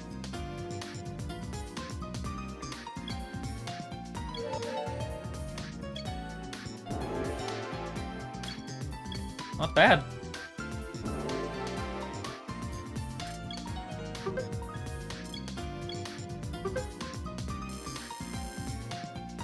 No R3. Maybe I should have gone for the other race in Victoria Road. Whatever. Wrong way. Okay, so this is just going to be a test run then. It's fine. What are these odds? What do you mean 4.4? That's so ass. No, get me out of here. Just get me to the other one. It's about the same length of race anyway. It's whatever. Nah. Okay, there's at least a Stasia in here. I will take the Stasia if I get the Stasia.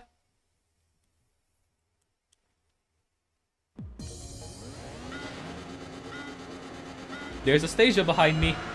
That could be good.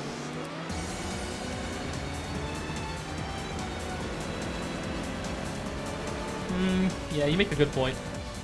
The S60R is lighter than the Stasia, isn't it?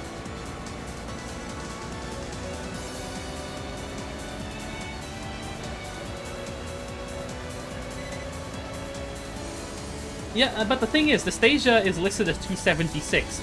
Is it actually 276, or is it slightly more? Like, what does that generation of BQ produce? Like, in reality, on a dyno?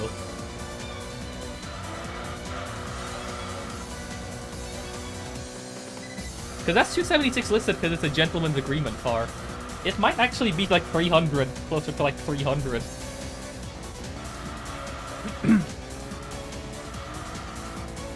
Because I know the gentleman's agreements cars usually like produce a lot more power than their, a significant amount of power than their dealership figures suggest. Like even in real life, which I think this game does simulate somewhat. I mean, GT4 tried to simulate it by making a separate display figure and real figure, so, you know. This game probably does something similar, where there's a display figure and then a real figure that it actually uses, considering, you know, power upgrades don't show up in the garage, or... yeah.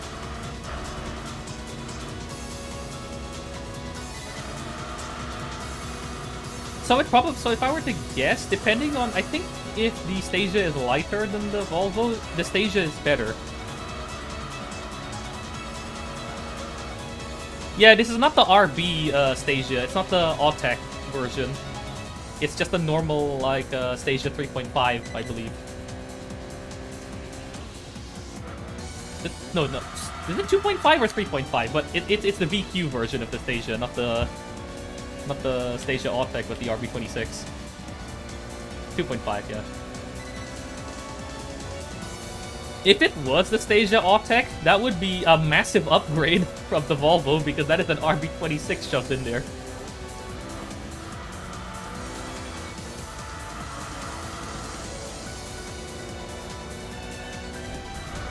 Yeah, it's the VQ25.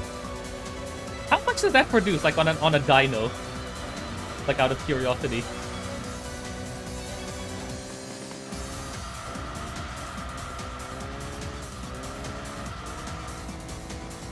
Yep.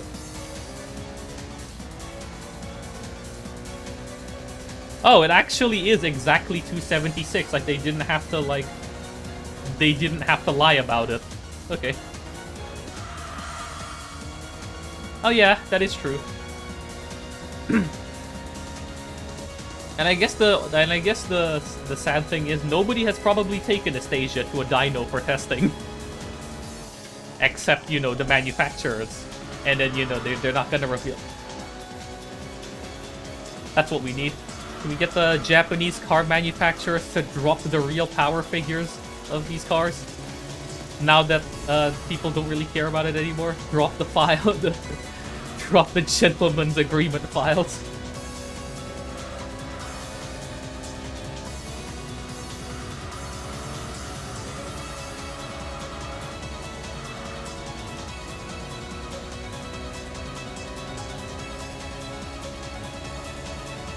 Yes.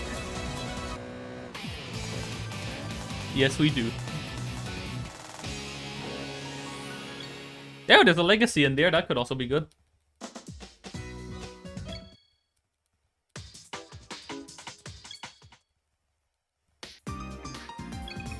So either of the back two cars would be nice.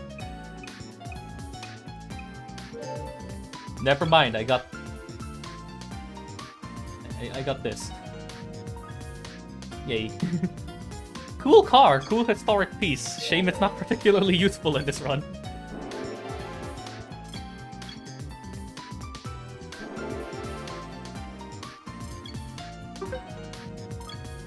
$72 points. There we go, now we are finally in R3.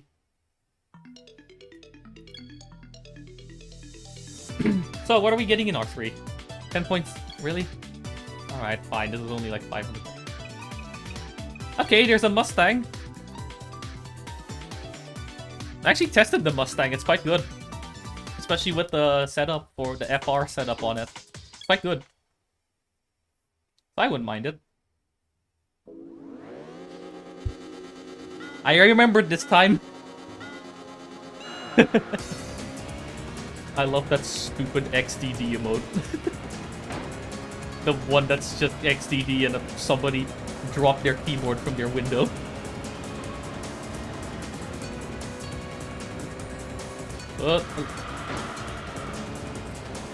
Excuse me, SL500, please get out the way. Thank you.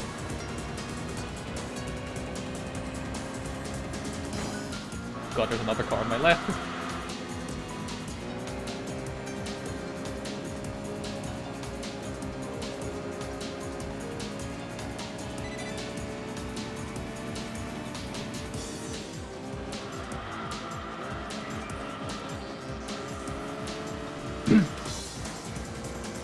That was a really good cornering. Okay, if there's one thing this car is good at, it's definitely the technical courses. Technical courses are much easier in this car than in the Estima. but it still loses out on top speed by a lot. But technical courses go down really easily in this R. It's just a shame that every course in this game has at least one straight line, where any speed deficit just immediately causes you to lose all of your time.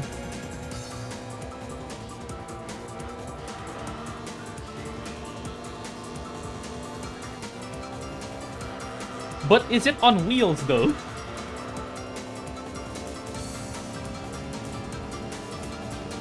That's the question. Is it on wheels?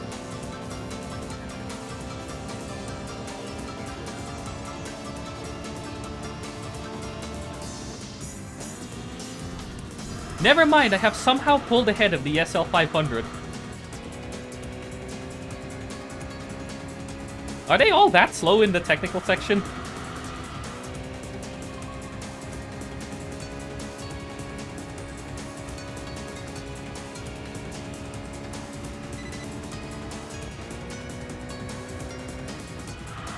Oh god, no. Automod, why have you done this? That's not an inappropriate message. Hang on, I'll approve that message once I get some time.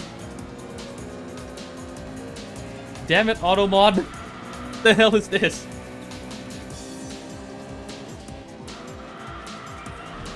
No, Automod, there's nothing wrong with that message. Why have you flagged that message? Hold on.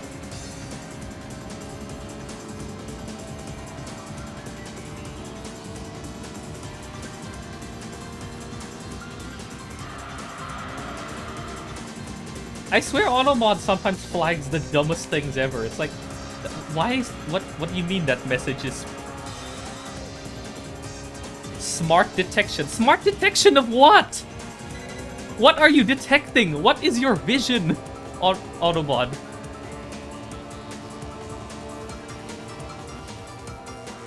Smart detection... At least tell me, smart detection of what?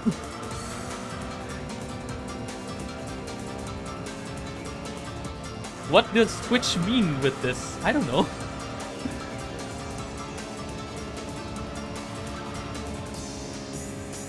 What? This is an insane lead.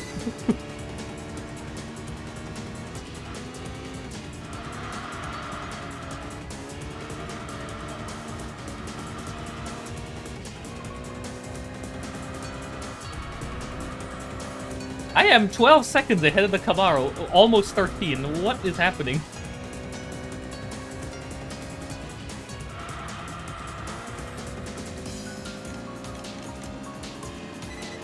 Yeah, it has really good momentum. It's just a shame that once we get to R1, where all the speed-focused tracks are, this car's kind of cooked. Because it does not get the insane level of upgrades that it does in something like GT4 or GT2. It's a bit of a shame.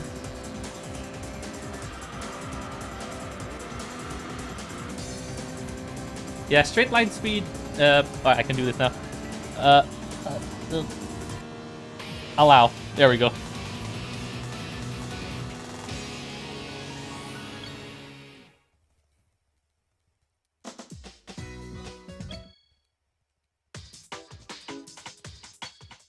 Don't accidentally knock 50,000 things onto the floor. Ah. Yeah, maybe it's the XTD. Yeah. Automod ruined your joke. Automod has no sense of humor. I got the PTSD Camaro and it's not even good in this game because the gears are horrible and you can't buy a fully custom gearbox like in GT4. Okay, one more.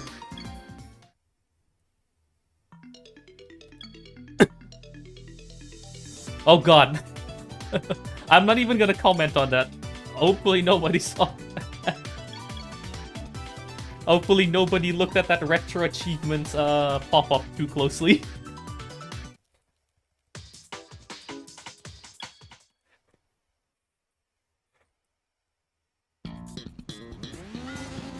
Hello, Tsukuba. We're back here again. No, back off. Alright, fine. Overtake me. What is this C3 doing? He's cutting in the grass.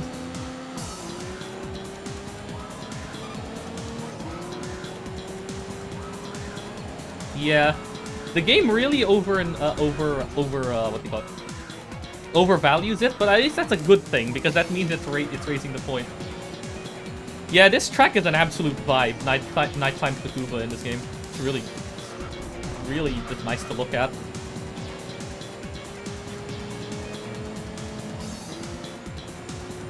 There we go. Can we steal up the inside? Oh, no, maybe. Hold up. Yeah, here we go. Never mind, he's gonna... Ah. Man.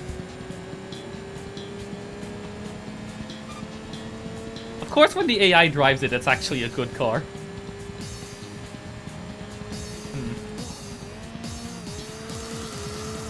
I'll still continue this race because, you know, I need the points. Nope, stay in fourth.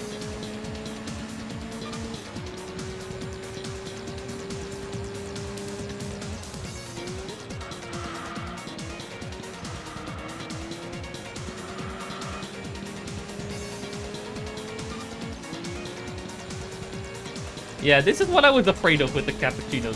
This type of nonsense. Oh look, there's a car that just has insane straight line speed, and now you're just dead, and there's nothing you can do. Because no matter how hard you drive, the track just does not let you catch up. And all the other ones had really bad odds.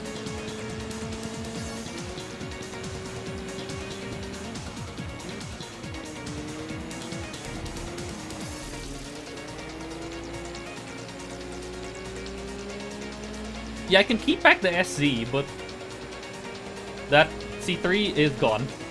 There's nothing I can do about it. Which is especially annoying because the C3 got there by cutting the grass in P1.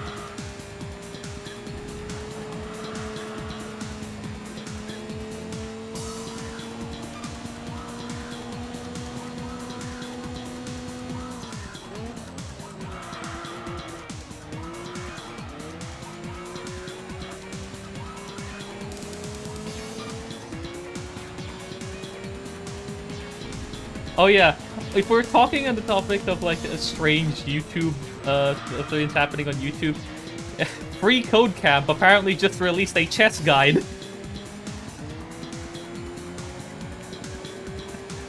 So bro is multi-classing. Went from coding to languages to chess. Yeah, the Italian defense. Bro is absolutely multi-classing.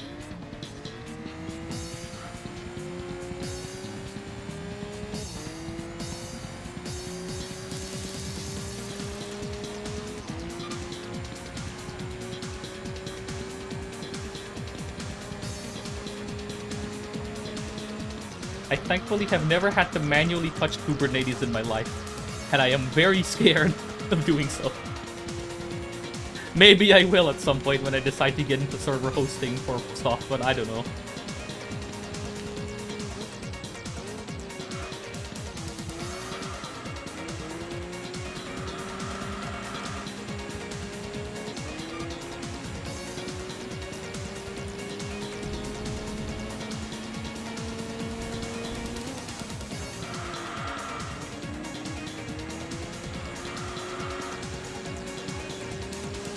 Yeah, that sounds about right. With a lot of server config.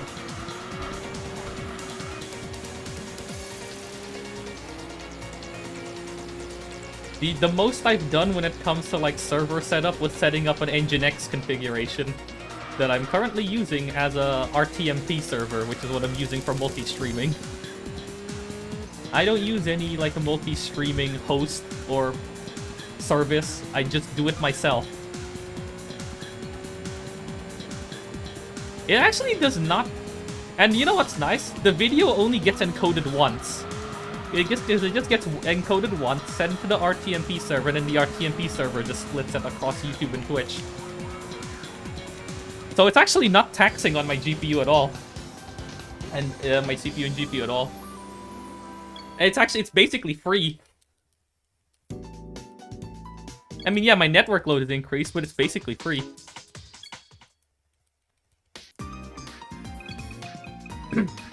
Although the annoying part is you have to either find a build of Engine X that already has the RTMP module in it, or you have to build it yourself. I found it pre-built for Windows, but if I'm on Linux, I'll probably just compile it myself. It's easier than trying to find a pre-built. There we go.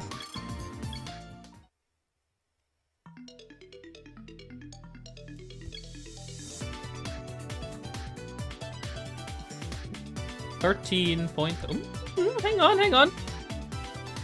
Oh, that's a good lineup. I think I have a guide somewhere. I have to go dig for it. I need to put a pin on that. I need to find that OBS forum guide. I'll put a pin on that, hopefully. I'll hopefully remember to find that guide. Maybe. I am terrible at remembering things sometimes, so... hopefully if I remember, I'll go grab that guide. Because I think that was the guide that I used to set it up. I can't just send you my config because it has my stream key in it. I really don't. I don't want those leaked. Thank you very much.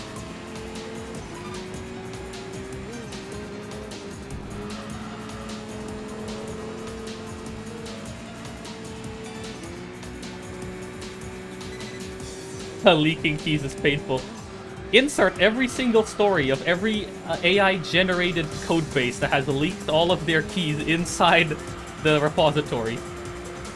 If you had a 5 pence for every... if you have a 5 pence for every single time some AI-generated code has leaked someone's API keys, I think you probably have enough to actually buy RAM in this economy.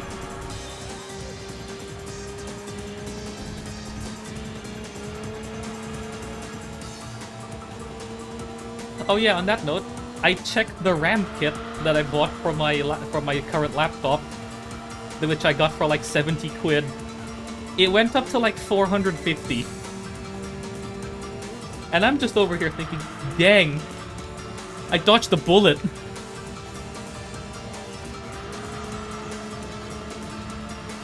Oh yeah, the swap file using Google Drive. I've seen that video, I think. Although, I think if you want an extension of that, have you seen the video by Tom7/Suckerpinch called Harder Drives? Where he makes like a bunch of like Linux file systems off of some really stupid things. I think the first one he did was like using network pings to store bytes of data, and then the next one he did was he used like several hundred instances of an NES emulator running NES Tetris to store data.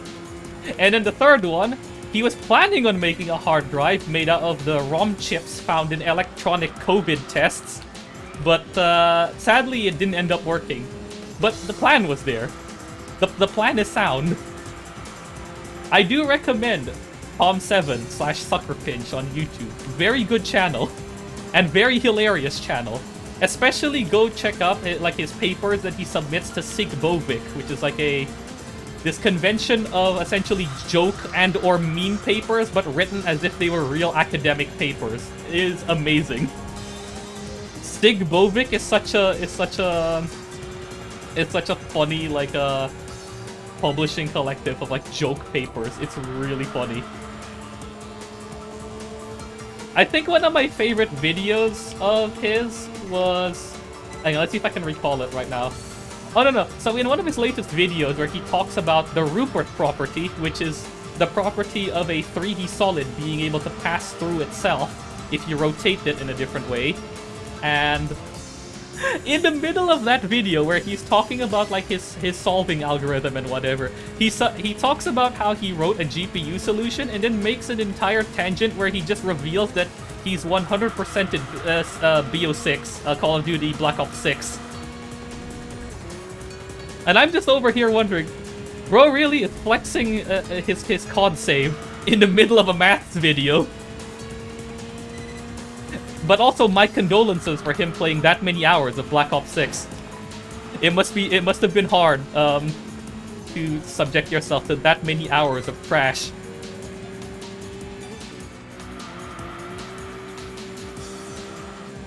And then he goes right back to talking about whatever he's talking about, while also extending the domain as well to include a bunch of... It's a really cool channel.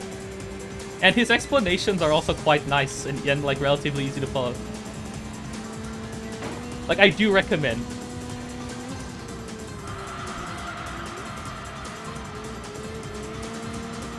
I think another one of my favorite videos of it is when he made, I think, 30 different silly chess playing algorithms.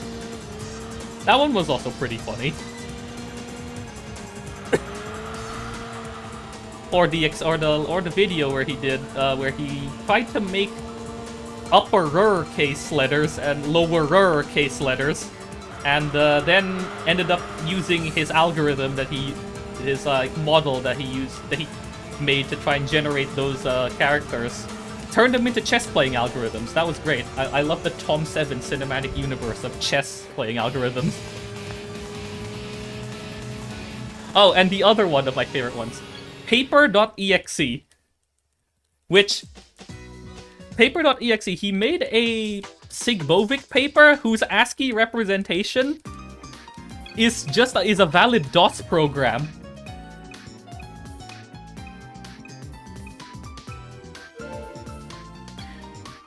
And he explains all about how that was like performed and everything. It's really cool.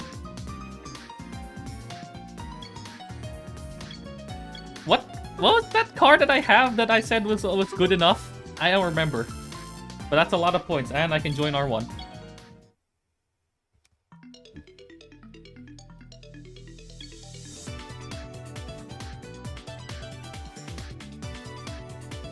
No. We're not going to the Nürburgring. Oh.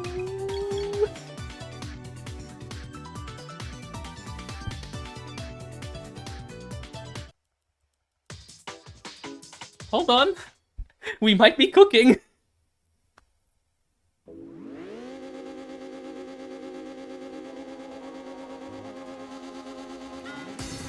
Also, I have noticed this car gets lower odds than the Estima. Somehow. I don't know why. It just does. The Estima gets higher odds. This would have been like a 3.2 or a 3.5k race in the Estima, but this was only exactly 3,000. Oh, hang on.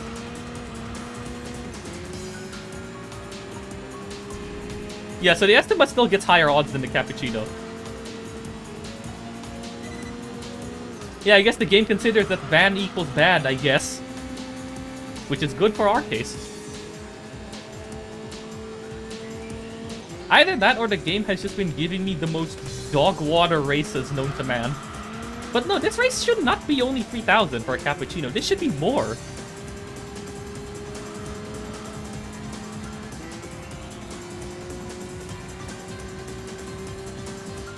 The S2000 and it breaking Japanese racing games. That's also the other car that does the same thing, but not this game. The S2000 here is alright. It doesn't break the game. Also, yeah, I just noticed it's 8 laps. Well, I was about to say, how's your guys' Tuesday been?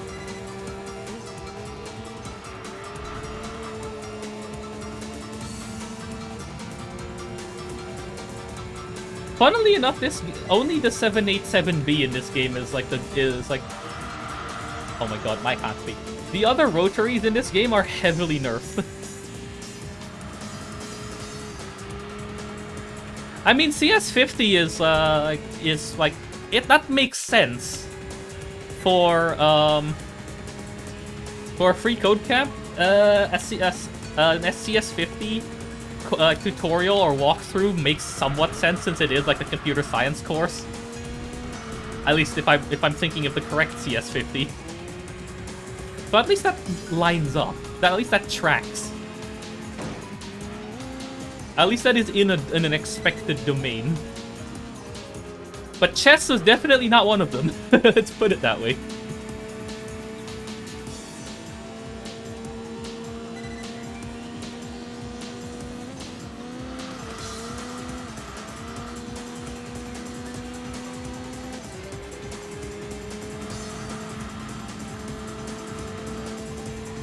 Man, this thing is schmoving.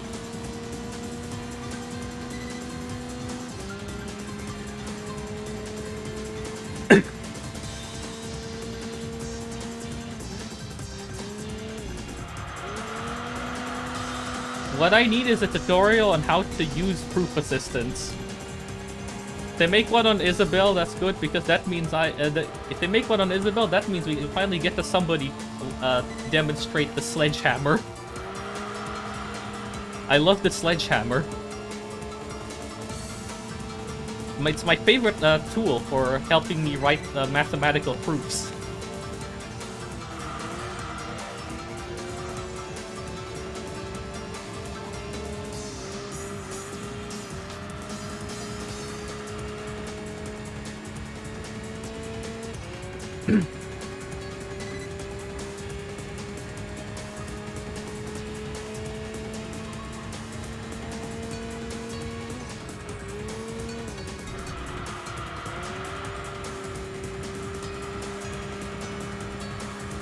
Very nice.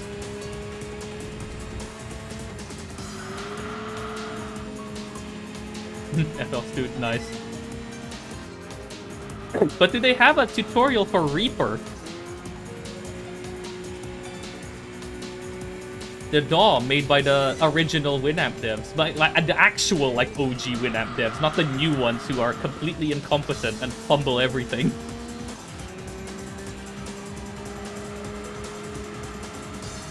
Oh yeah, on that note, has anyone here ever heard of what happened when Winamp tried to make it open source? Like the new devs and management tried to make it open source. Have you heard what happened?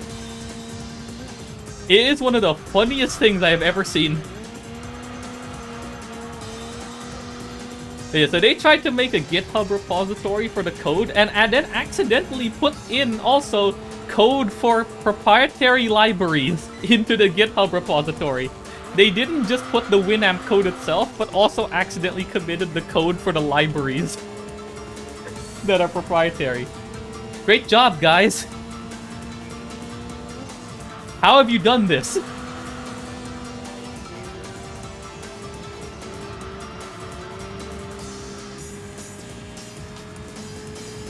How have you actually done this?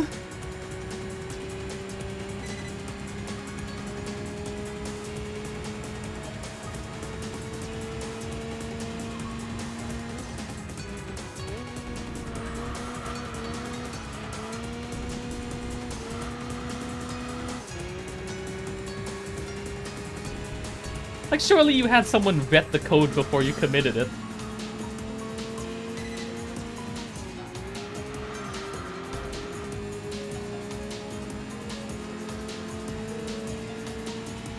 Have you ever... What is FCC? I mean, it technically is code.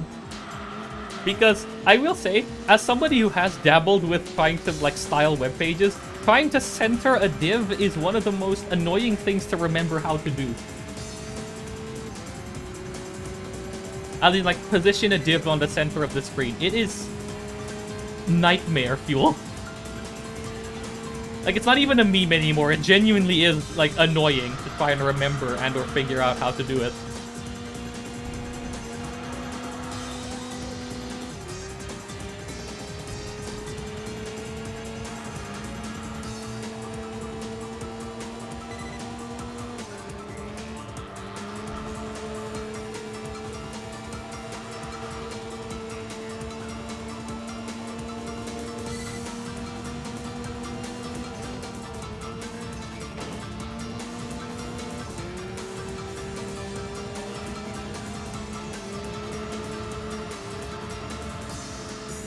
There we go.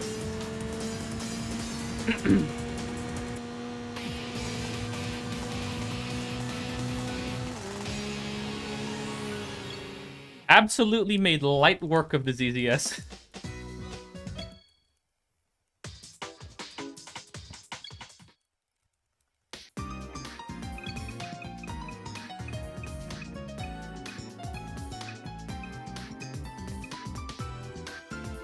Yay!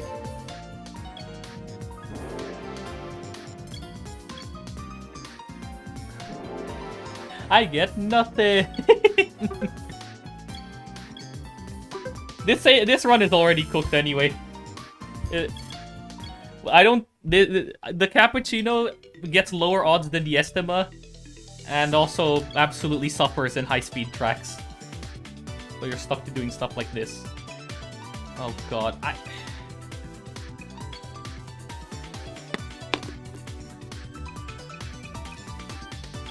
Okay, 2 good cars! 2 good cars! And this is Autumn Hill again, so it's gonna be 8 laps again. No!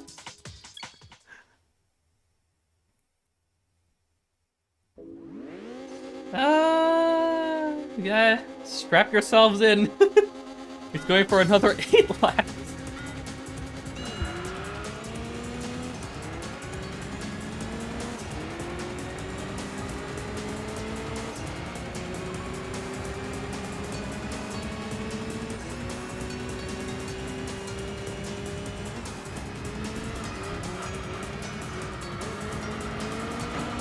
Excuse me, Impreza. Thank you, Impreza.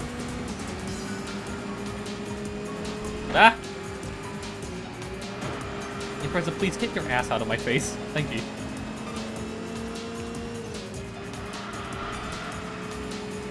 Hello, Evo.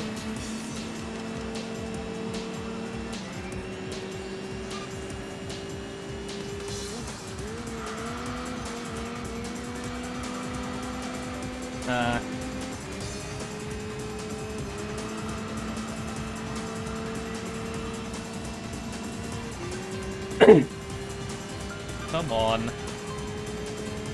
Okay, this Evo might be too fast. Great.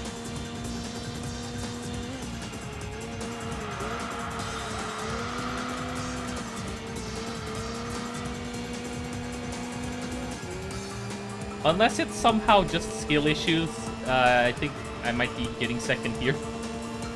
Maybe here, hang on. Nah, nope, it's already gone. Oh my god, what is this the speed disparity? Look at where third is.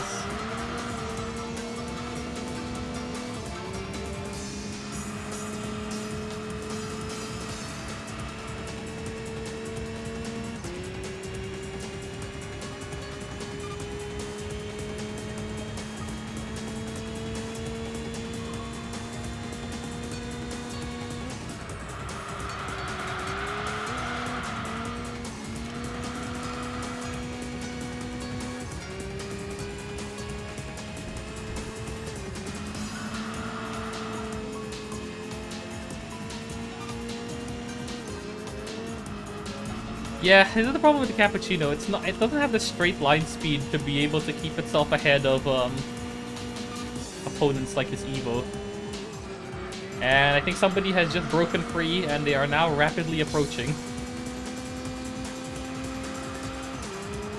I'm pretty sure my best car is still the C2 Corvette. I don't think I've gotten anything else after. Have I?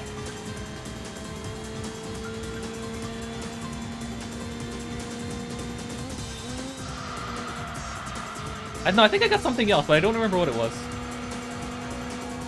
I don't think I got the S60R. I'm pretty sure I missed it. Oh no, I did get the S60R. No, you're right. I did get the S60R.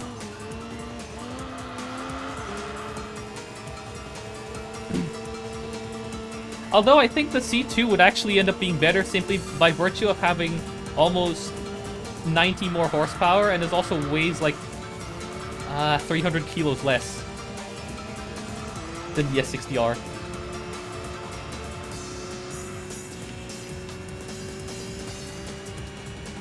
Oh great, I have now cemented myself a P2. P3 is too slow to keep up, but P1 is impossible to catch.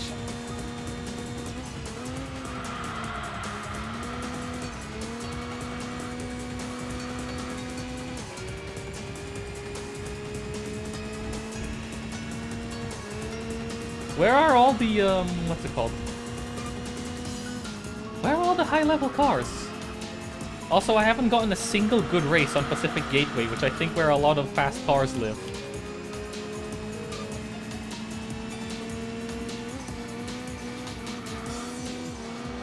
Like, all the Pacific Gateway races have all just been horrible in terms of odds.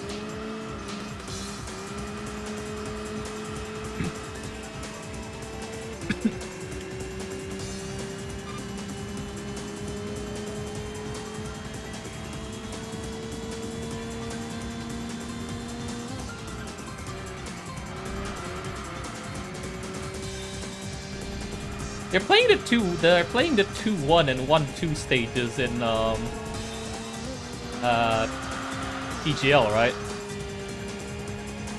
Any updates on what's happening there? I haven't checked today.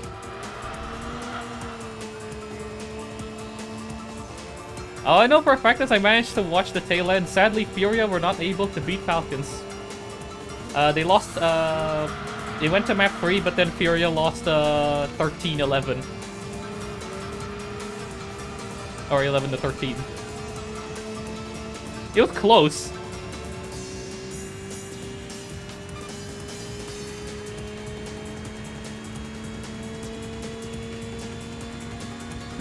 Like, it wasn't a blowout from any side. It was very close.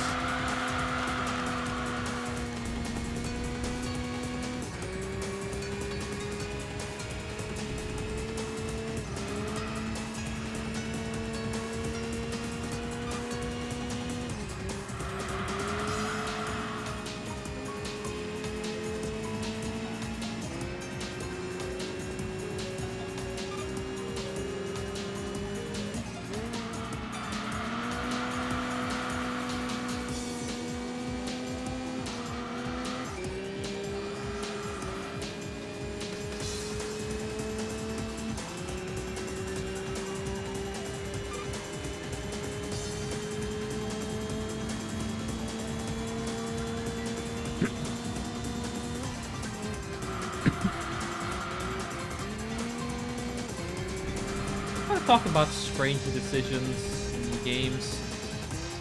I think there's definitely one that struck me as odd. I've recently got into the Lumines series of games. Block stacker game where you make 2x2 squares of the same color to clear them. The newest entry, Arise, for some reason does not have an endless mode. I don't know why it doesn't. The game right before it, Lumines Remastered, has one. Remastered has one. I don't know why the new one doesn't.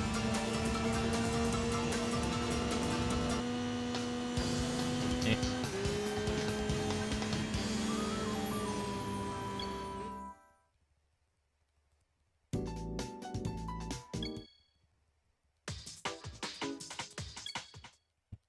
It doesn't even have like a loop mode in the playlist mode.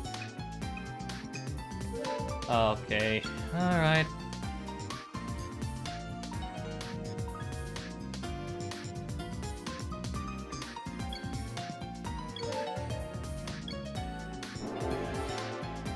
Okay, this run is cursed then. Fine.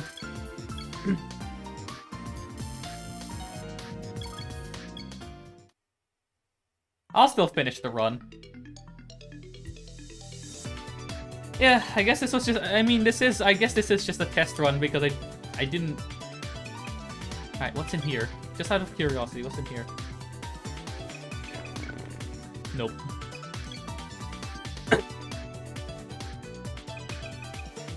Okay, sure. I'll give it a try. This is a horrible idea, but I'll give it a try.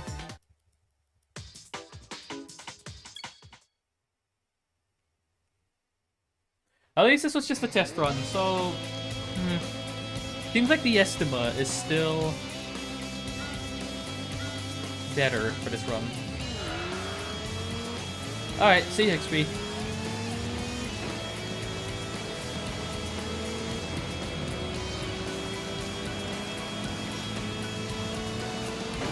Oh, go!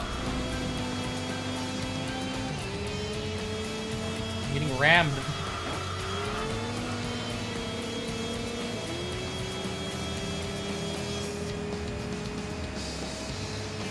At least this car accelerates up the hill, unlike the EK.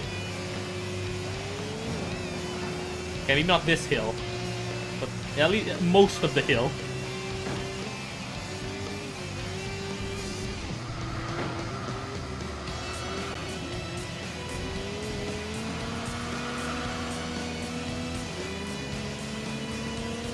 Yeah.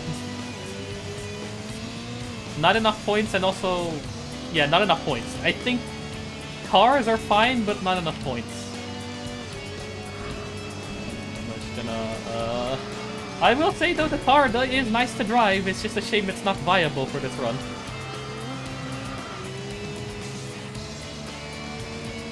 I don't even know what in-game... what's the in-game date anymore. I kind of lost count, since I'm now just driving the cappuccino. For the fun of it, really.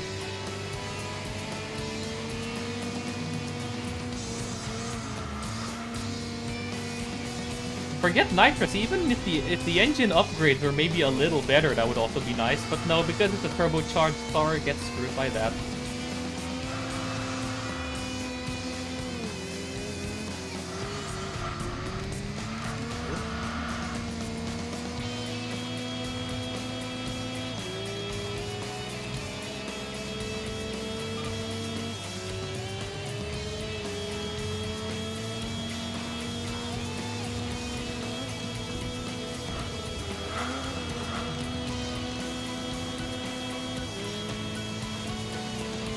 I cannot catch this Tamora. This Tamora is gone.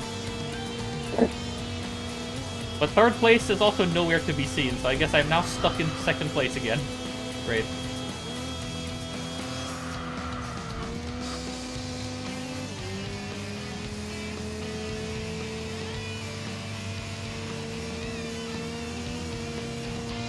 I'm just gonna stay in fourth. No point upshifting to fifth.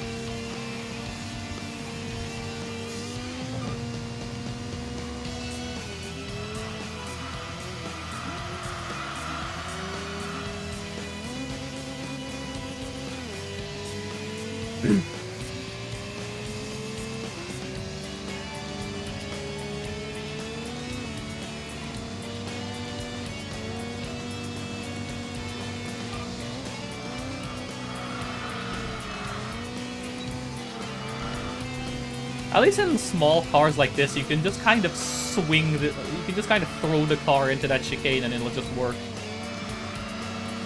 With small cars like this or the EK, you can just kind of chuck it into that chicane and it'll just make it through.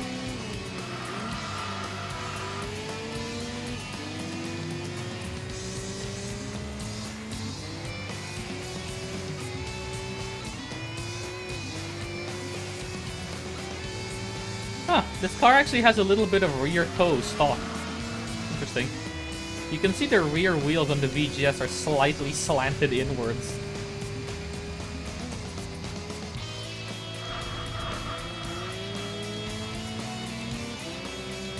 Interesting.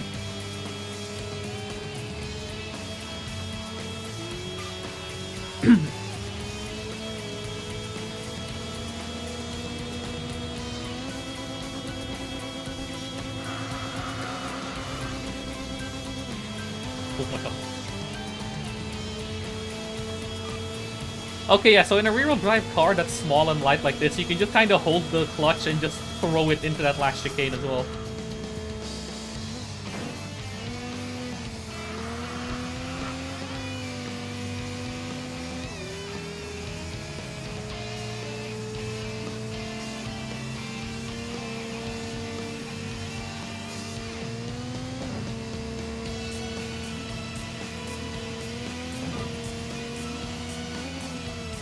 Gonna have to do the same in this section. Just hold the clutch, especially like on this transition. Oh, I did it too early.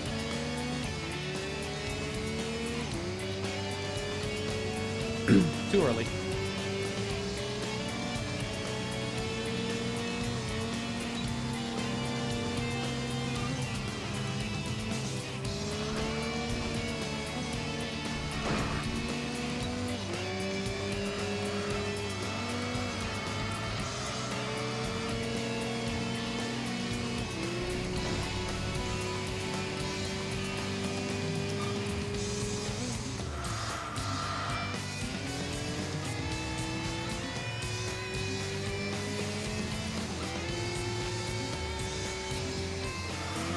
Yeah, it's just a shame that in technical tracks like this, where there aren't too many like straight lines, the Cappuccino is about equal with the Estima. But once any straight lines are introduced, the Cappuccino starts losing out.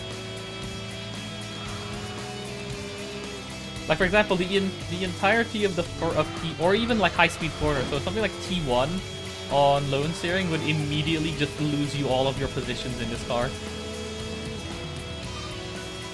Because this car does not seem to accelerate past, like, even with the gear short, about 105.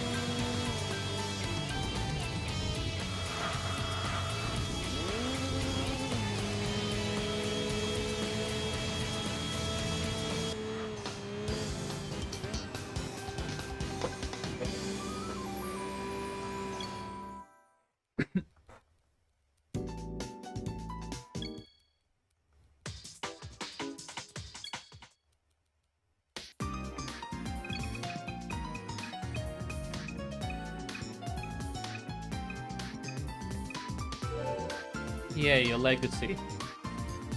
Great.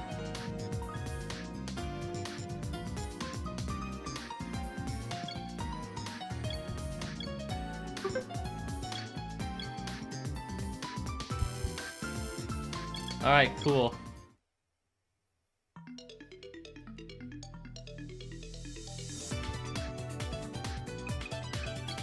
At least I'm in rank 6 and higher, right?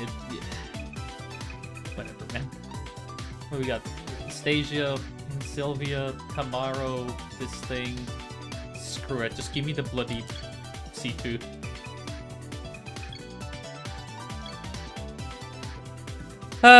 Yeah. Not that. Nah, this has more. This has like almost 90 more horsepower and it's like 300 kilos lighter. And you know what? I might as well like drive something out of my comfort zone for once.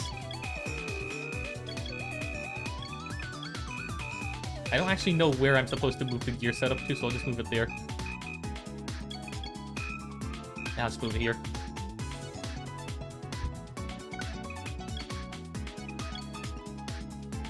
Oh, all the way. Oh, almost max. All right, I'll do it that thing. Why is it taking so long? All right, there it is.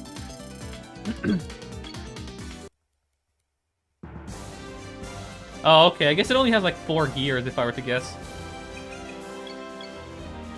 Yeah, a supercar here just to properly kill the run. Because this run has been cursed.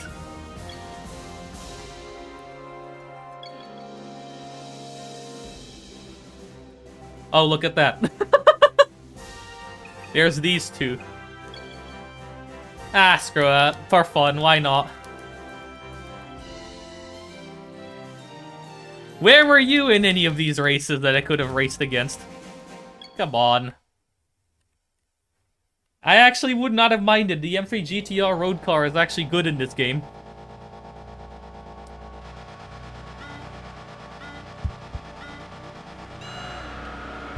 Oh, let's finally stop the wheel spinning. I'm gonna turn in early so I don't get killed. Yeah, I'm just gonna turn in early so I don't get killed on T. Whoa, God.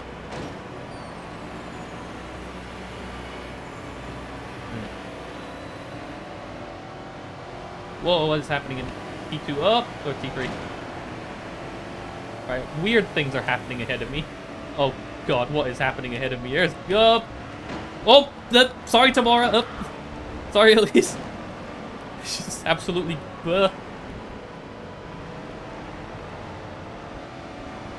What is happening? What is happening? Actual murder happening.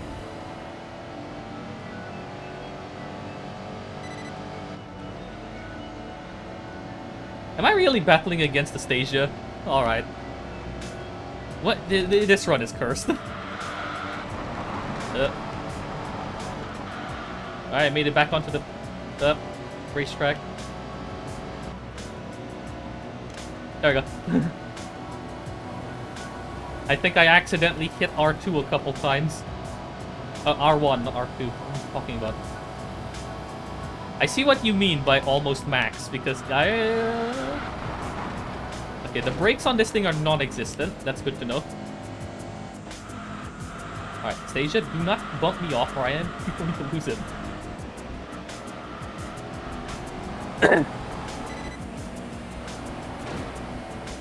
Maybe I should have picked the legacy wagon instead. I don't bloody know. Ow. Stasia, can you not?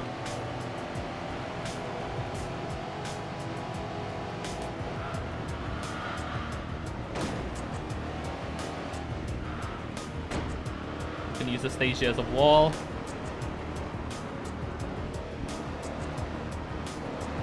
That's probably the fastest I've ever depleted my N2 points bar in a run in this.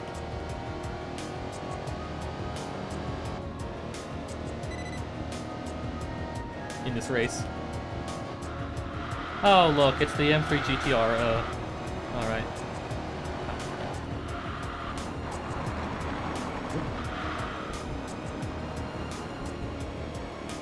Again, if I lose this, I don't really care because this run is already dead anyway.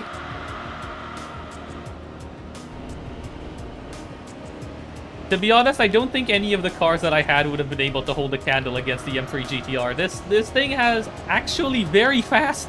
Even in testing, a completely unupgraded one can hit 180 with no changes to the gearing. On the Beat? Perhaps. I think the issue is the Beat is a lot more nervous than the Cappuccino.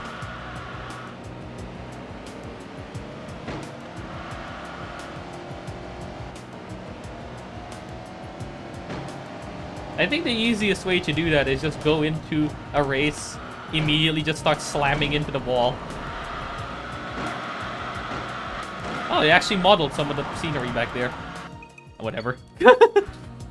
Whatever. Oh, they actually modeled some of the scenery over there. Ah, whatever. This run was already in the bin anyway.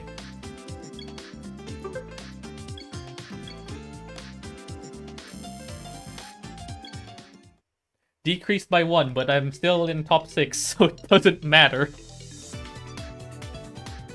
Yay. Miku 5-second penalty. Do I have another one?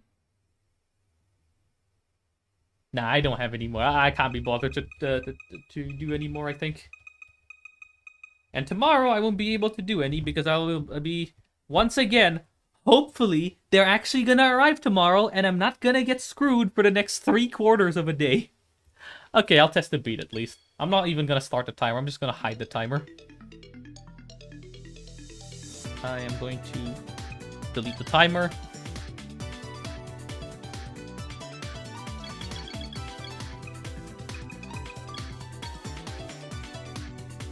The top right of the screen looks kinda empty right now, but it's fine.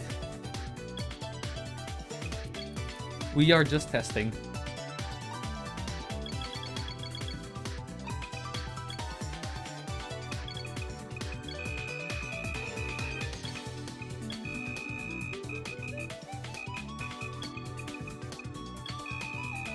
I remember it being a bit twitchy, so I'm gonna turn it up.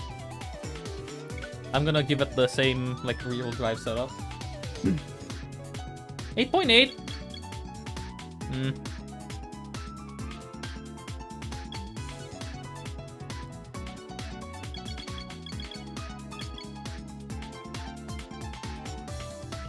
Oh, short gears. Okay.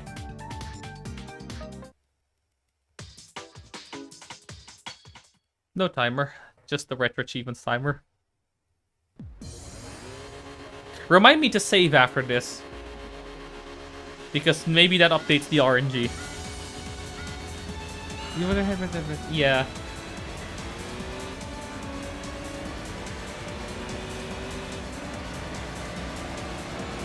At least what's nice about this car is that it's... Oh, this has 5 gears. Never mind, I thought this had 4. At least what's nice about this car is that it has... what do you call it? It's an NA car, which means it gets a bit more power percentage-wise from upgrades than the... Oh my god. Cappuccino. Okay, I definitely did not need to make the dampers... the front dampers hard, but whatever. We're rolling with this, just for testing purposes. I'm not even gonna skip. I'm just going to like play this normally just to see how it goes.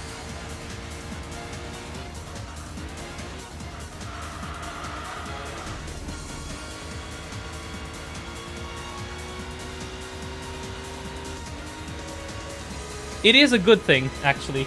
It is a good thing that this is MR because the game seems to really like weight over the rear axle for rear grip.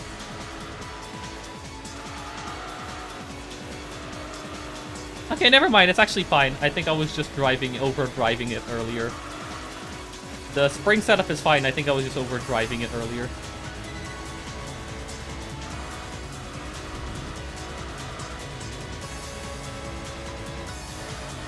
Yeah, this has a this would have a similar issue to the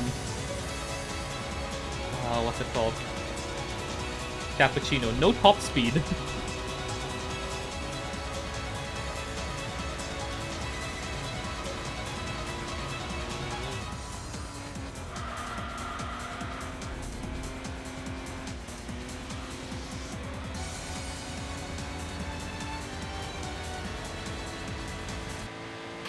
Imagine. That would be kind of dumb. But imagine. Ah, yes, the ist.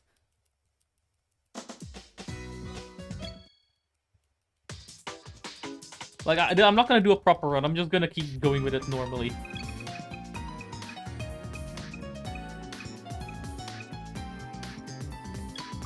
Alright.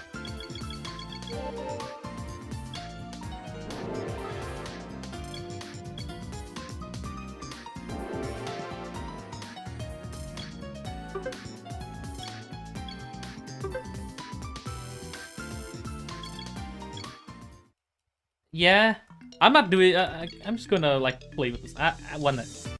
Now because I'm not actually speedrunning, I can actually just pause the emulator because I don't care. I'm just testing.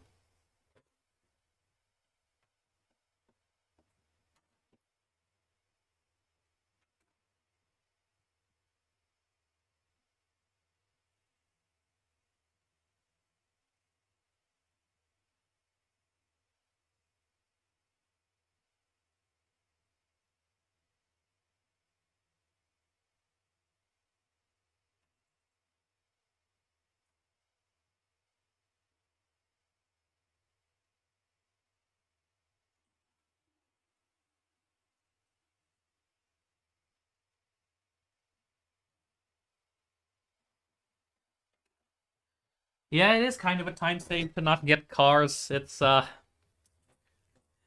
in an any percent run, if it's a car you don't want, if there's no cars that you want, then not getting a car is a time save. Okay, 11. That's alright. This might actually be on... Hold on. 11. Now, the EK still gets better odds, but this does seem a bit higher than the estimas. Well, we'll see. Let's just use this as a test run.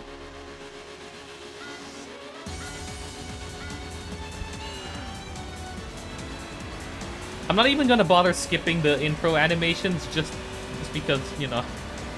Wait, what the hell? What's he doing here? Hello? That's a Cerberus 4.5. What are you doing here?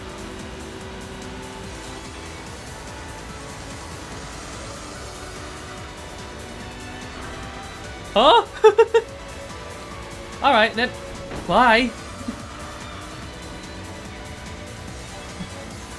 Gonna overtake up the inside. This is 11.1.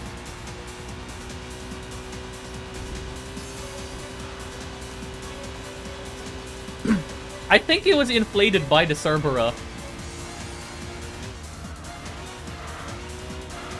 Because if this were here in my races with the Estima, maybe it would have gotten similar odds. But it never appears.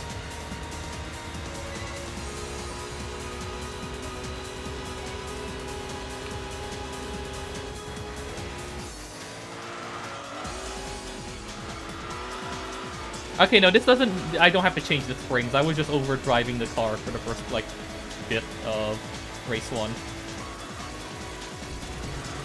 I'm actually going to leave the gears where they are, because I think with the power upgrades, it'll actually be able to make use of all of them, because it is a, what do you call it? NA. So it gets more power percentage-wise. So after all the upgrades, this should have a higher power, a peak power than the Cappuccino, due to how the game works.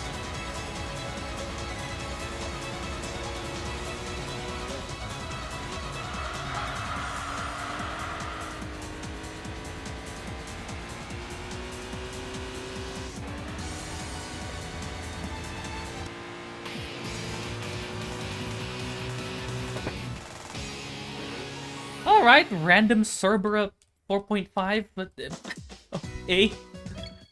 Sure. That's a car.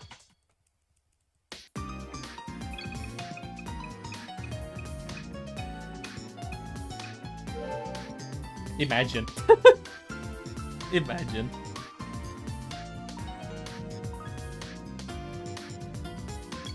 I don't think we've actually tried the SZ, but I don't think it would have been able to do much, because it is only like just above 200 horsepower.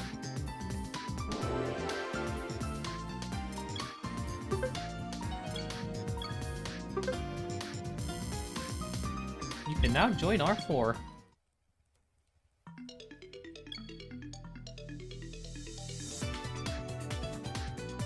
Okay, no, we're back to having crappy odds again. We're back. It's like we've never left.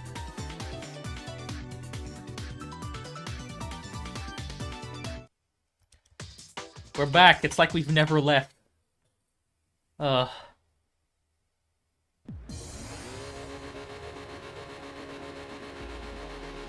It's like we've never left.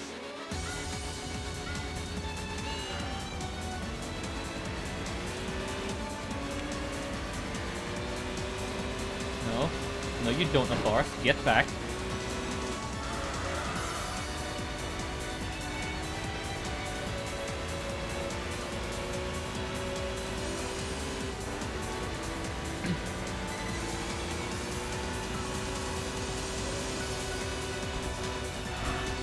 Whoa, I almost flipped the car. Although I think it's like Gran Turismo 3 and 4 where you can't actually flip the car. I think the pitch and roll of the car is capped, so you can't actually like roll the car. You can't flip the car.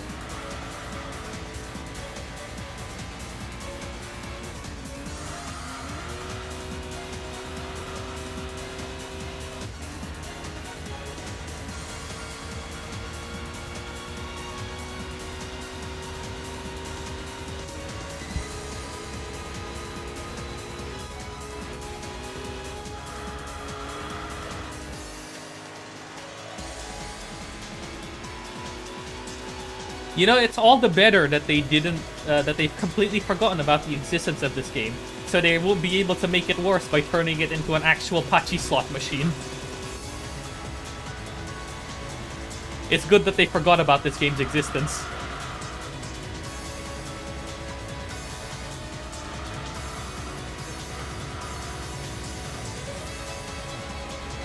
And at least the only thing you can lose in this game is your sanity. You can't be losing your money in this game, only your sanity. Which, depending on who you ask, is better or worse.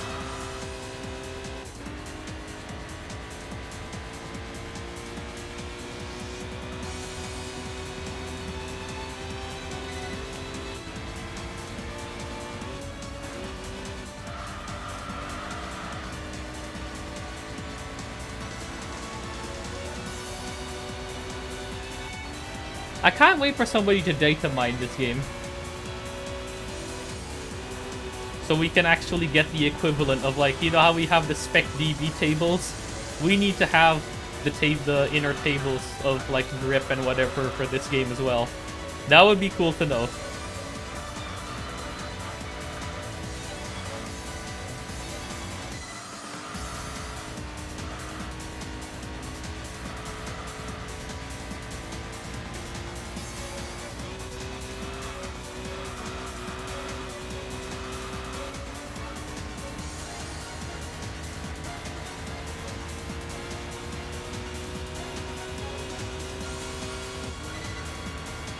I think when I last tested the Beat, it was without the setup. So I guess that's why I remember it as having worse handling than it's doing now. Now with the setup, PM, it actually works.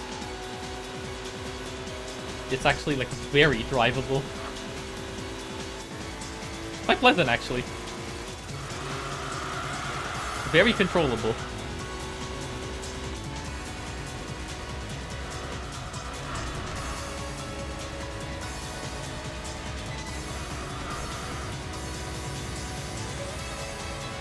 Really? That was a wall tap? Alright, game. Screw you two.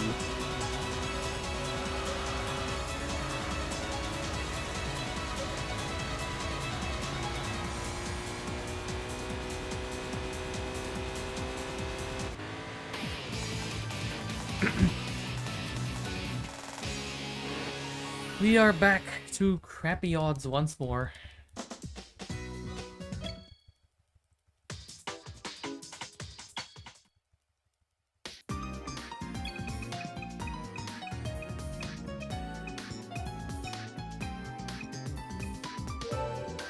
Again? Are you serious? This is the second time I've gotten this car today.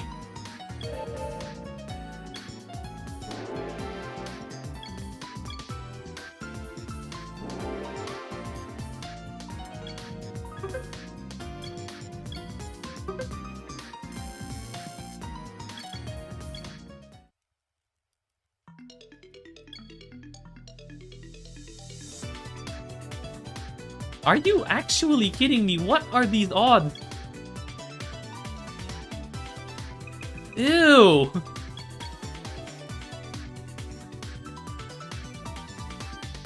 Alright, see you, Reza. And thank you for the GG. Ew!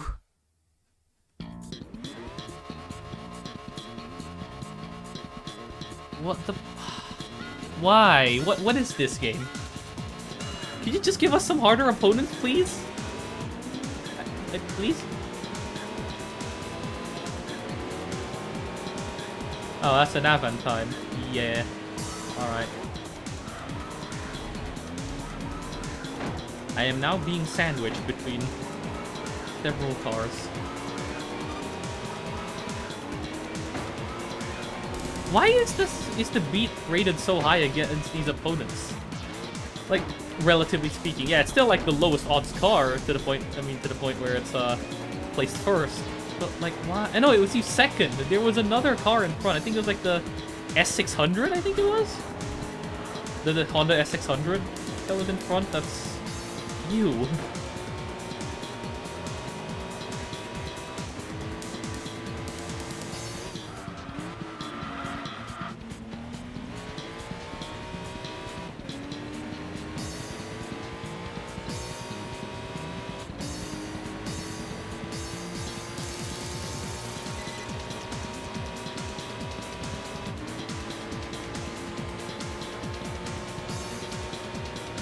Hello, Mini Cooper. Goodbye, Mini Cooper. This car seems to always want to tip over when I, maybe I made the springs too hard. Because it seems to want to tip over every single time I turn it. Probably not a good thing.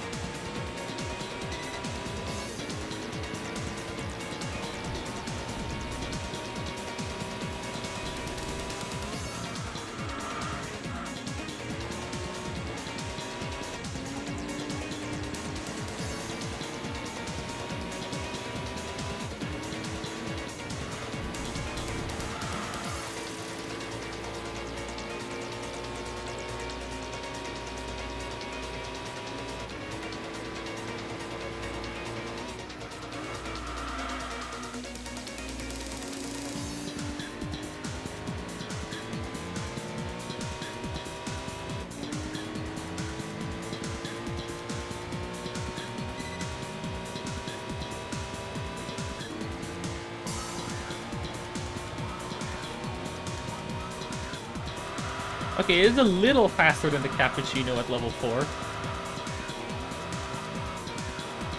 Okay, I think I screwed something up with the suspension because the car seems to like turn and then stop turning and then turn and then stop turning. I think I might have screwed something up with the suspension. I maybe should like lower the dampers, the rear dampers or something.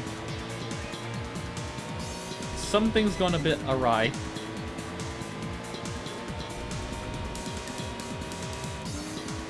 Ow. You notice this, right? Like, it's kind of like rocking back and forth when I turn. The Cappuccino didn't do that.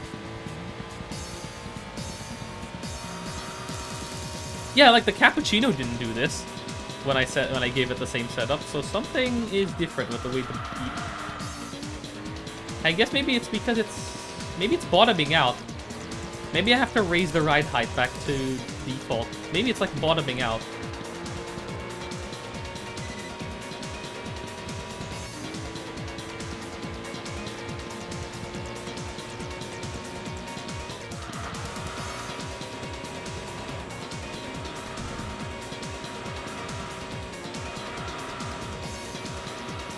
You see this, right? I'm not losing my mind, right? Hold on. Because, like, it turns and it stops turning. Turns, stops turning. The Cappuccino didn't do that.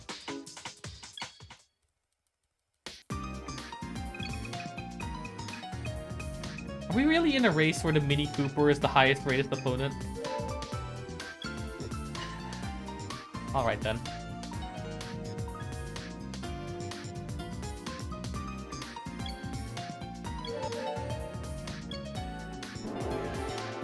Alright, game. Fine.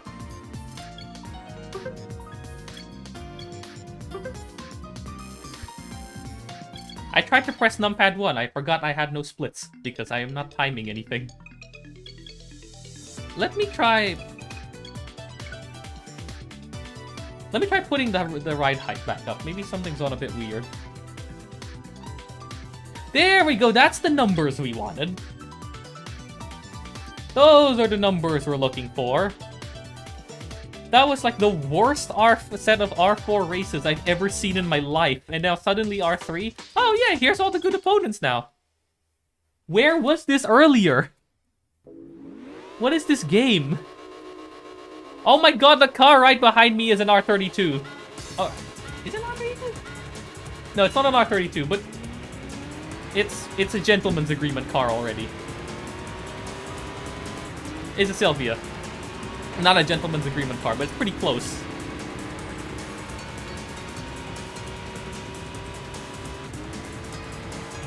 There we go. I was looking for those are the numbers that I'm looking for. Also, yeah, that did fix it. Raising the ride height back to default seems to have fixed the car.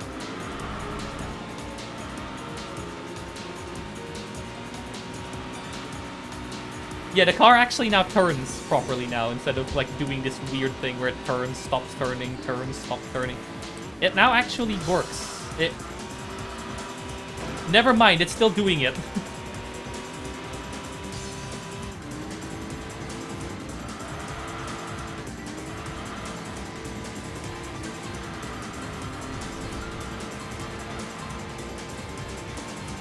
No, I didn't soften any springs. I made them harder, so I think maybe I have to change the dampers. Maybe the dampers are too hard. I'll lower the car again, and then change the dampers back to soft.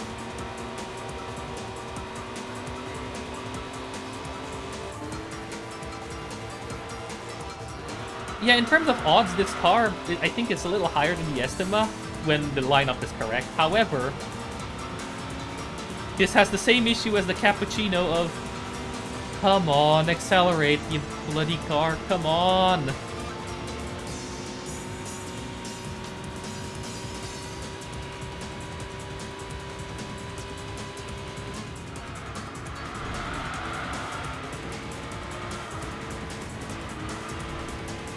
Okay, something is wrong with the car. Hang on, I think I messed up the setup.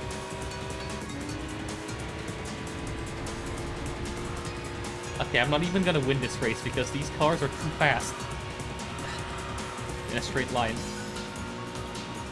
Also, it doesn't help the fact that this car is currently suffering handling issues. What? I am... Hang on. I need to check something. Something's gone weird.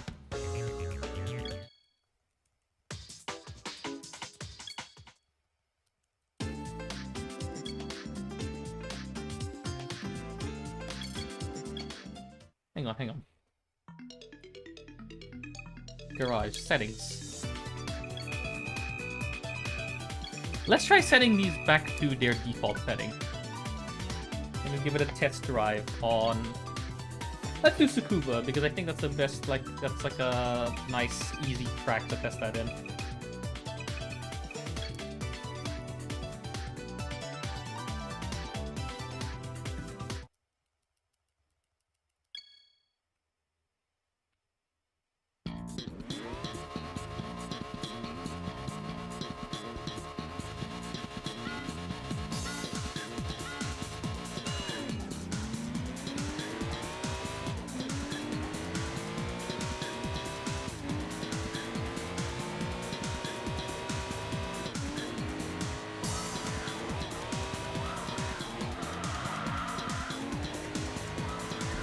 Okay, I think that somewhat fixed it.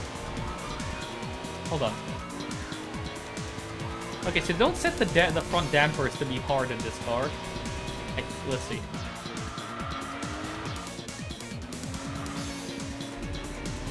Yeah, I think that's the problem. Don't set the front dampers to hard in this car, because that just causes that weird bouncing effect.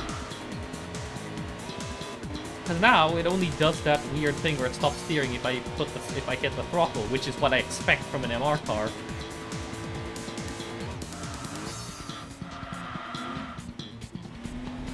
Yeah, that makes sense, because I hit the throttle a little bit. Let's try it on the big corner.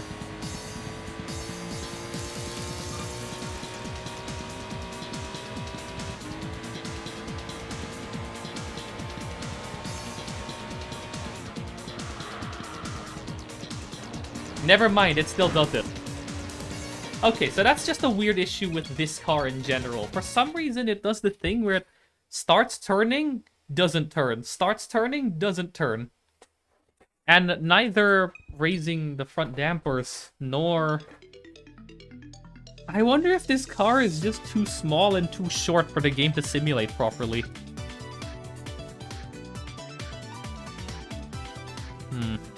Hang on. We need to examine this in more detail. Give me a minute. Oh, you know, I need to remember to save. Just to update the RNG, I guess. I don't even know if this does anything. I'm just doing it for testing.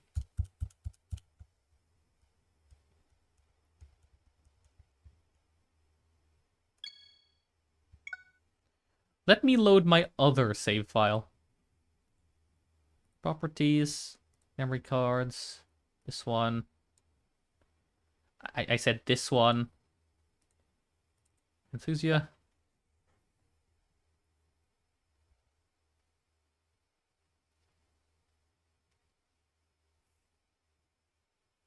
My index finger is starting to hurt. That's fine.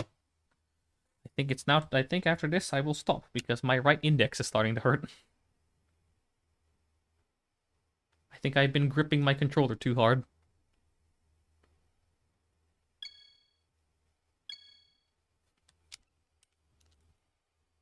Enthusia.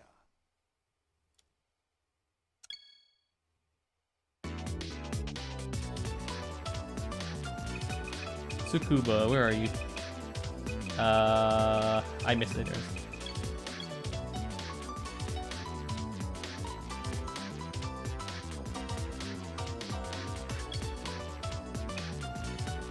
The beat is over here.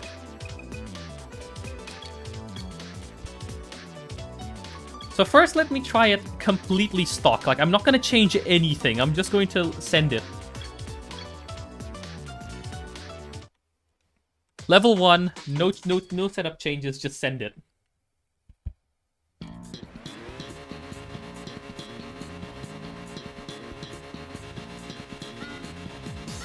Why can't they give you launch starts in this mode? Why do you have to do the outlap yourself?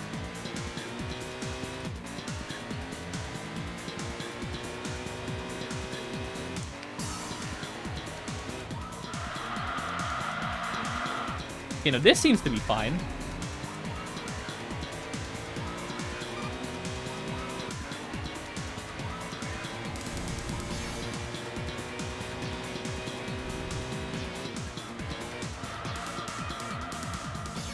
Yeah, this seems to be fine, right?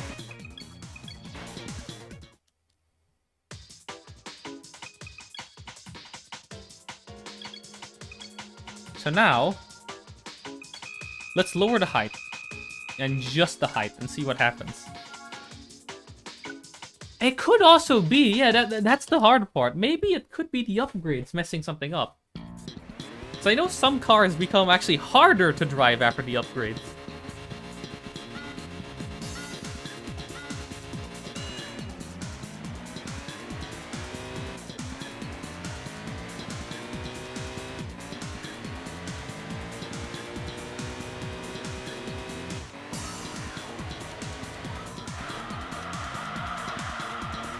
No, it's not the ride height. The ride height does not seem to cause that. Let's try... reset these. Maybe it's the hard front springs, because this is the one thing I didn't test. Maybe the hard front springs are messing it up.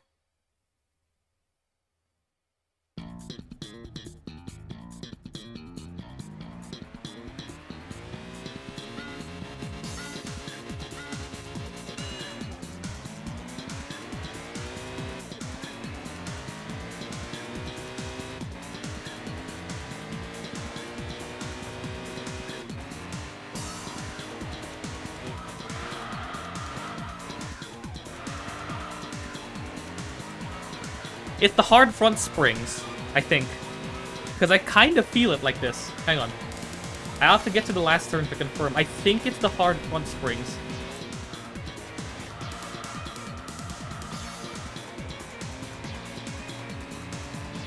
I think it's the hard front springs. That seems to be our culprit here. Or no?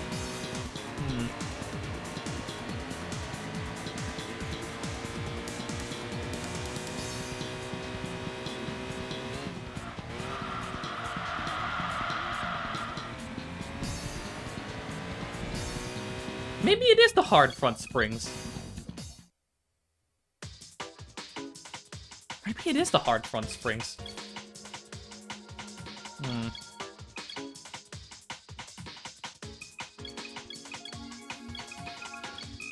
Let's try locking the diff. Maybe it could... I'm just gonna try everything individually.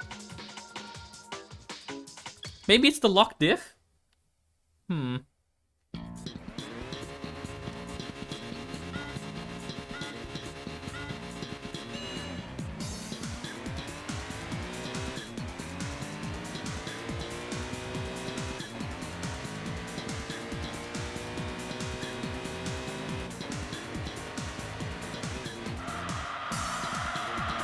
No, it's not the diff. So it probably is either the hard front springs or the hard front dampers. It's not the diff, and it's not the ride height.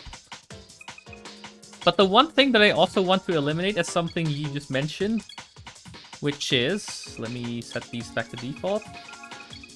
Let's just crank up the tuning level to 10.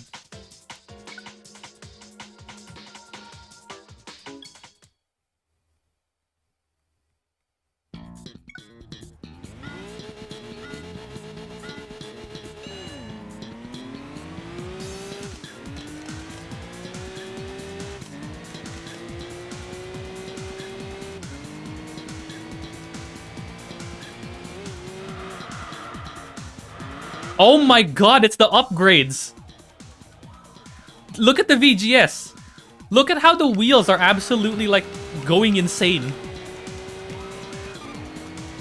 Look at the tires on the VGS as I make some of these turns. Look at what's happening to the rear left! It's the upgrades! The upgrades make this car worse! What the heck? Look at the front tire. I've set the car back to stock except maxed out the upgrades. Look at what's happening.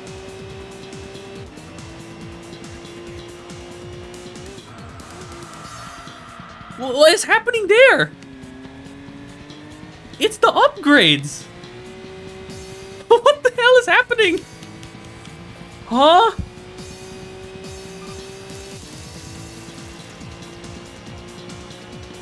It's like it's stuttering.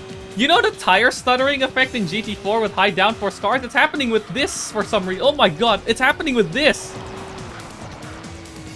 What if you soften? That's a good call actually. I'll try it. It's like it's lifting, yeah.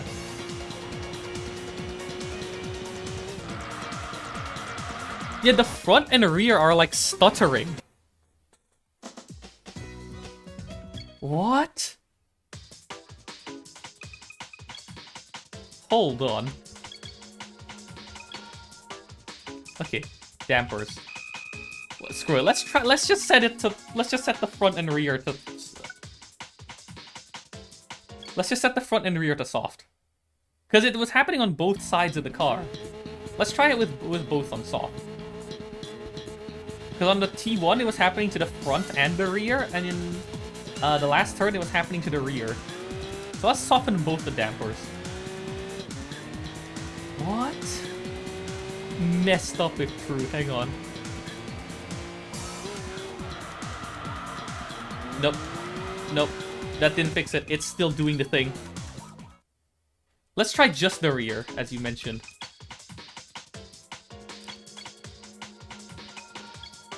This is bizarre. Oh, what? Nope, what am I doing? Get back there. What is happening with this car? Okay, so the beat can't be used because the beat is bloody broken. Amazing. The cappuccino isn't fast enough. The beat is literally broken. The EK is complete garbage. What is this?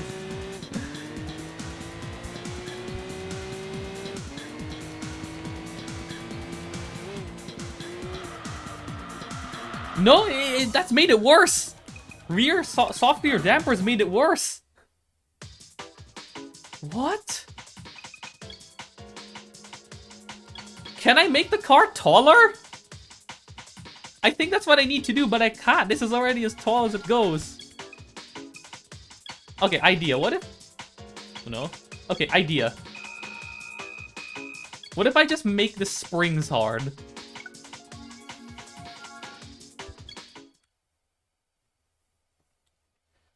What if I just harden the springs?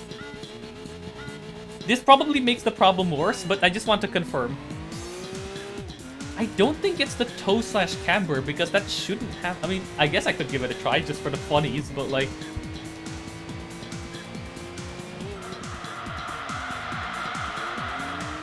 That actually fixed it. Are you kidding me? Setting the springs to maximum strength actually fixed it. What? Huh? It works. Hold on, let's do a full... 1 minute.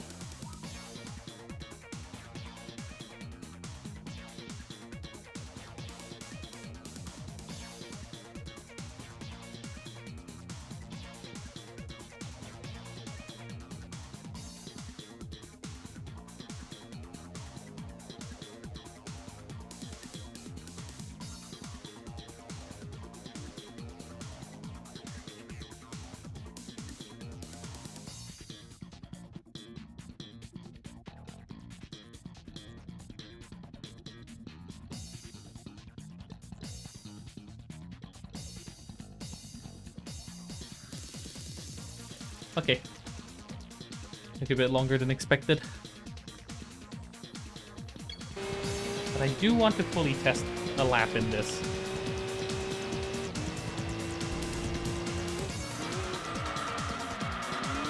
It's actually fixed. It's actually fixed. What the... It's fixed.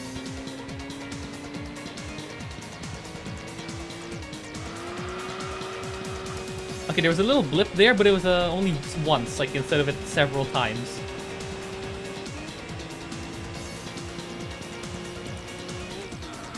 Yeah, at this point, we're going to need to make a... Oh my god, we're going to need to make a tune list for every single car. A good call. Actually, let me test this final corner, and then after that, I will send it.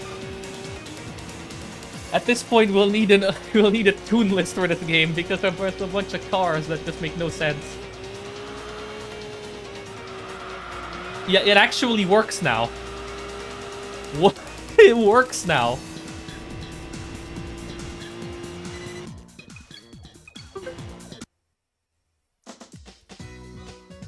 What?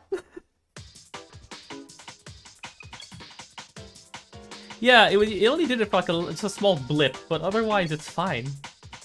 Okay, now we try doing this thing. And then also set the diff.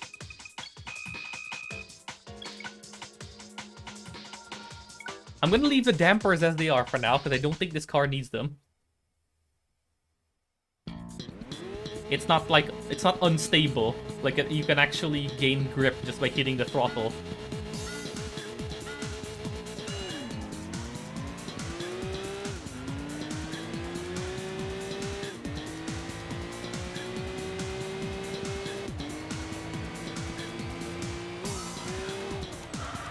Yeah, it actually works now. That was the solution. Just put the front and rear springs to their maximum hardness. That actually fixed the car. What the... Huh? It actually works now. The car works now. What?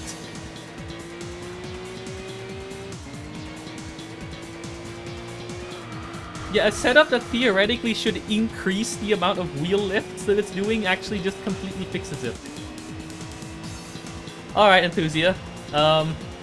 I guess now we finally found the boundary where the game stops behaving realistically and has now exposed the fact that it is a 2005 PS2 game.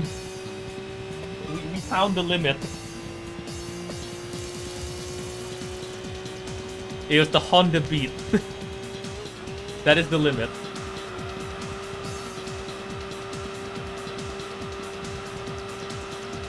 Amazing.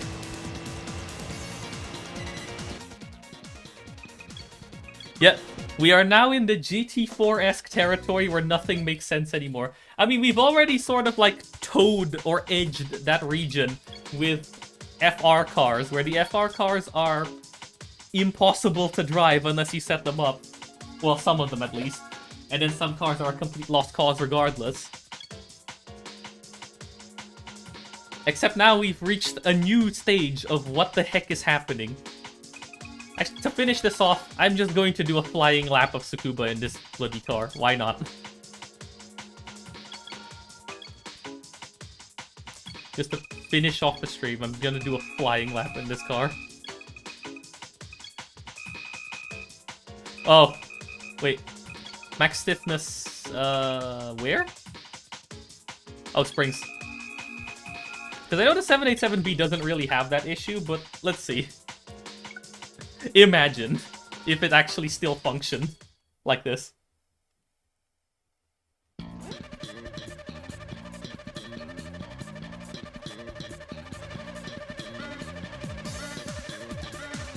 It would be hilarious if it still functioned like this.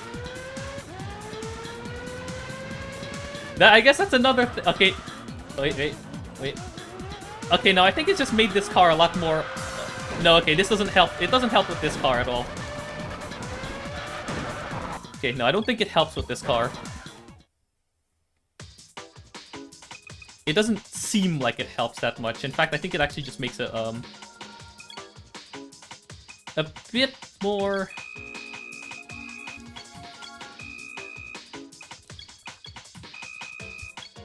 I am trying so hard not to laugh at what I've just heard Discord TTS read out while I'm sitting in a DM. I am trying so hard not to lose it. What the fuck did somebody just send me?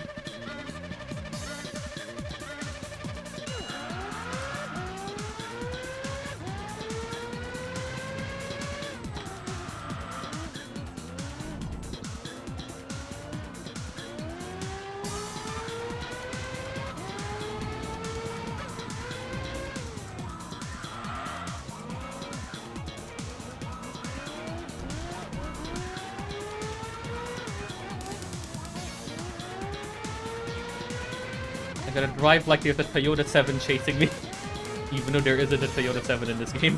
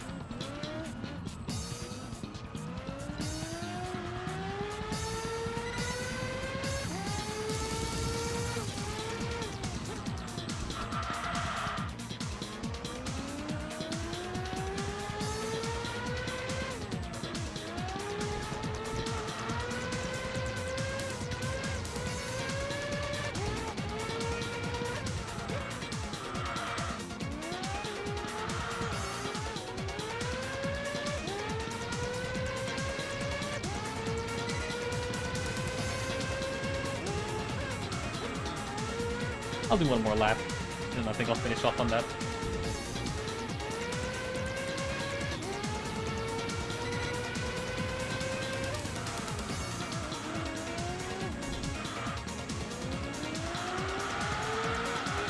Never mind, looks like I'm gonna do one more lap.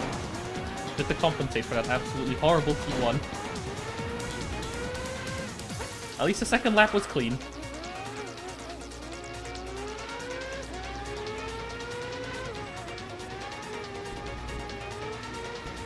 Also, I love how you can see on the VGS the absolutely fat tires this thing comes with.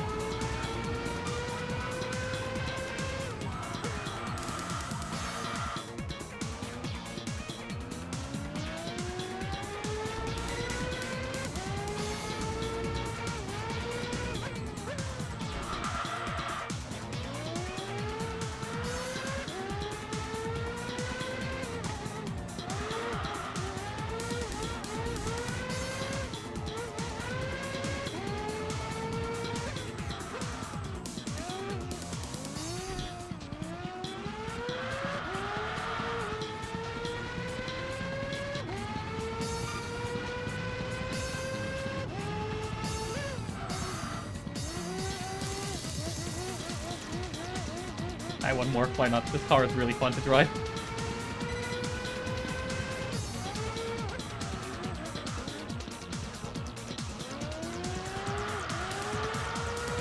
That's better. Whoops. Whoop! I accidentally lost sense of the car. I love high-power cars. When you get them on the grass, they just like do high-power rear-wheel drives. If you get them on the grass, they just kind of spin on the spot.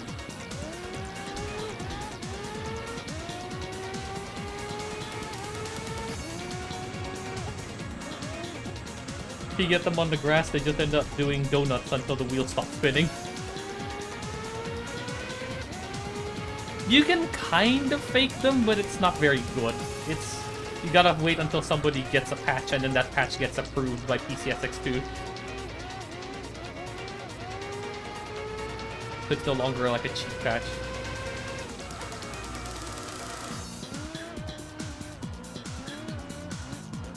All the way on the outside.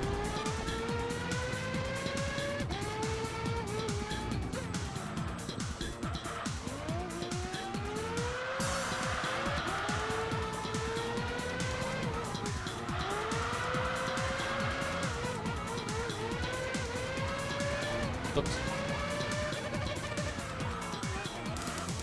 I'll finish on this lap. My hands are getting a little tired. Okay, no, maybe one more. Why not?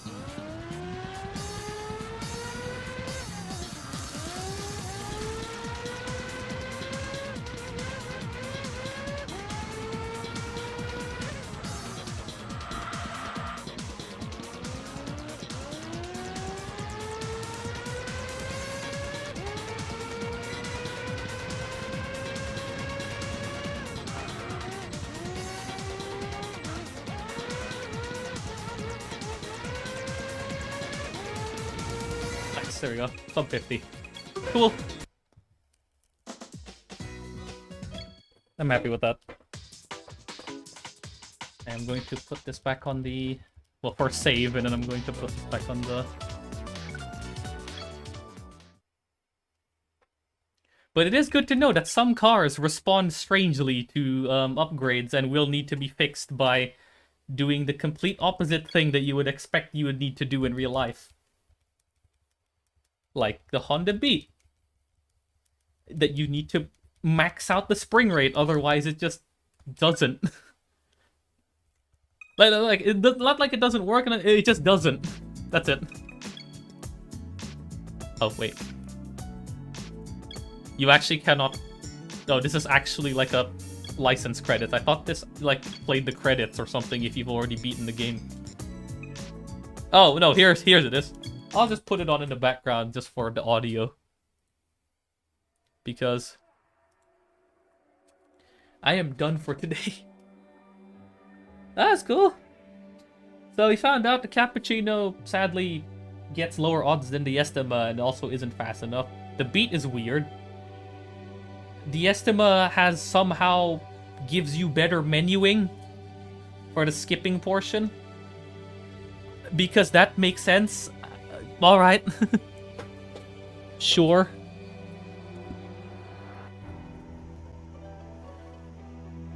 Okay. I guess that's what it is, and got a PB. Yay. And the question is there anybody on? No. No. There's still nobody. But the... Oh, wait, no. Hold up. Gugu is there. I can now... Gugu is there, so I can send you guys to Gugu, who is doing retro achievements right now.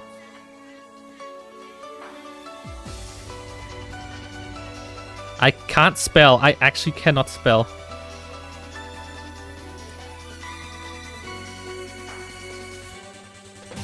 He's doing retro achievements right now in GT4.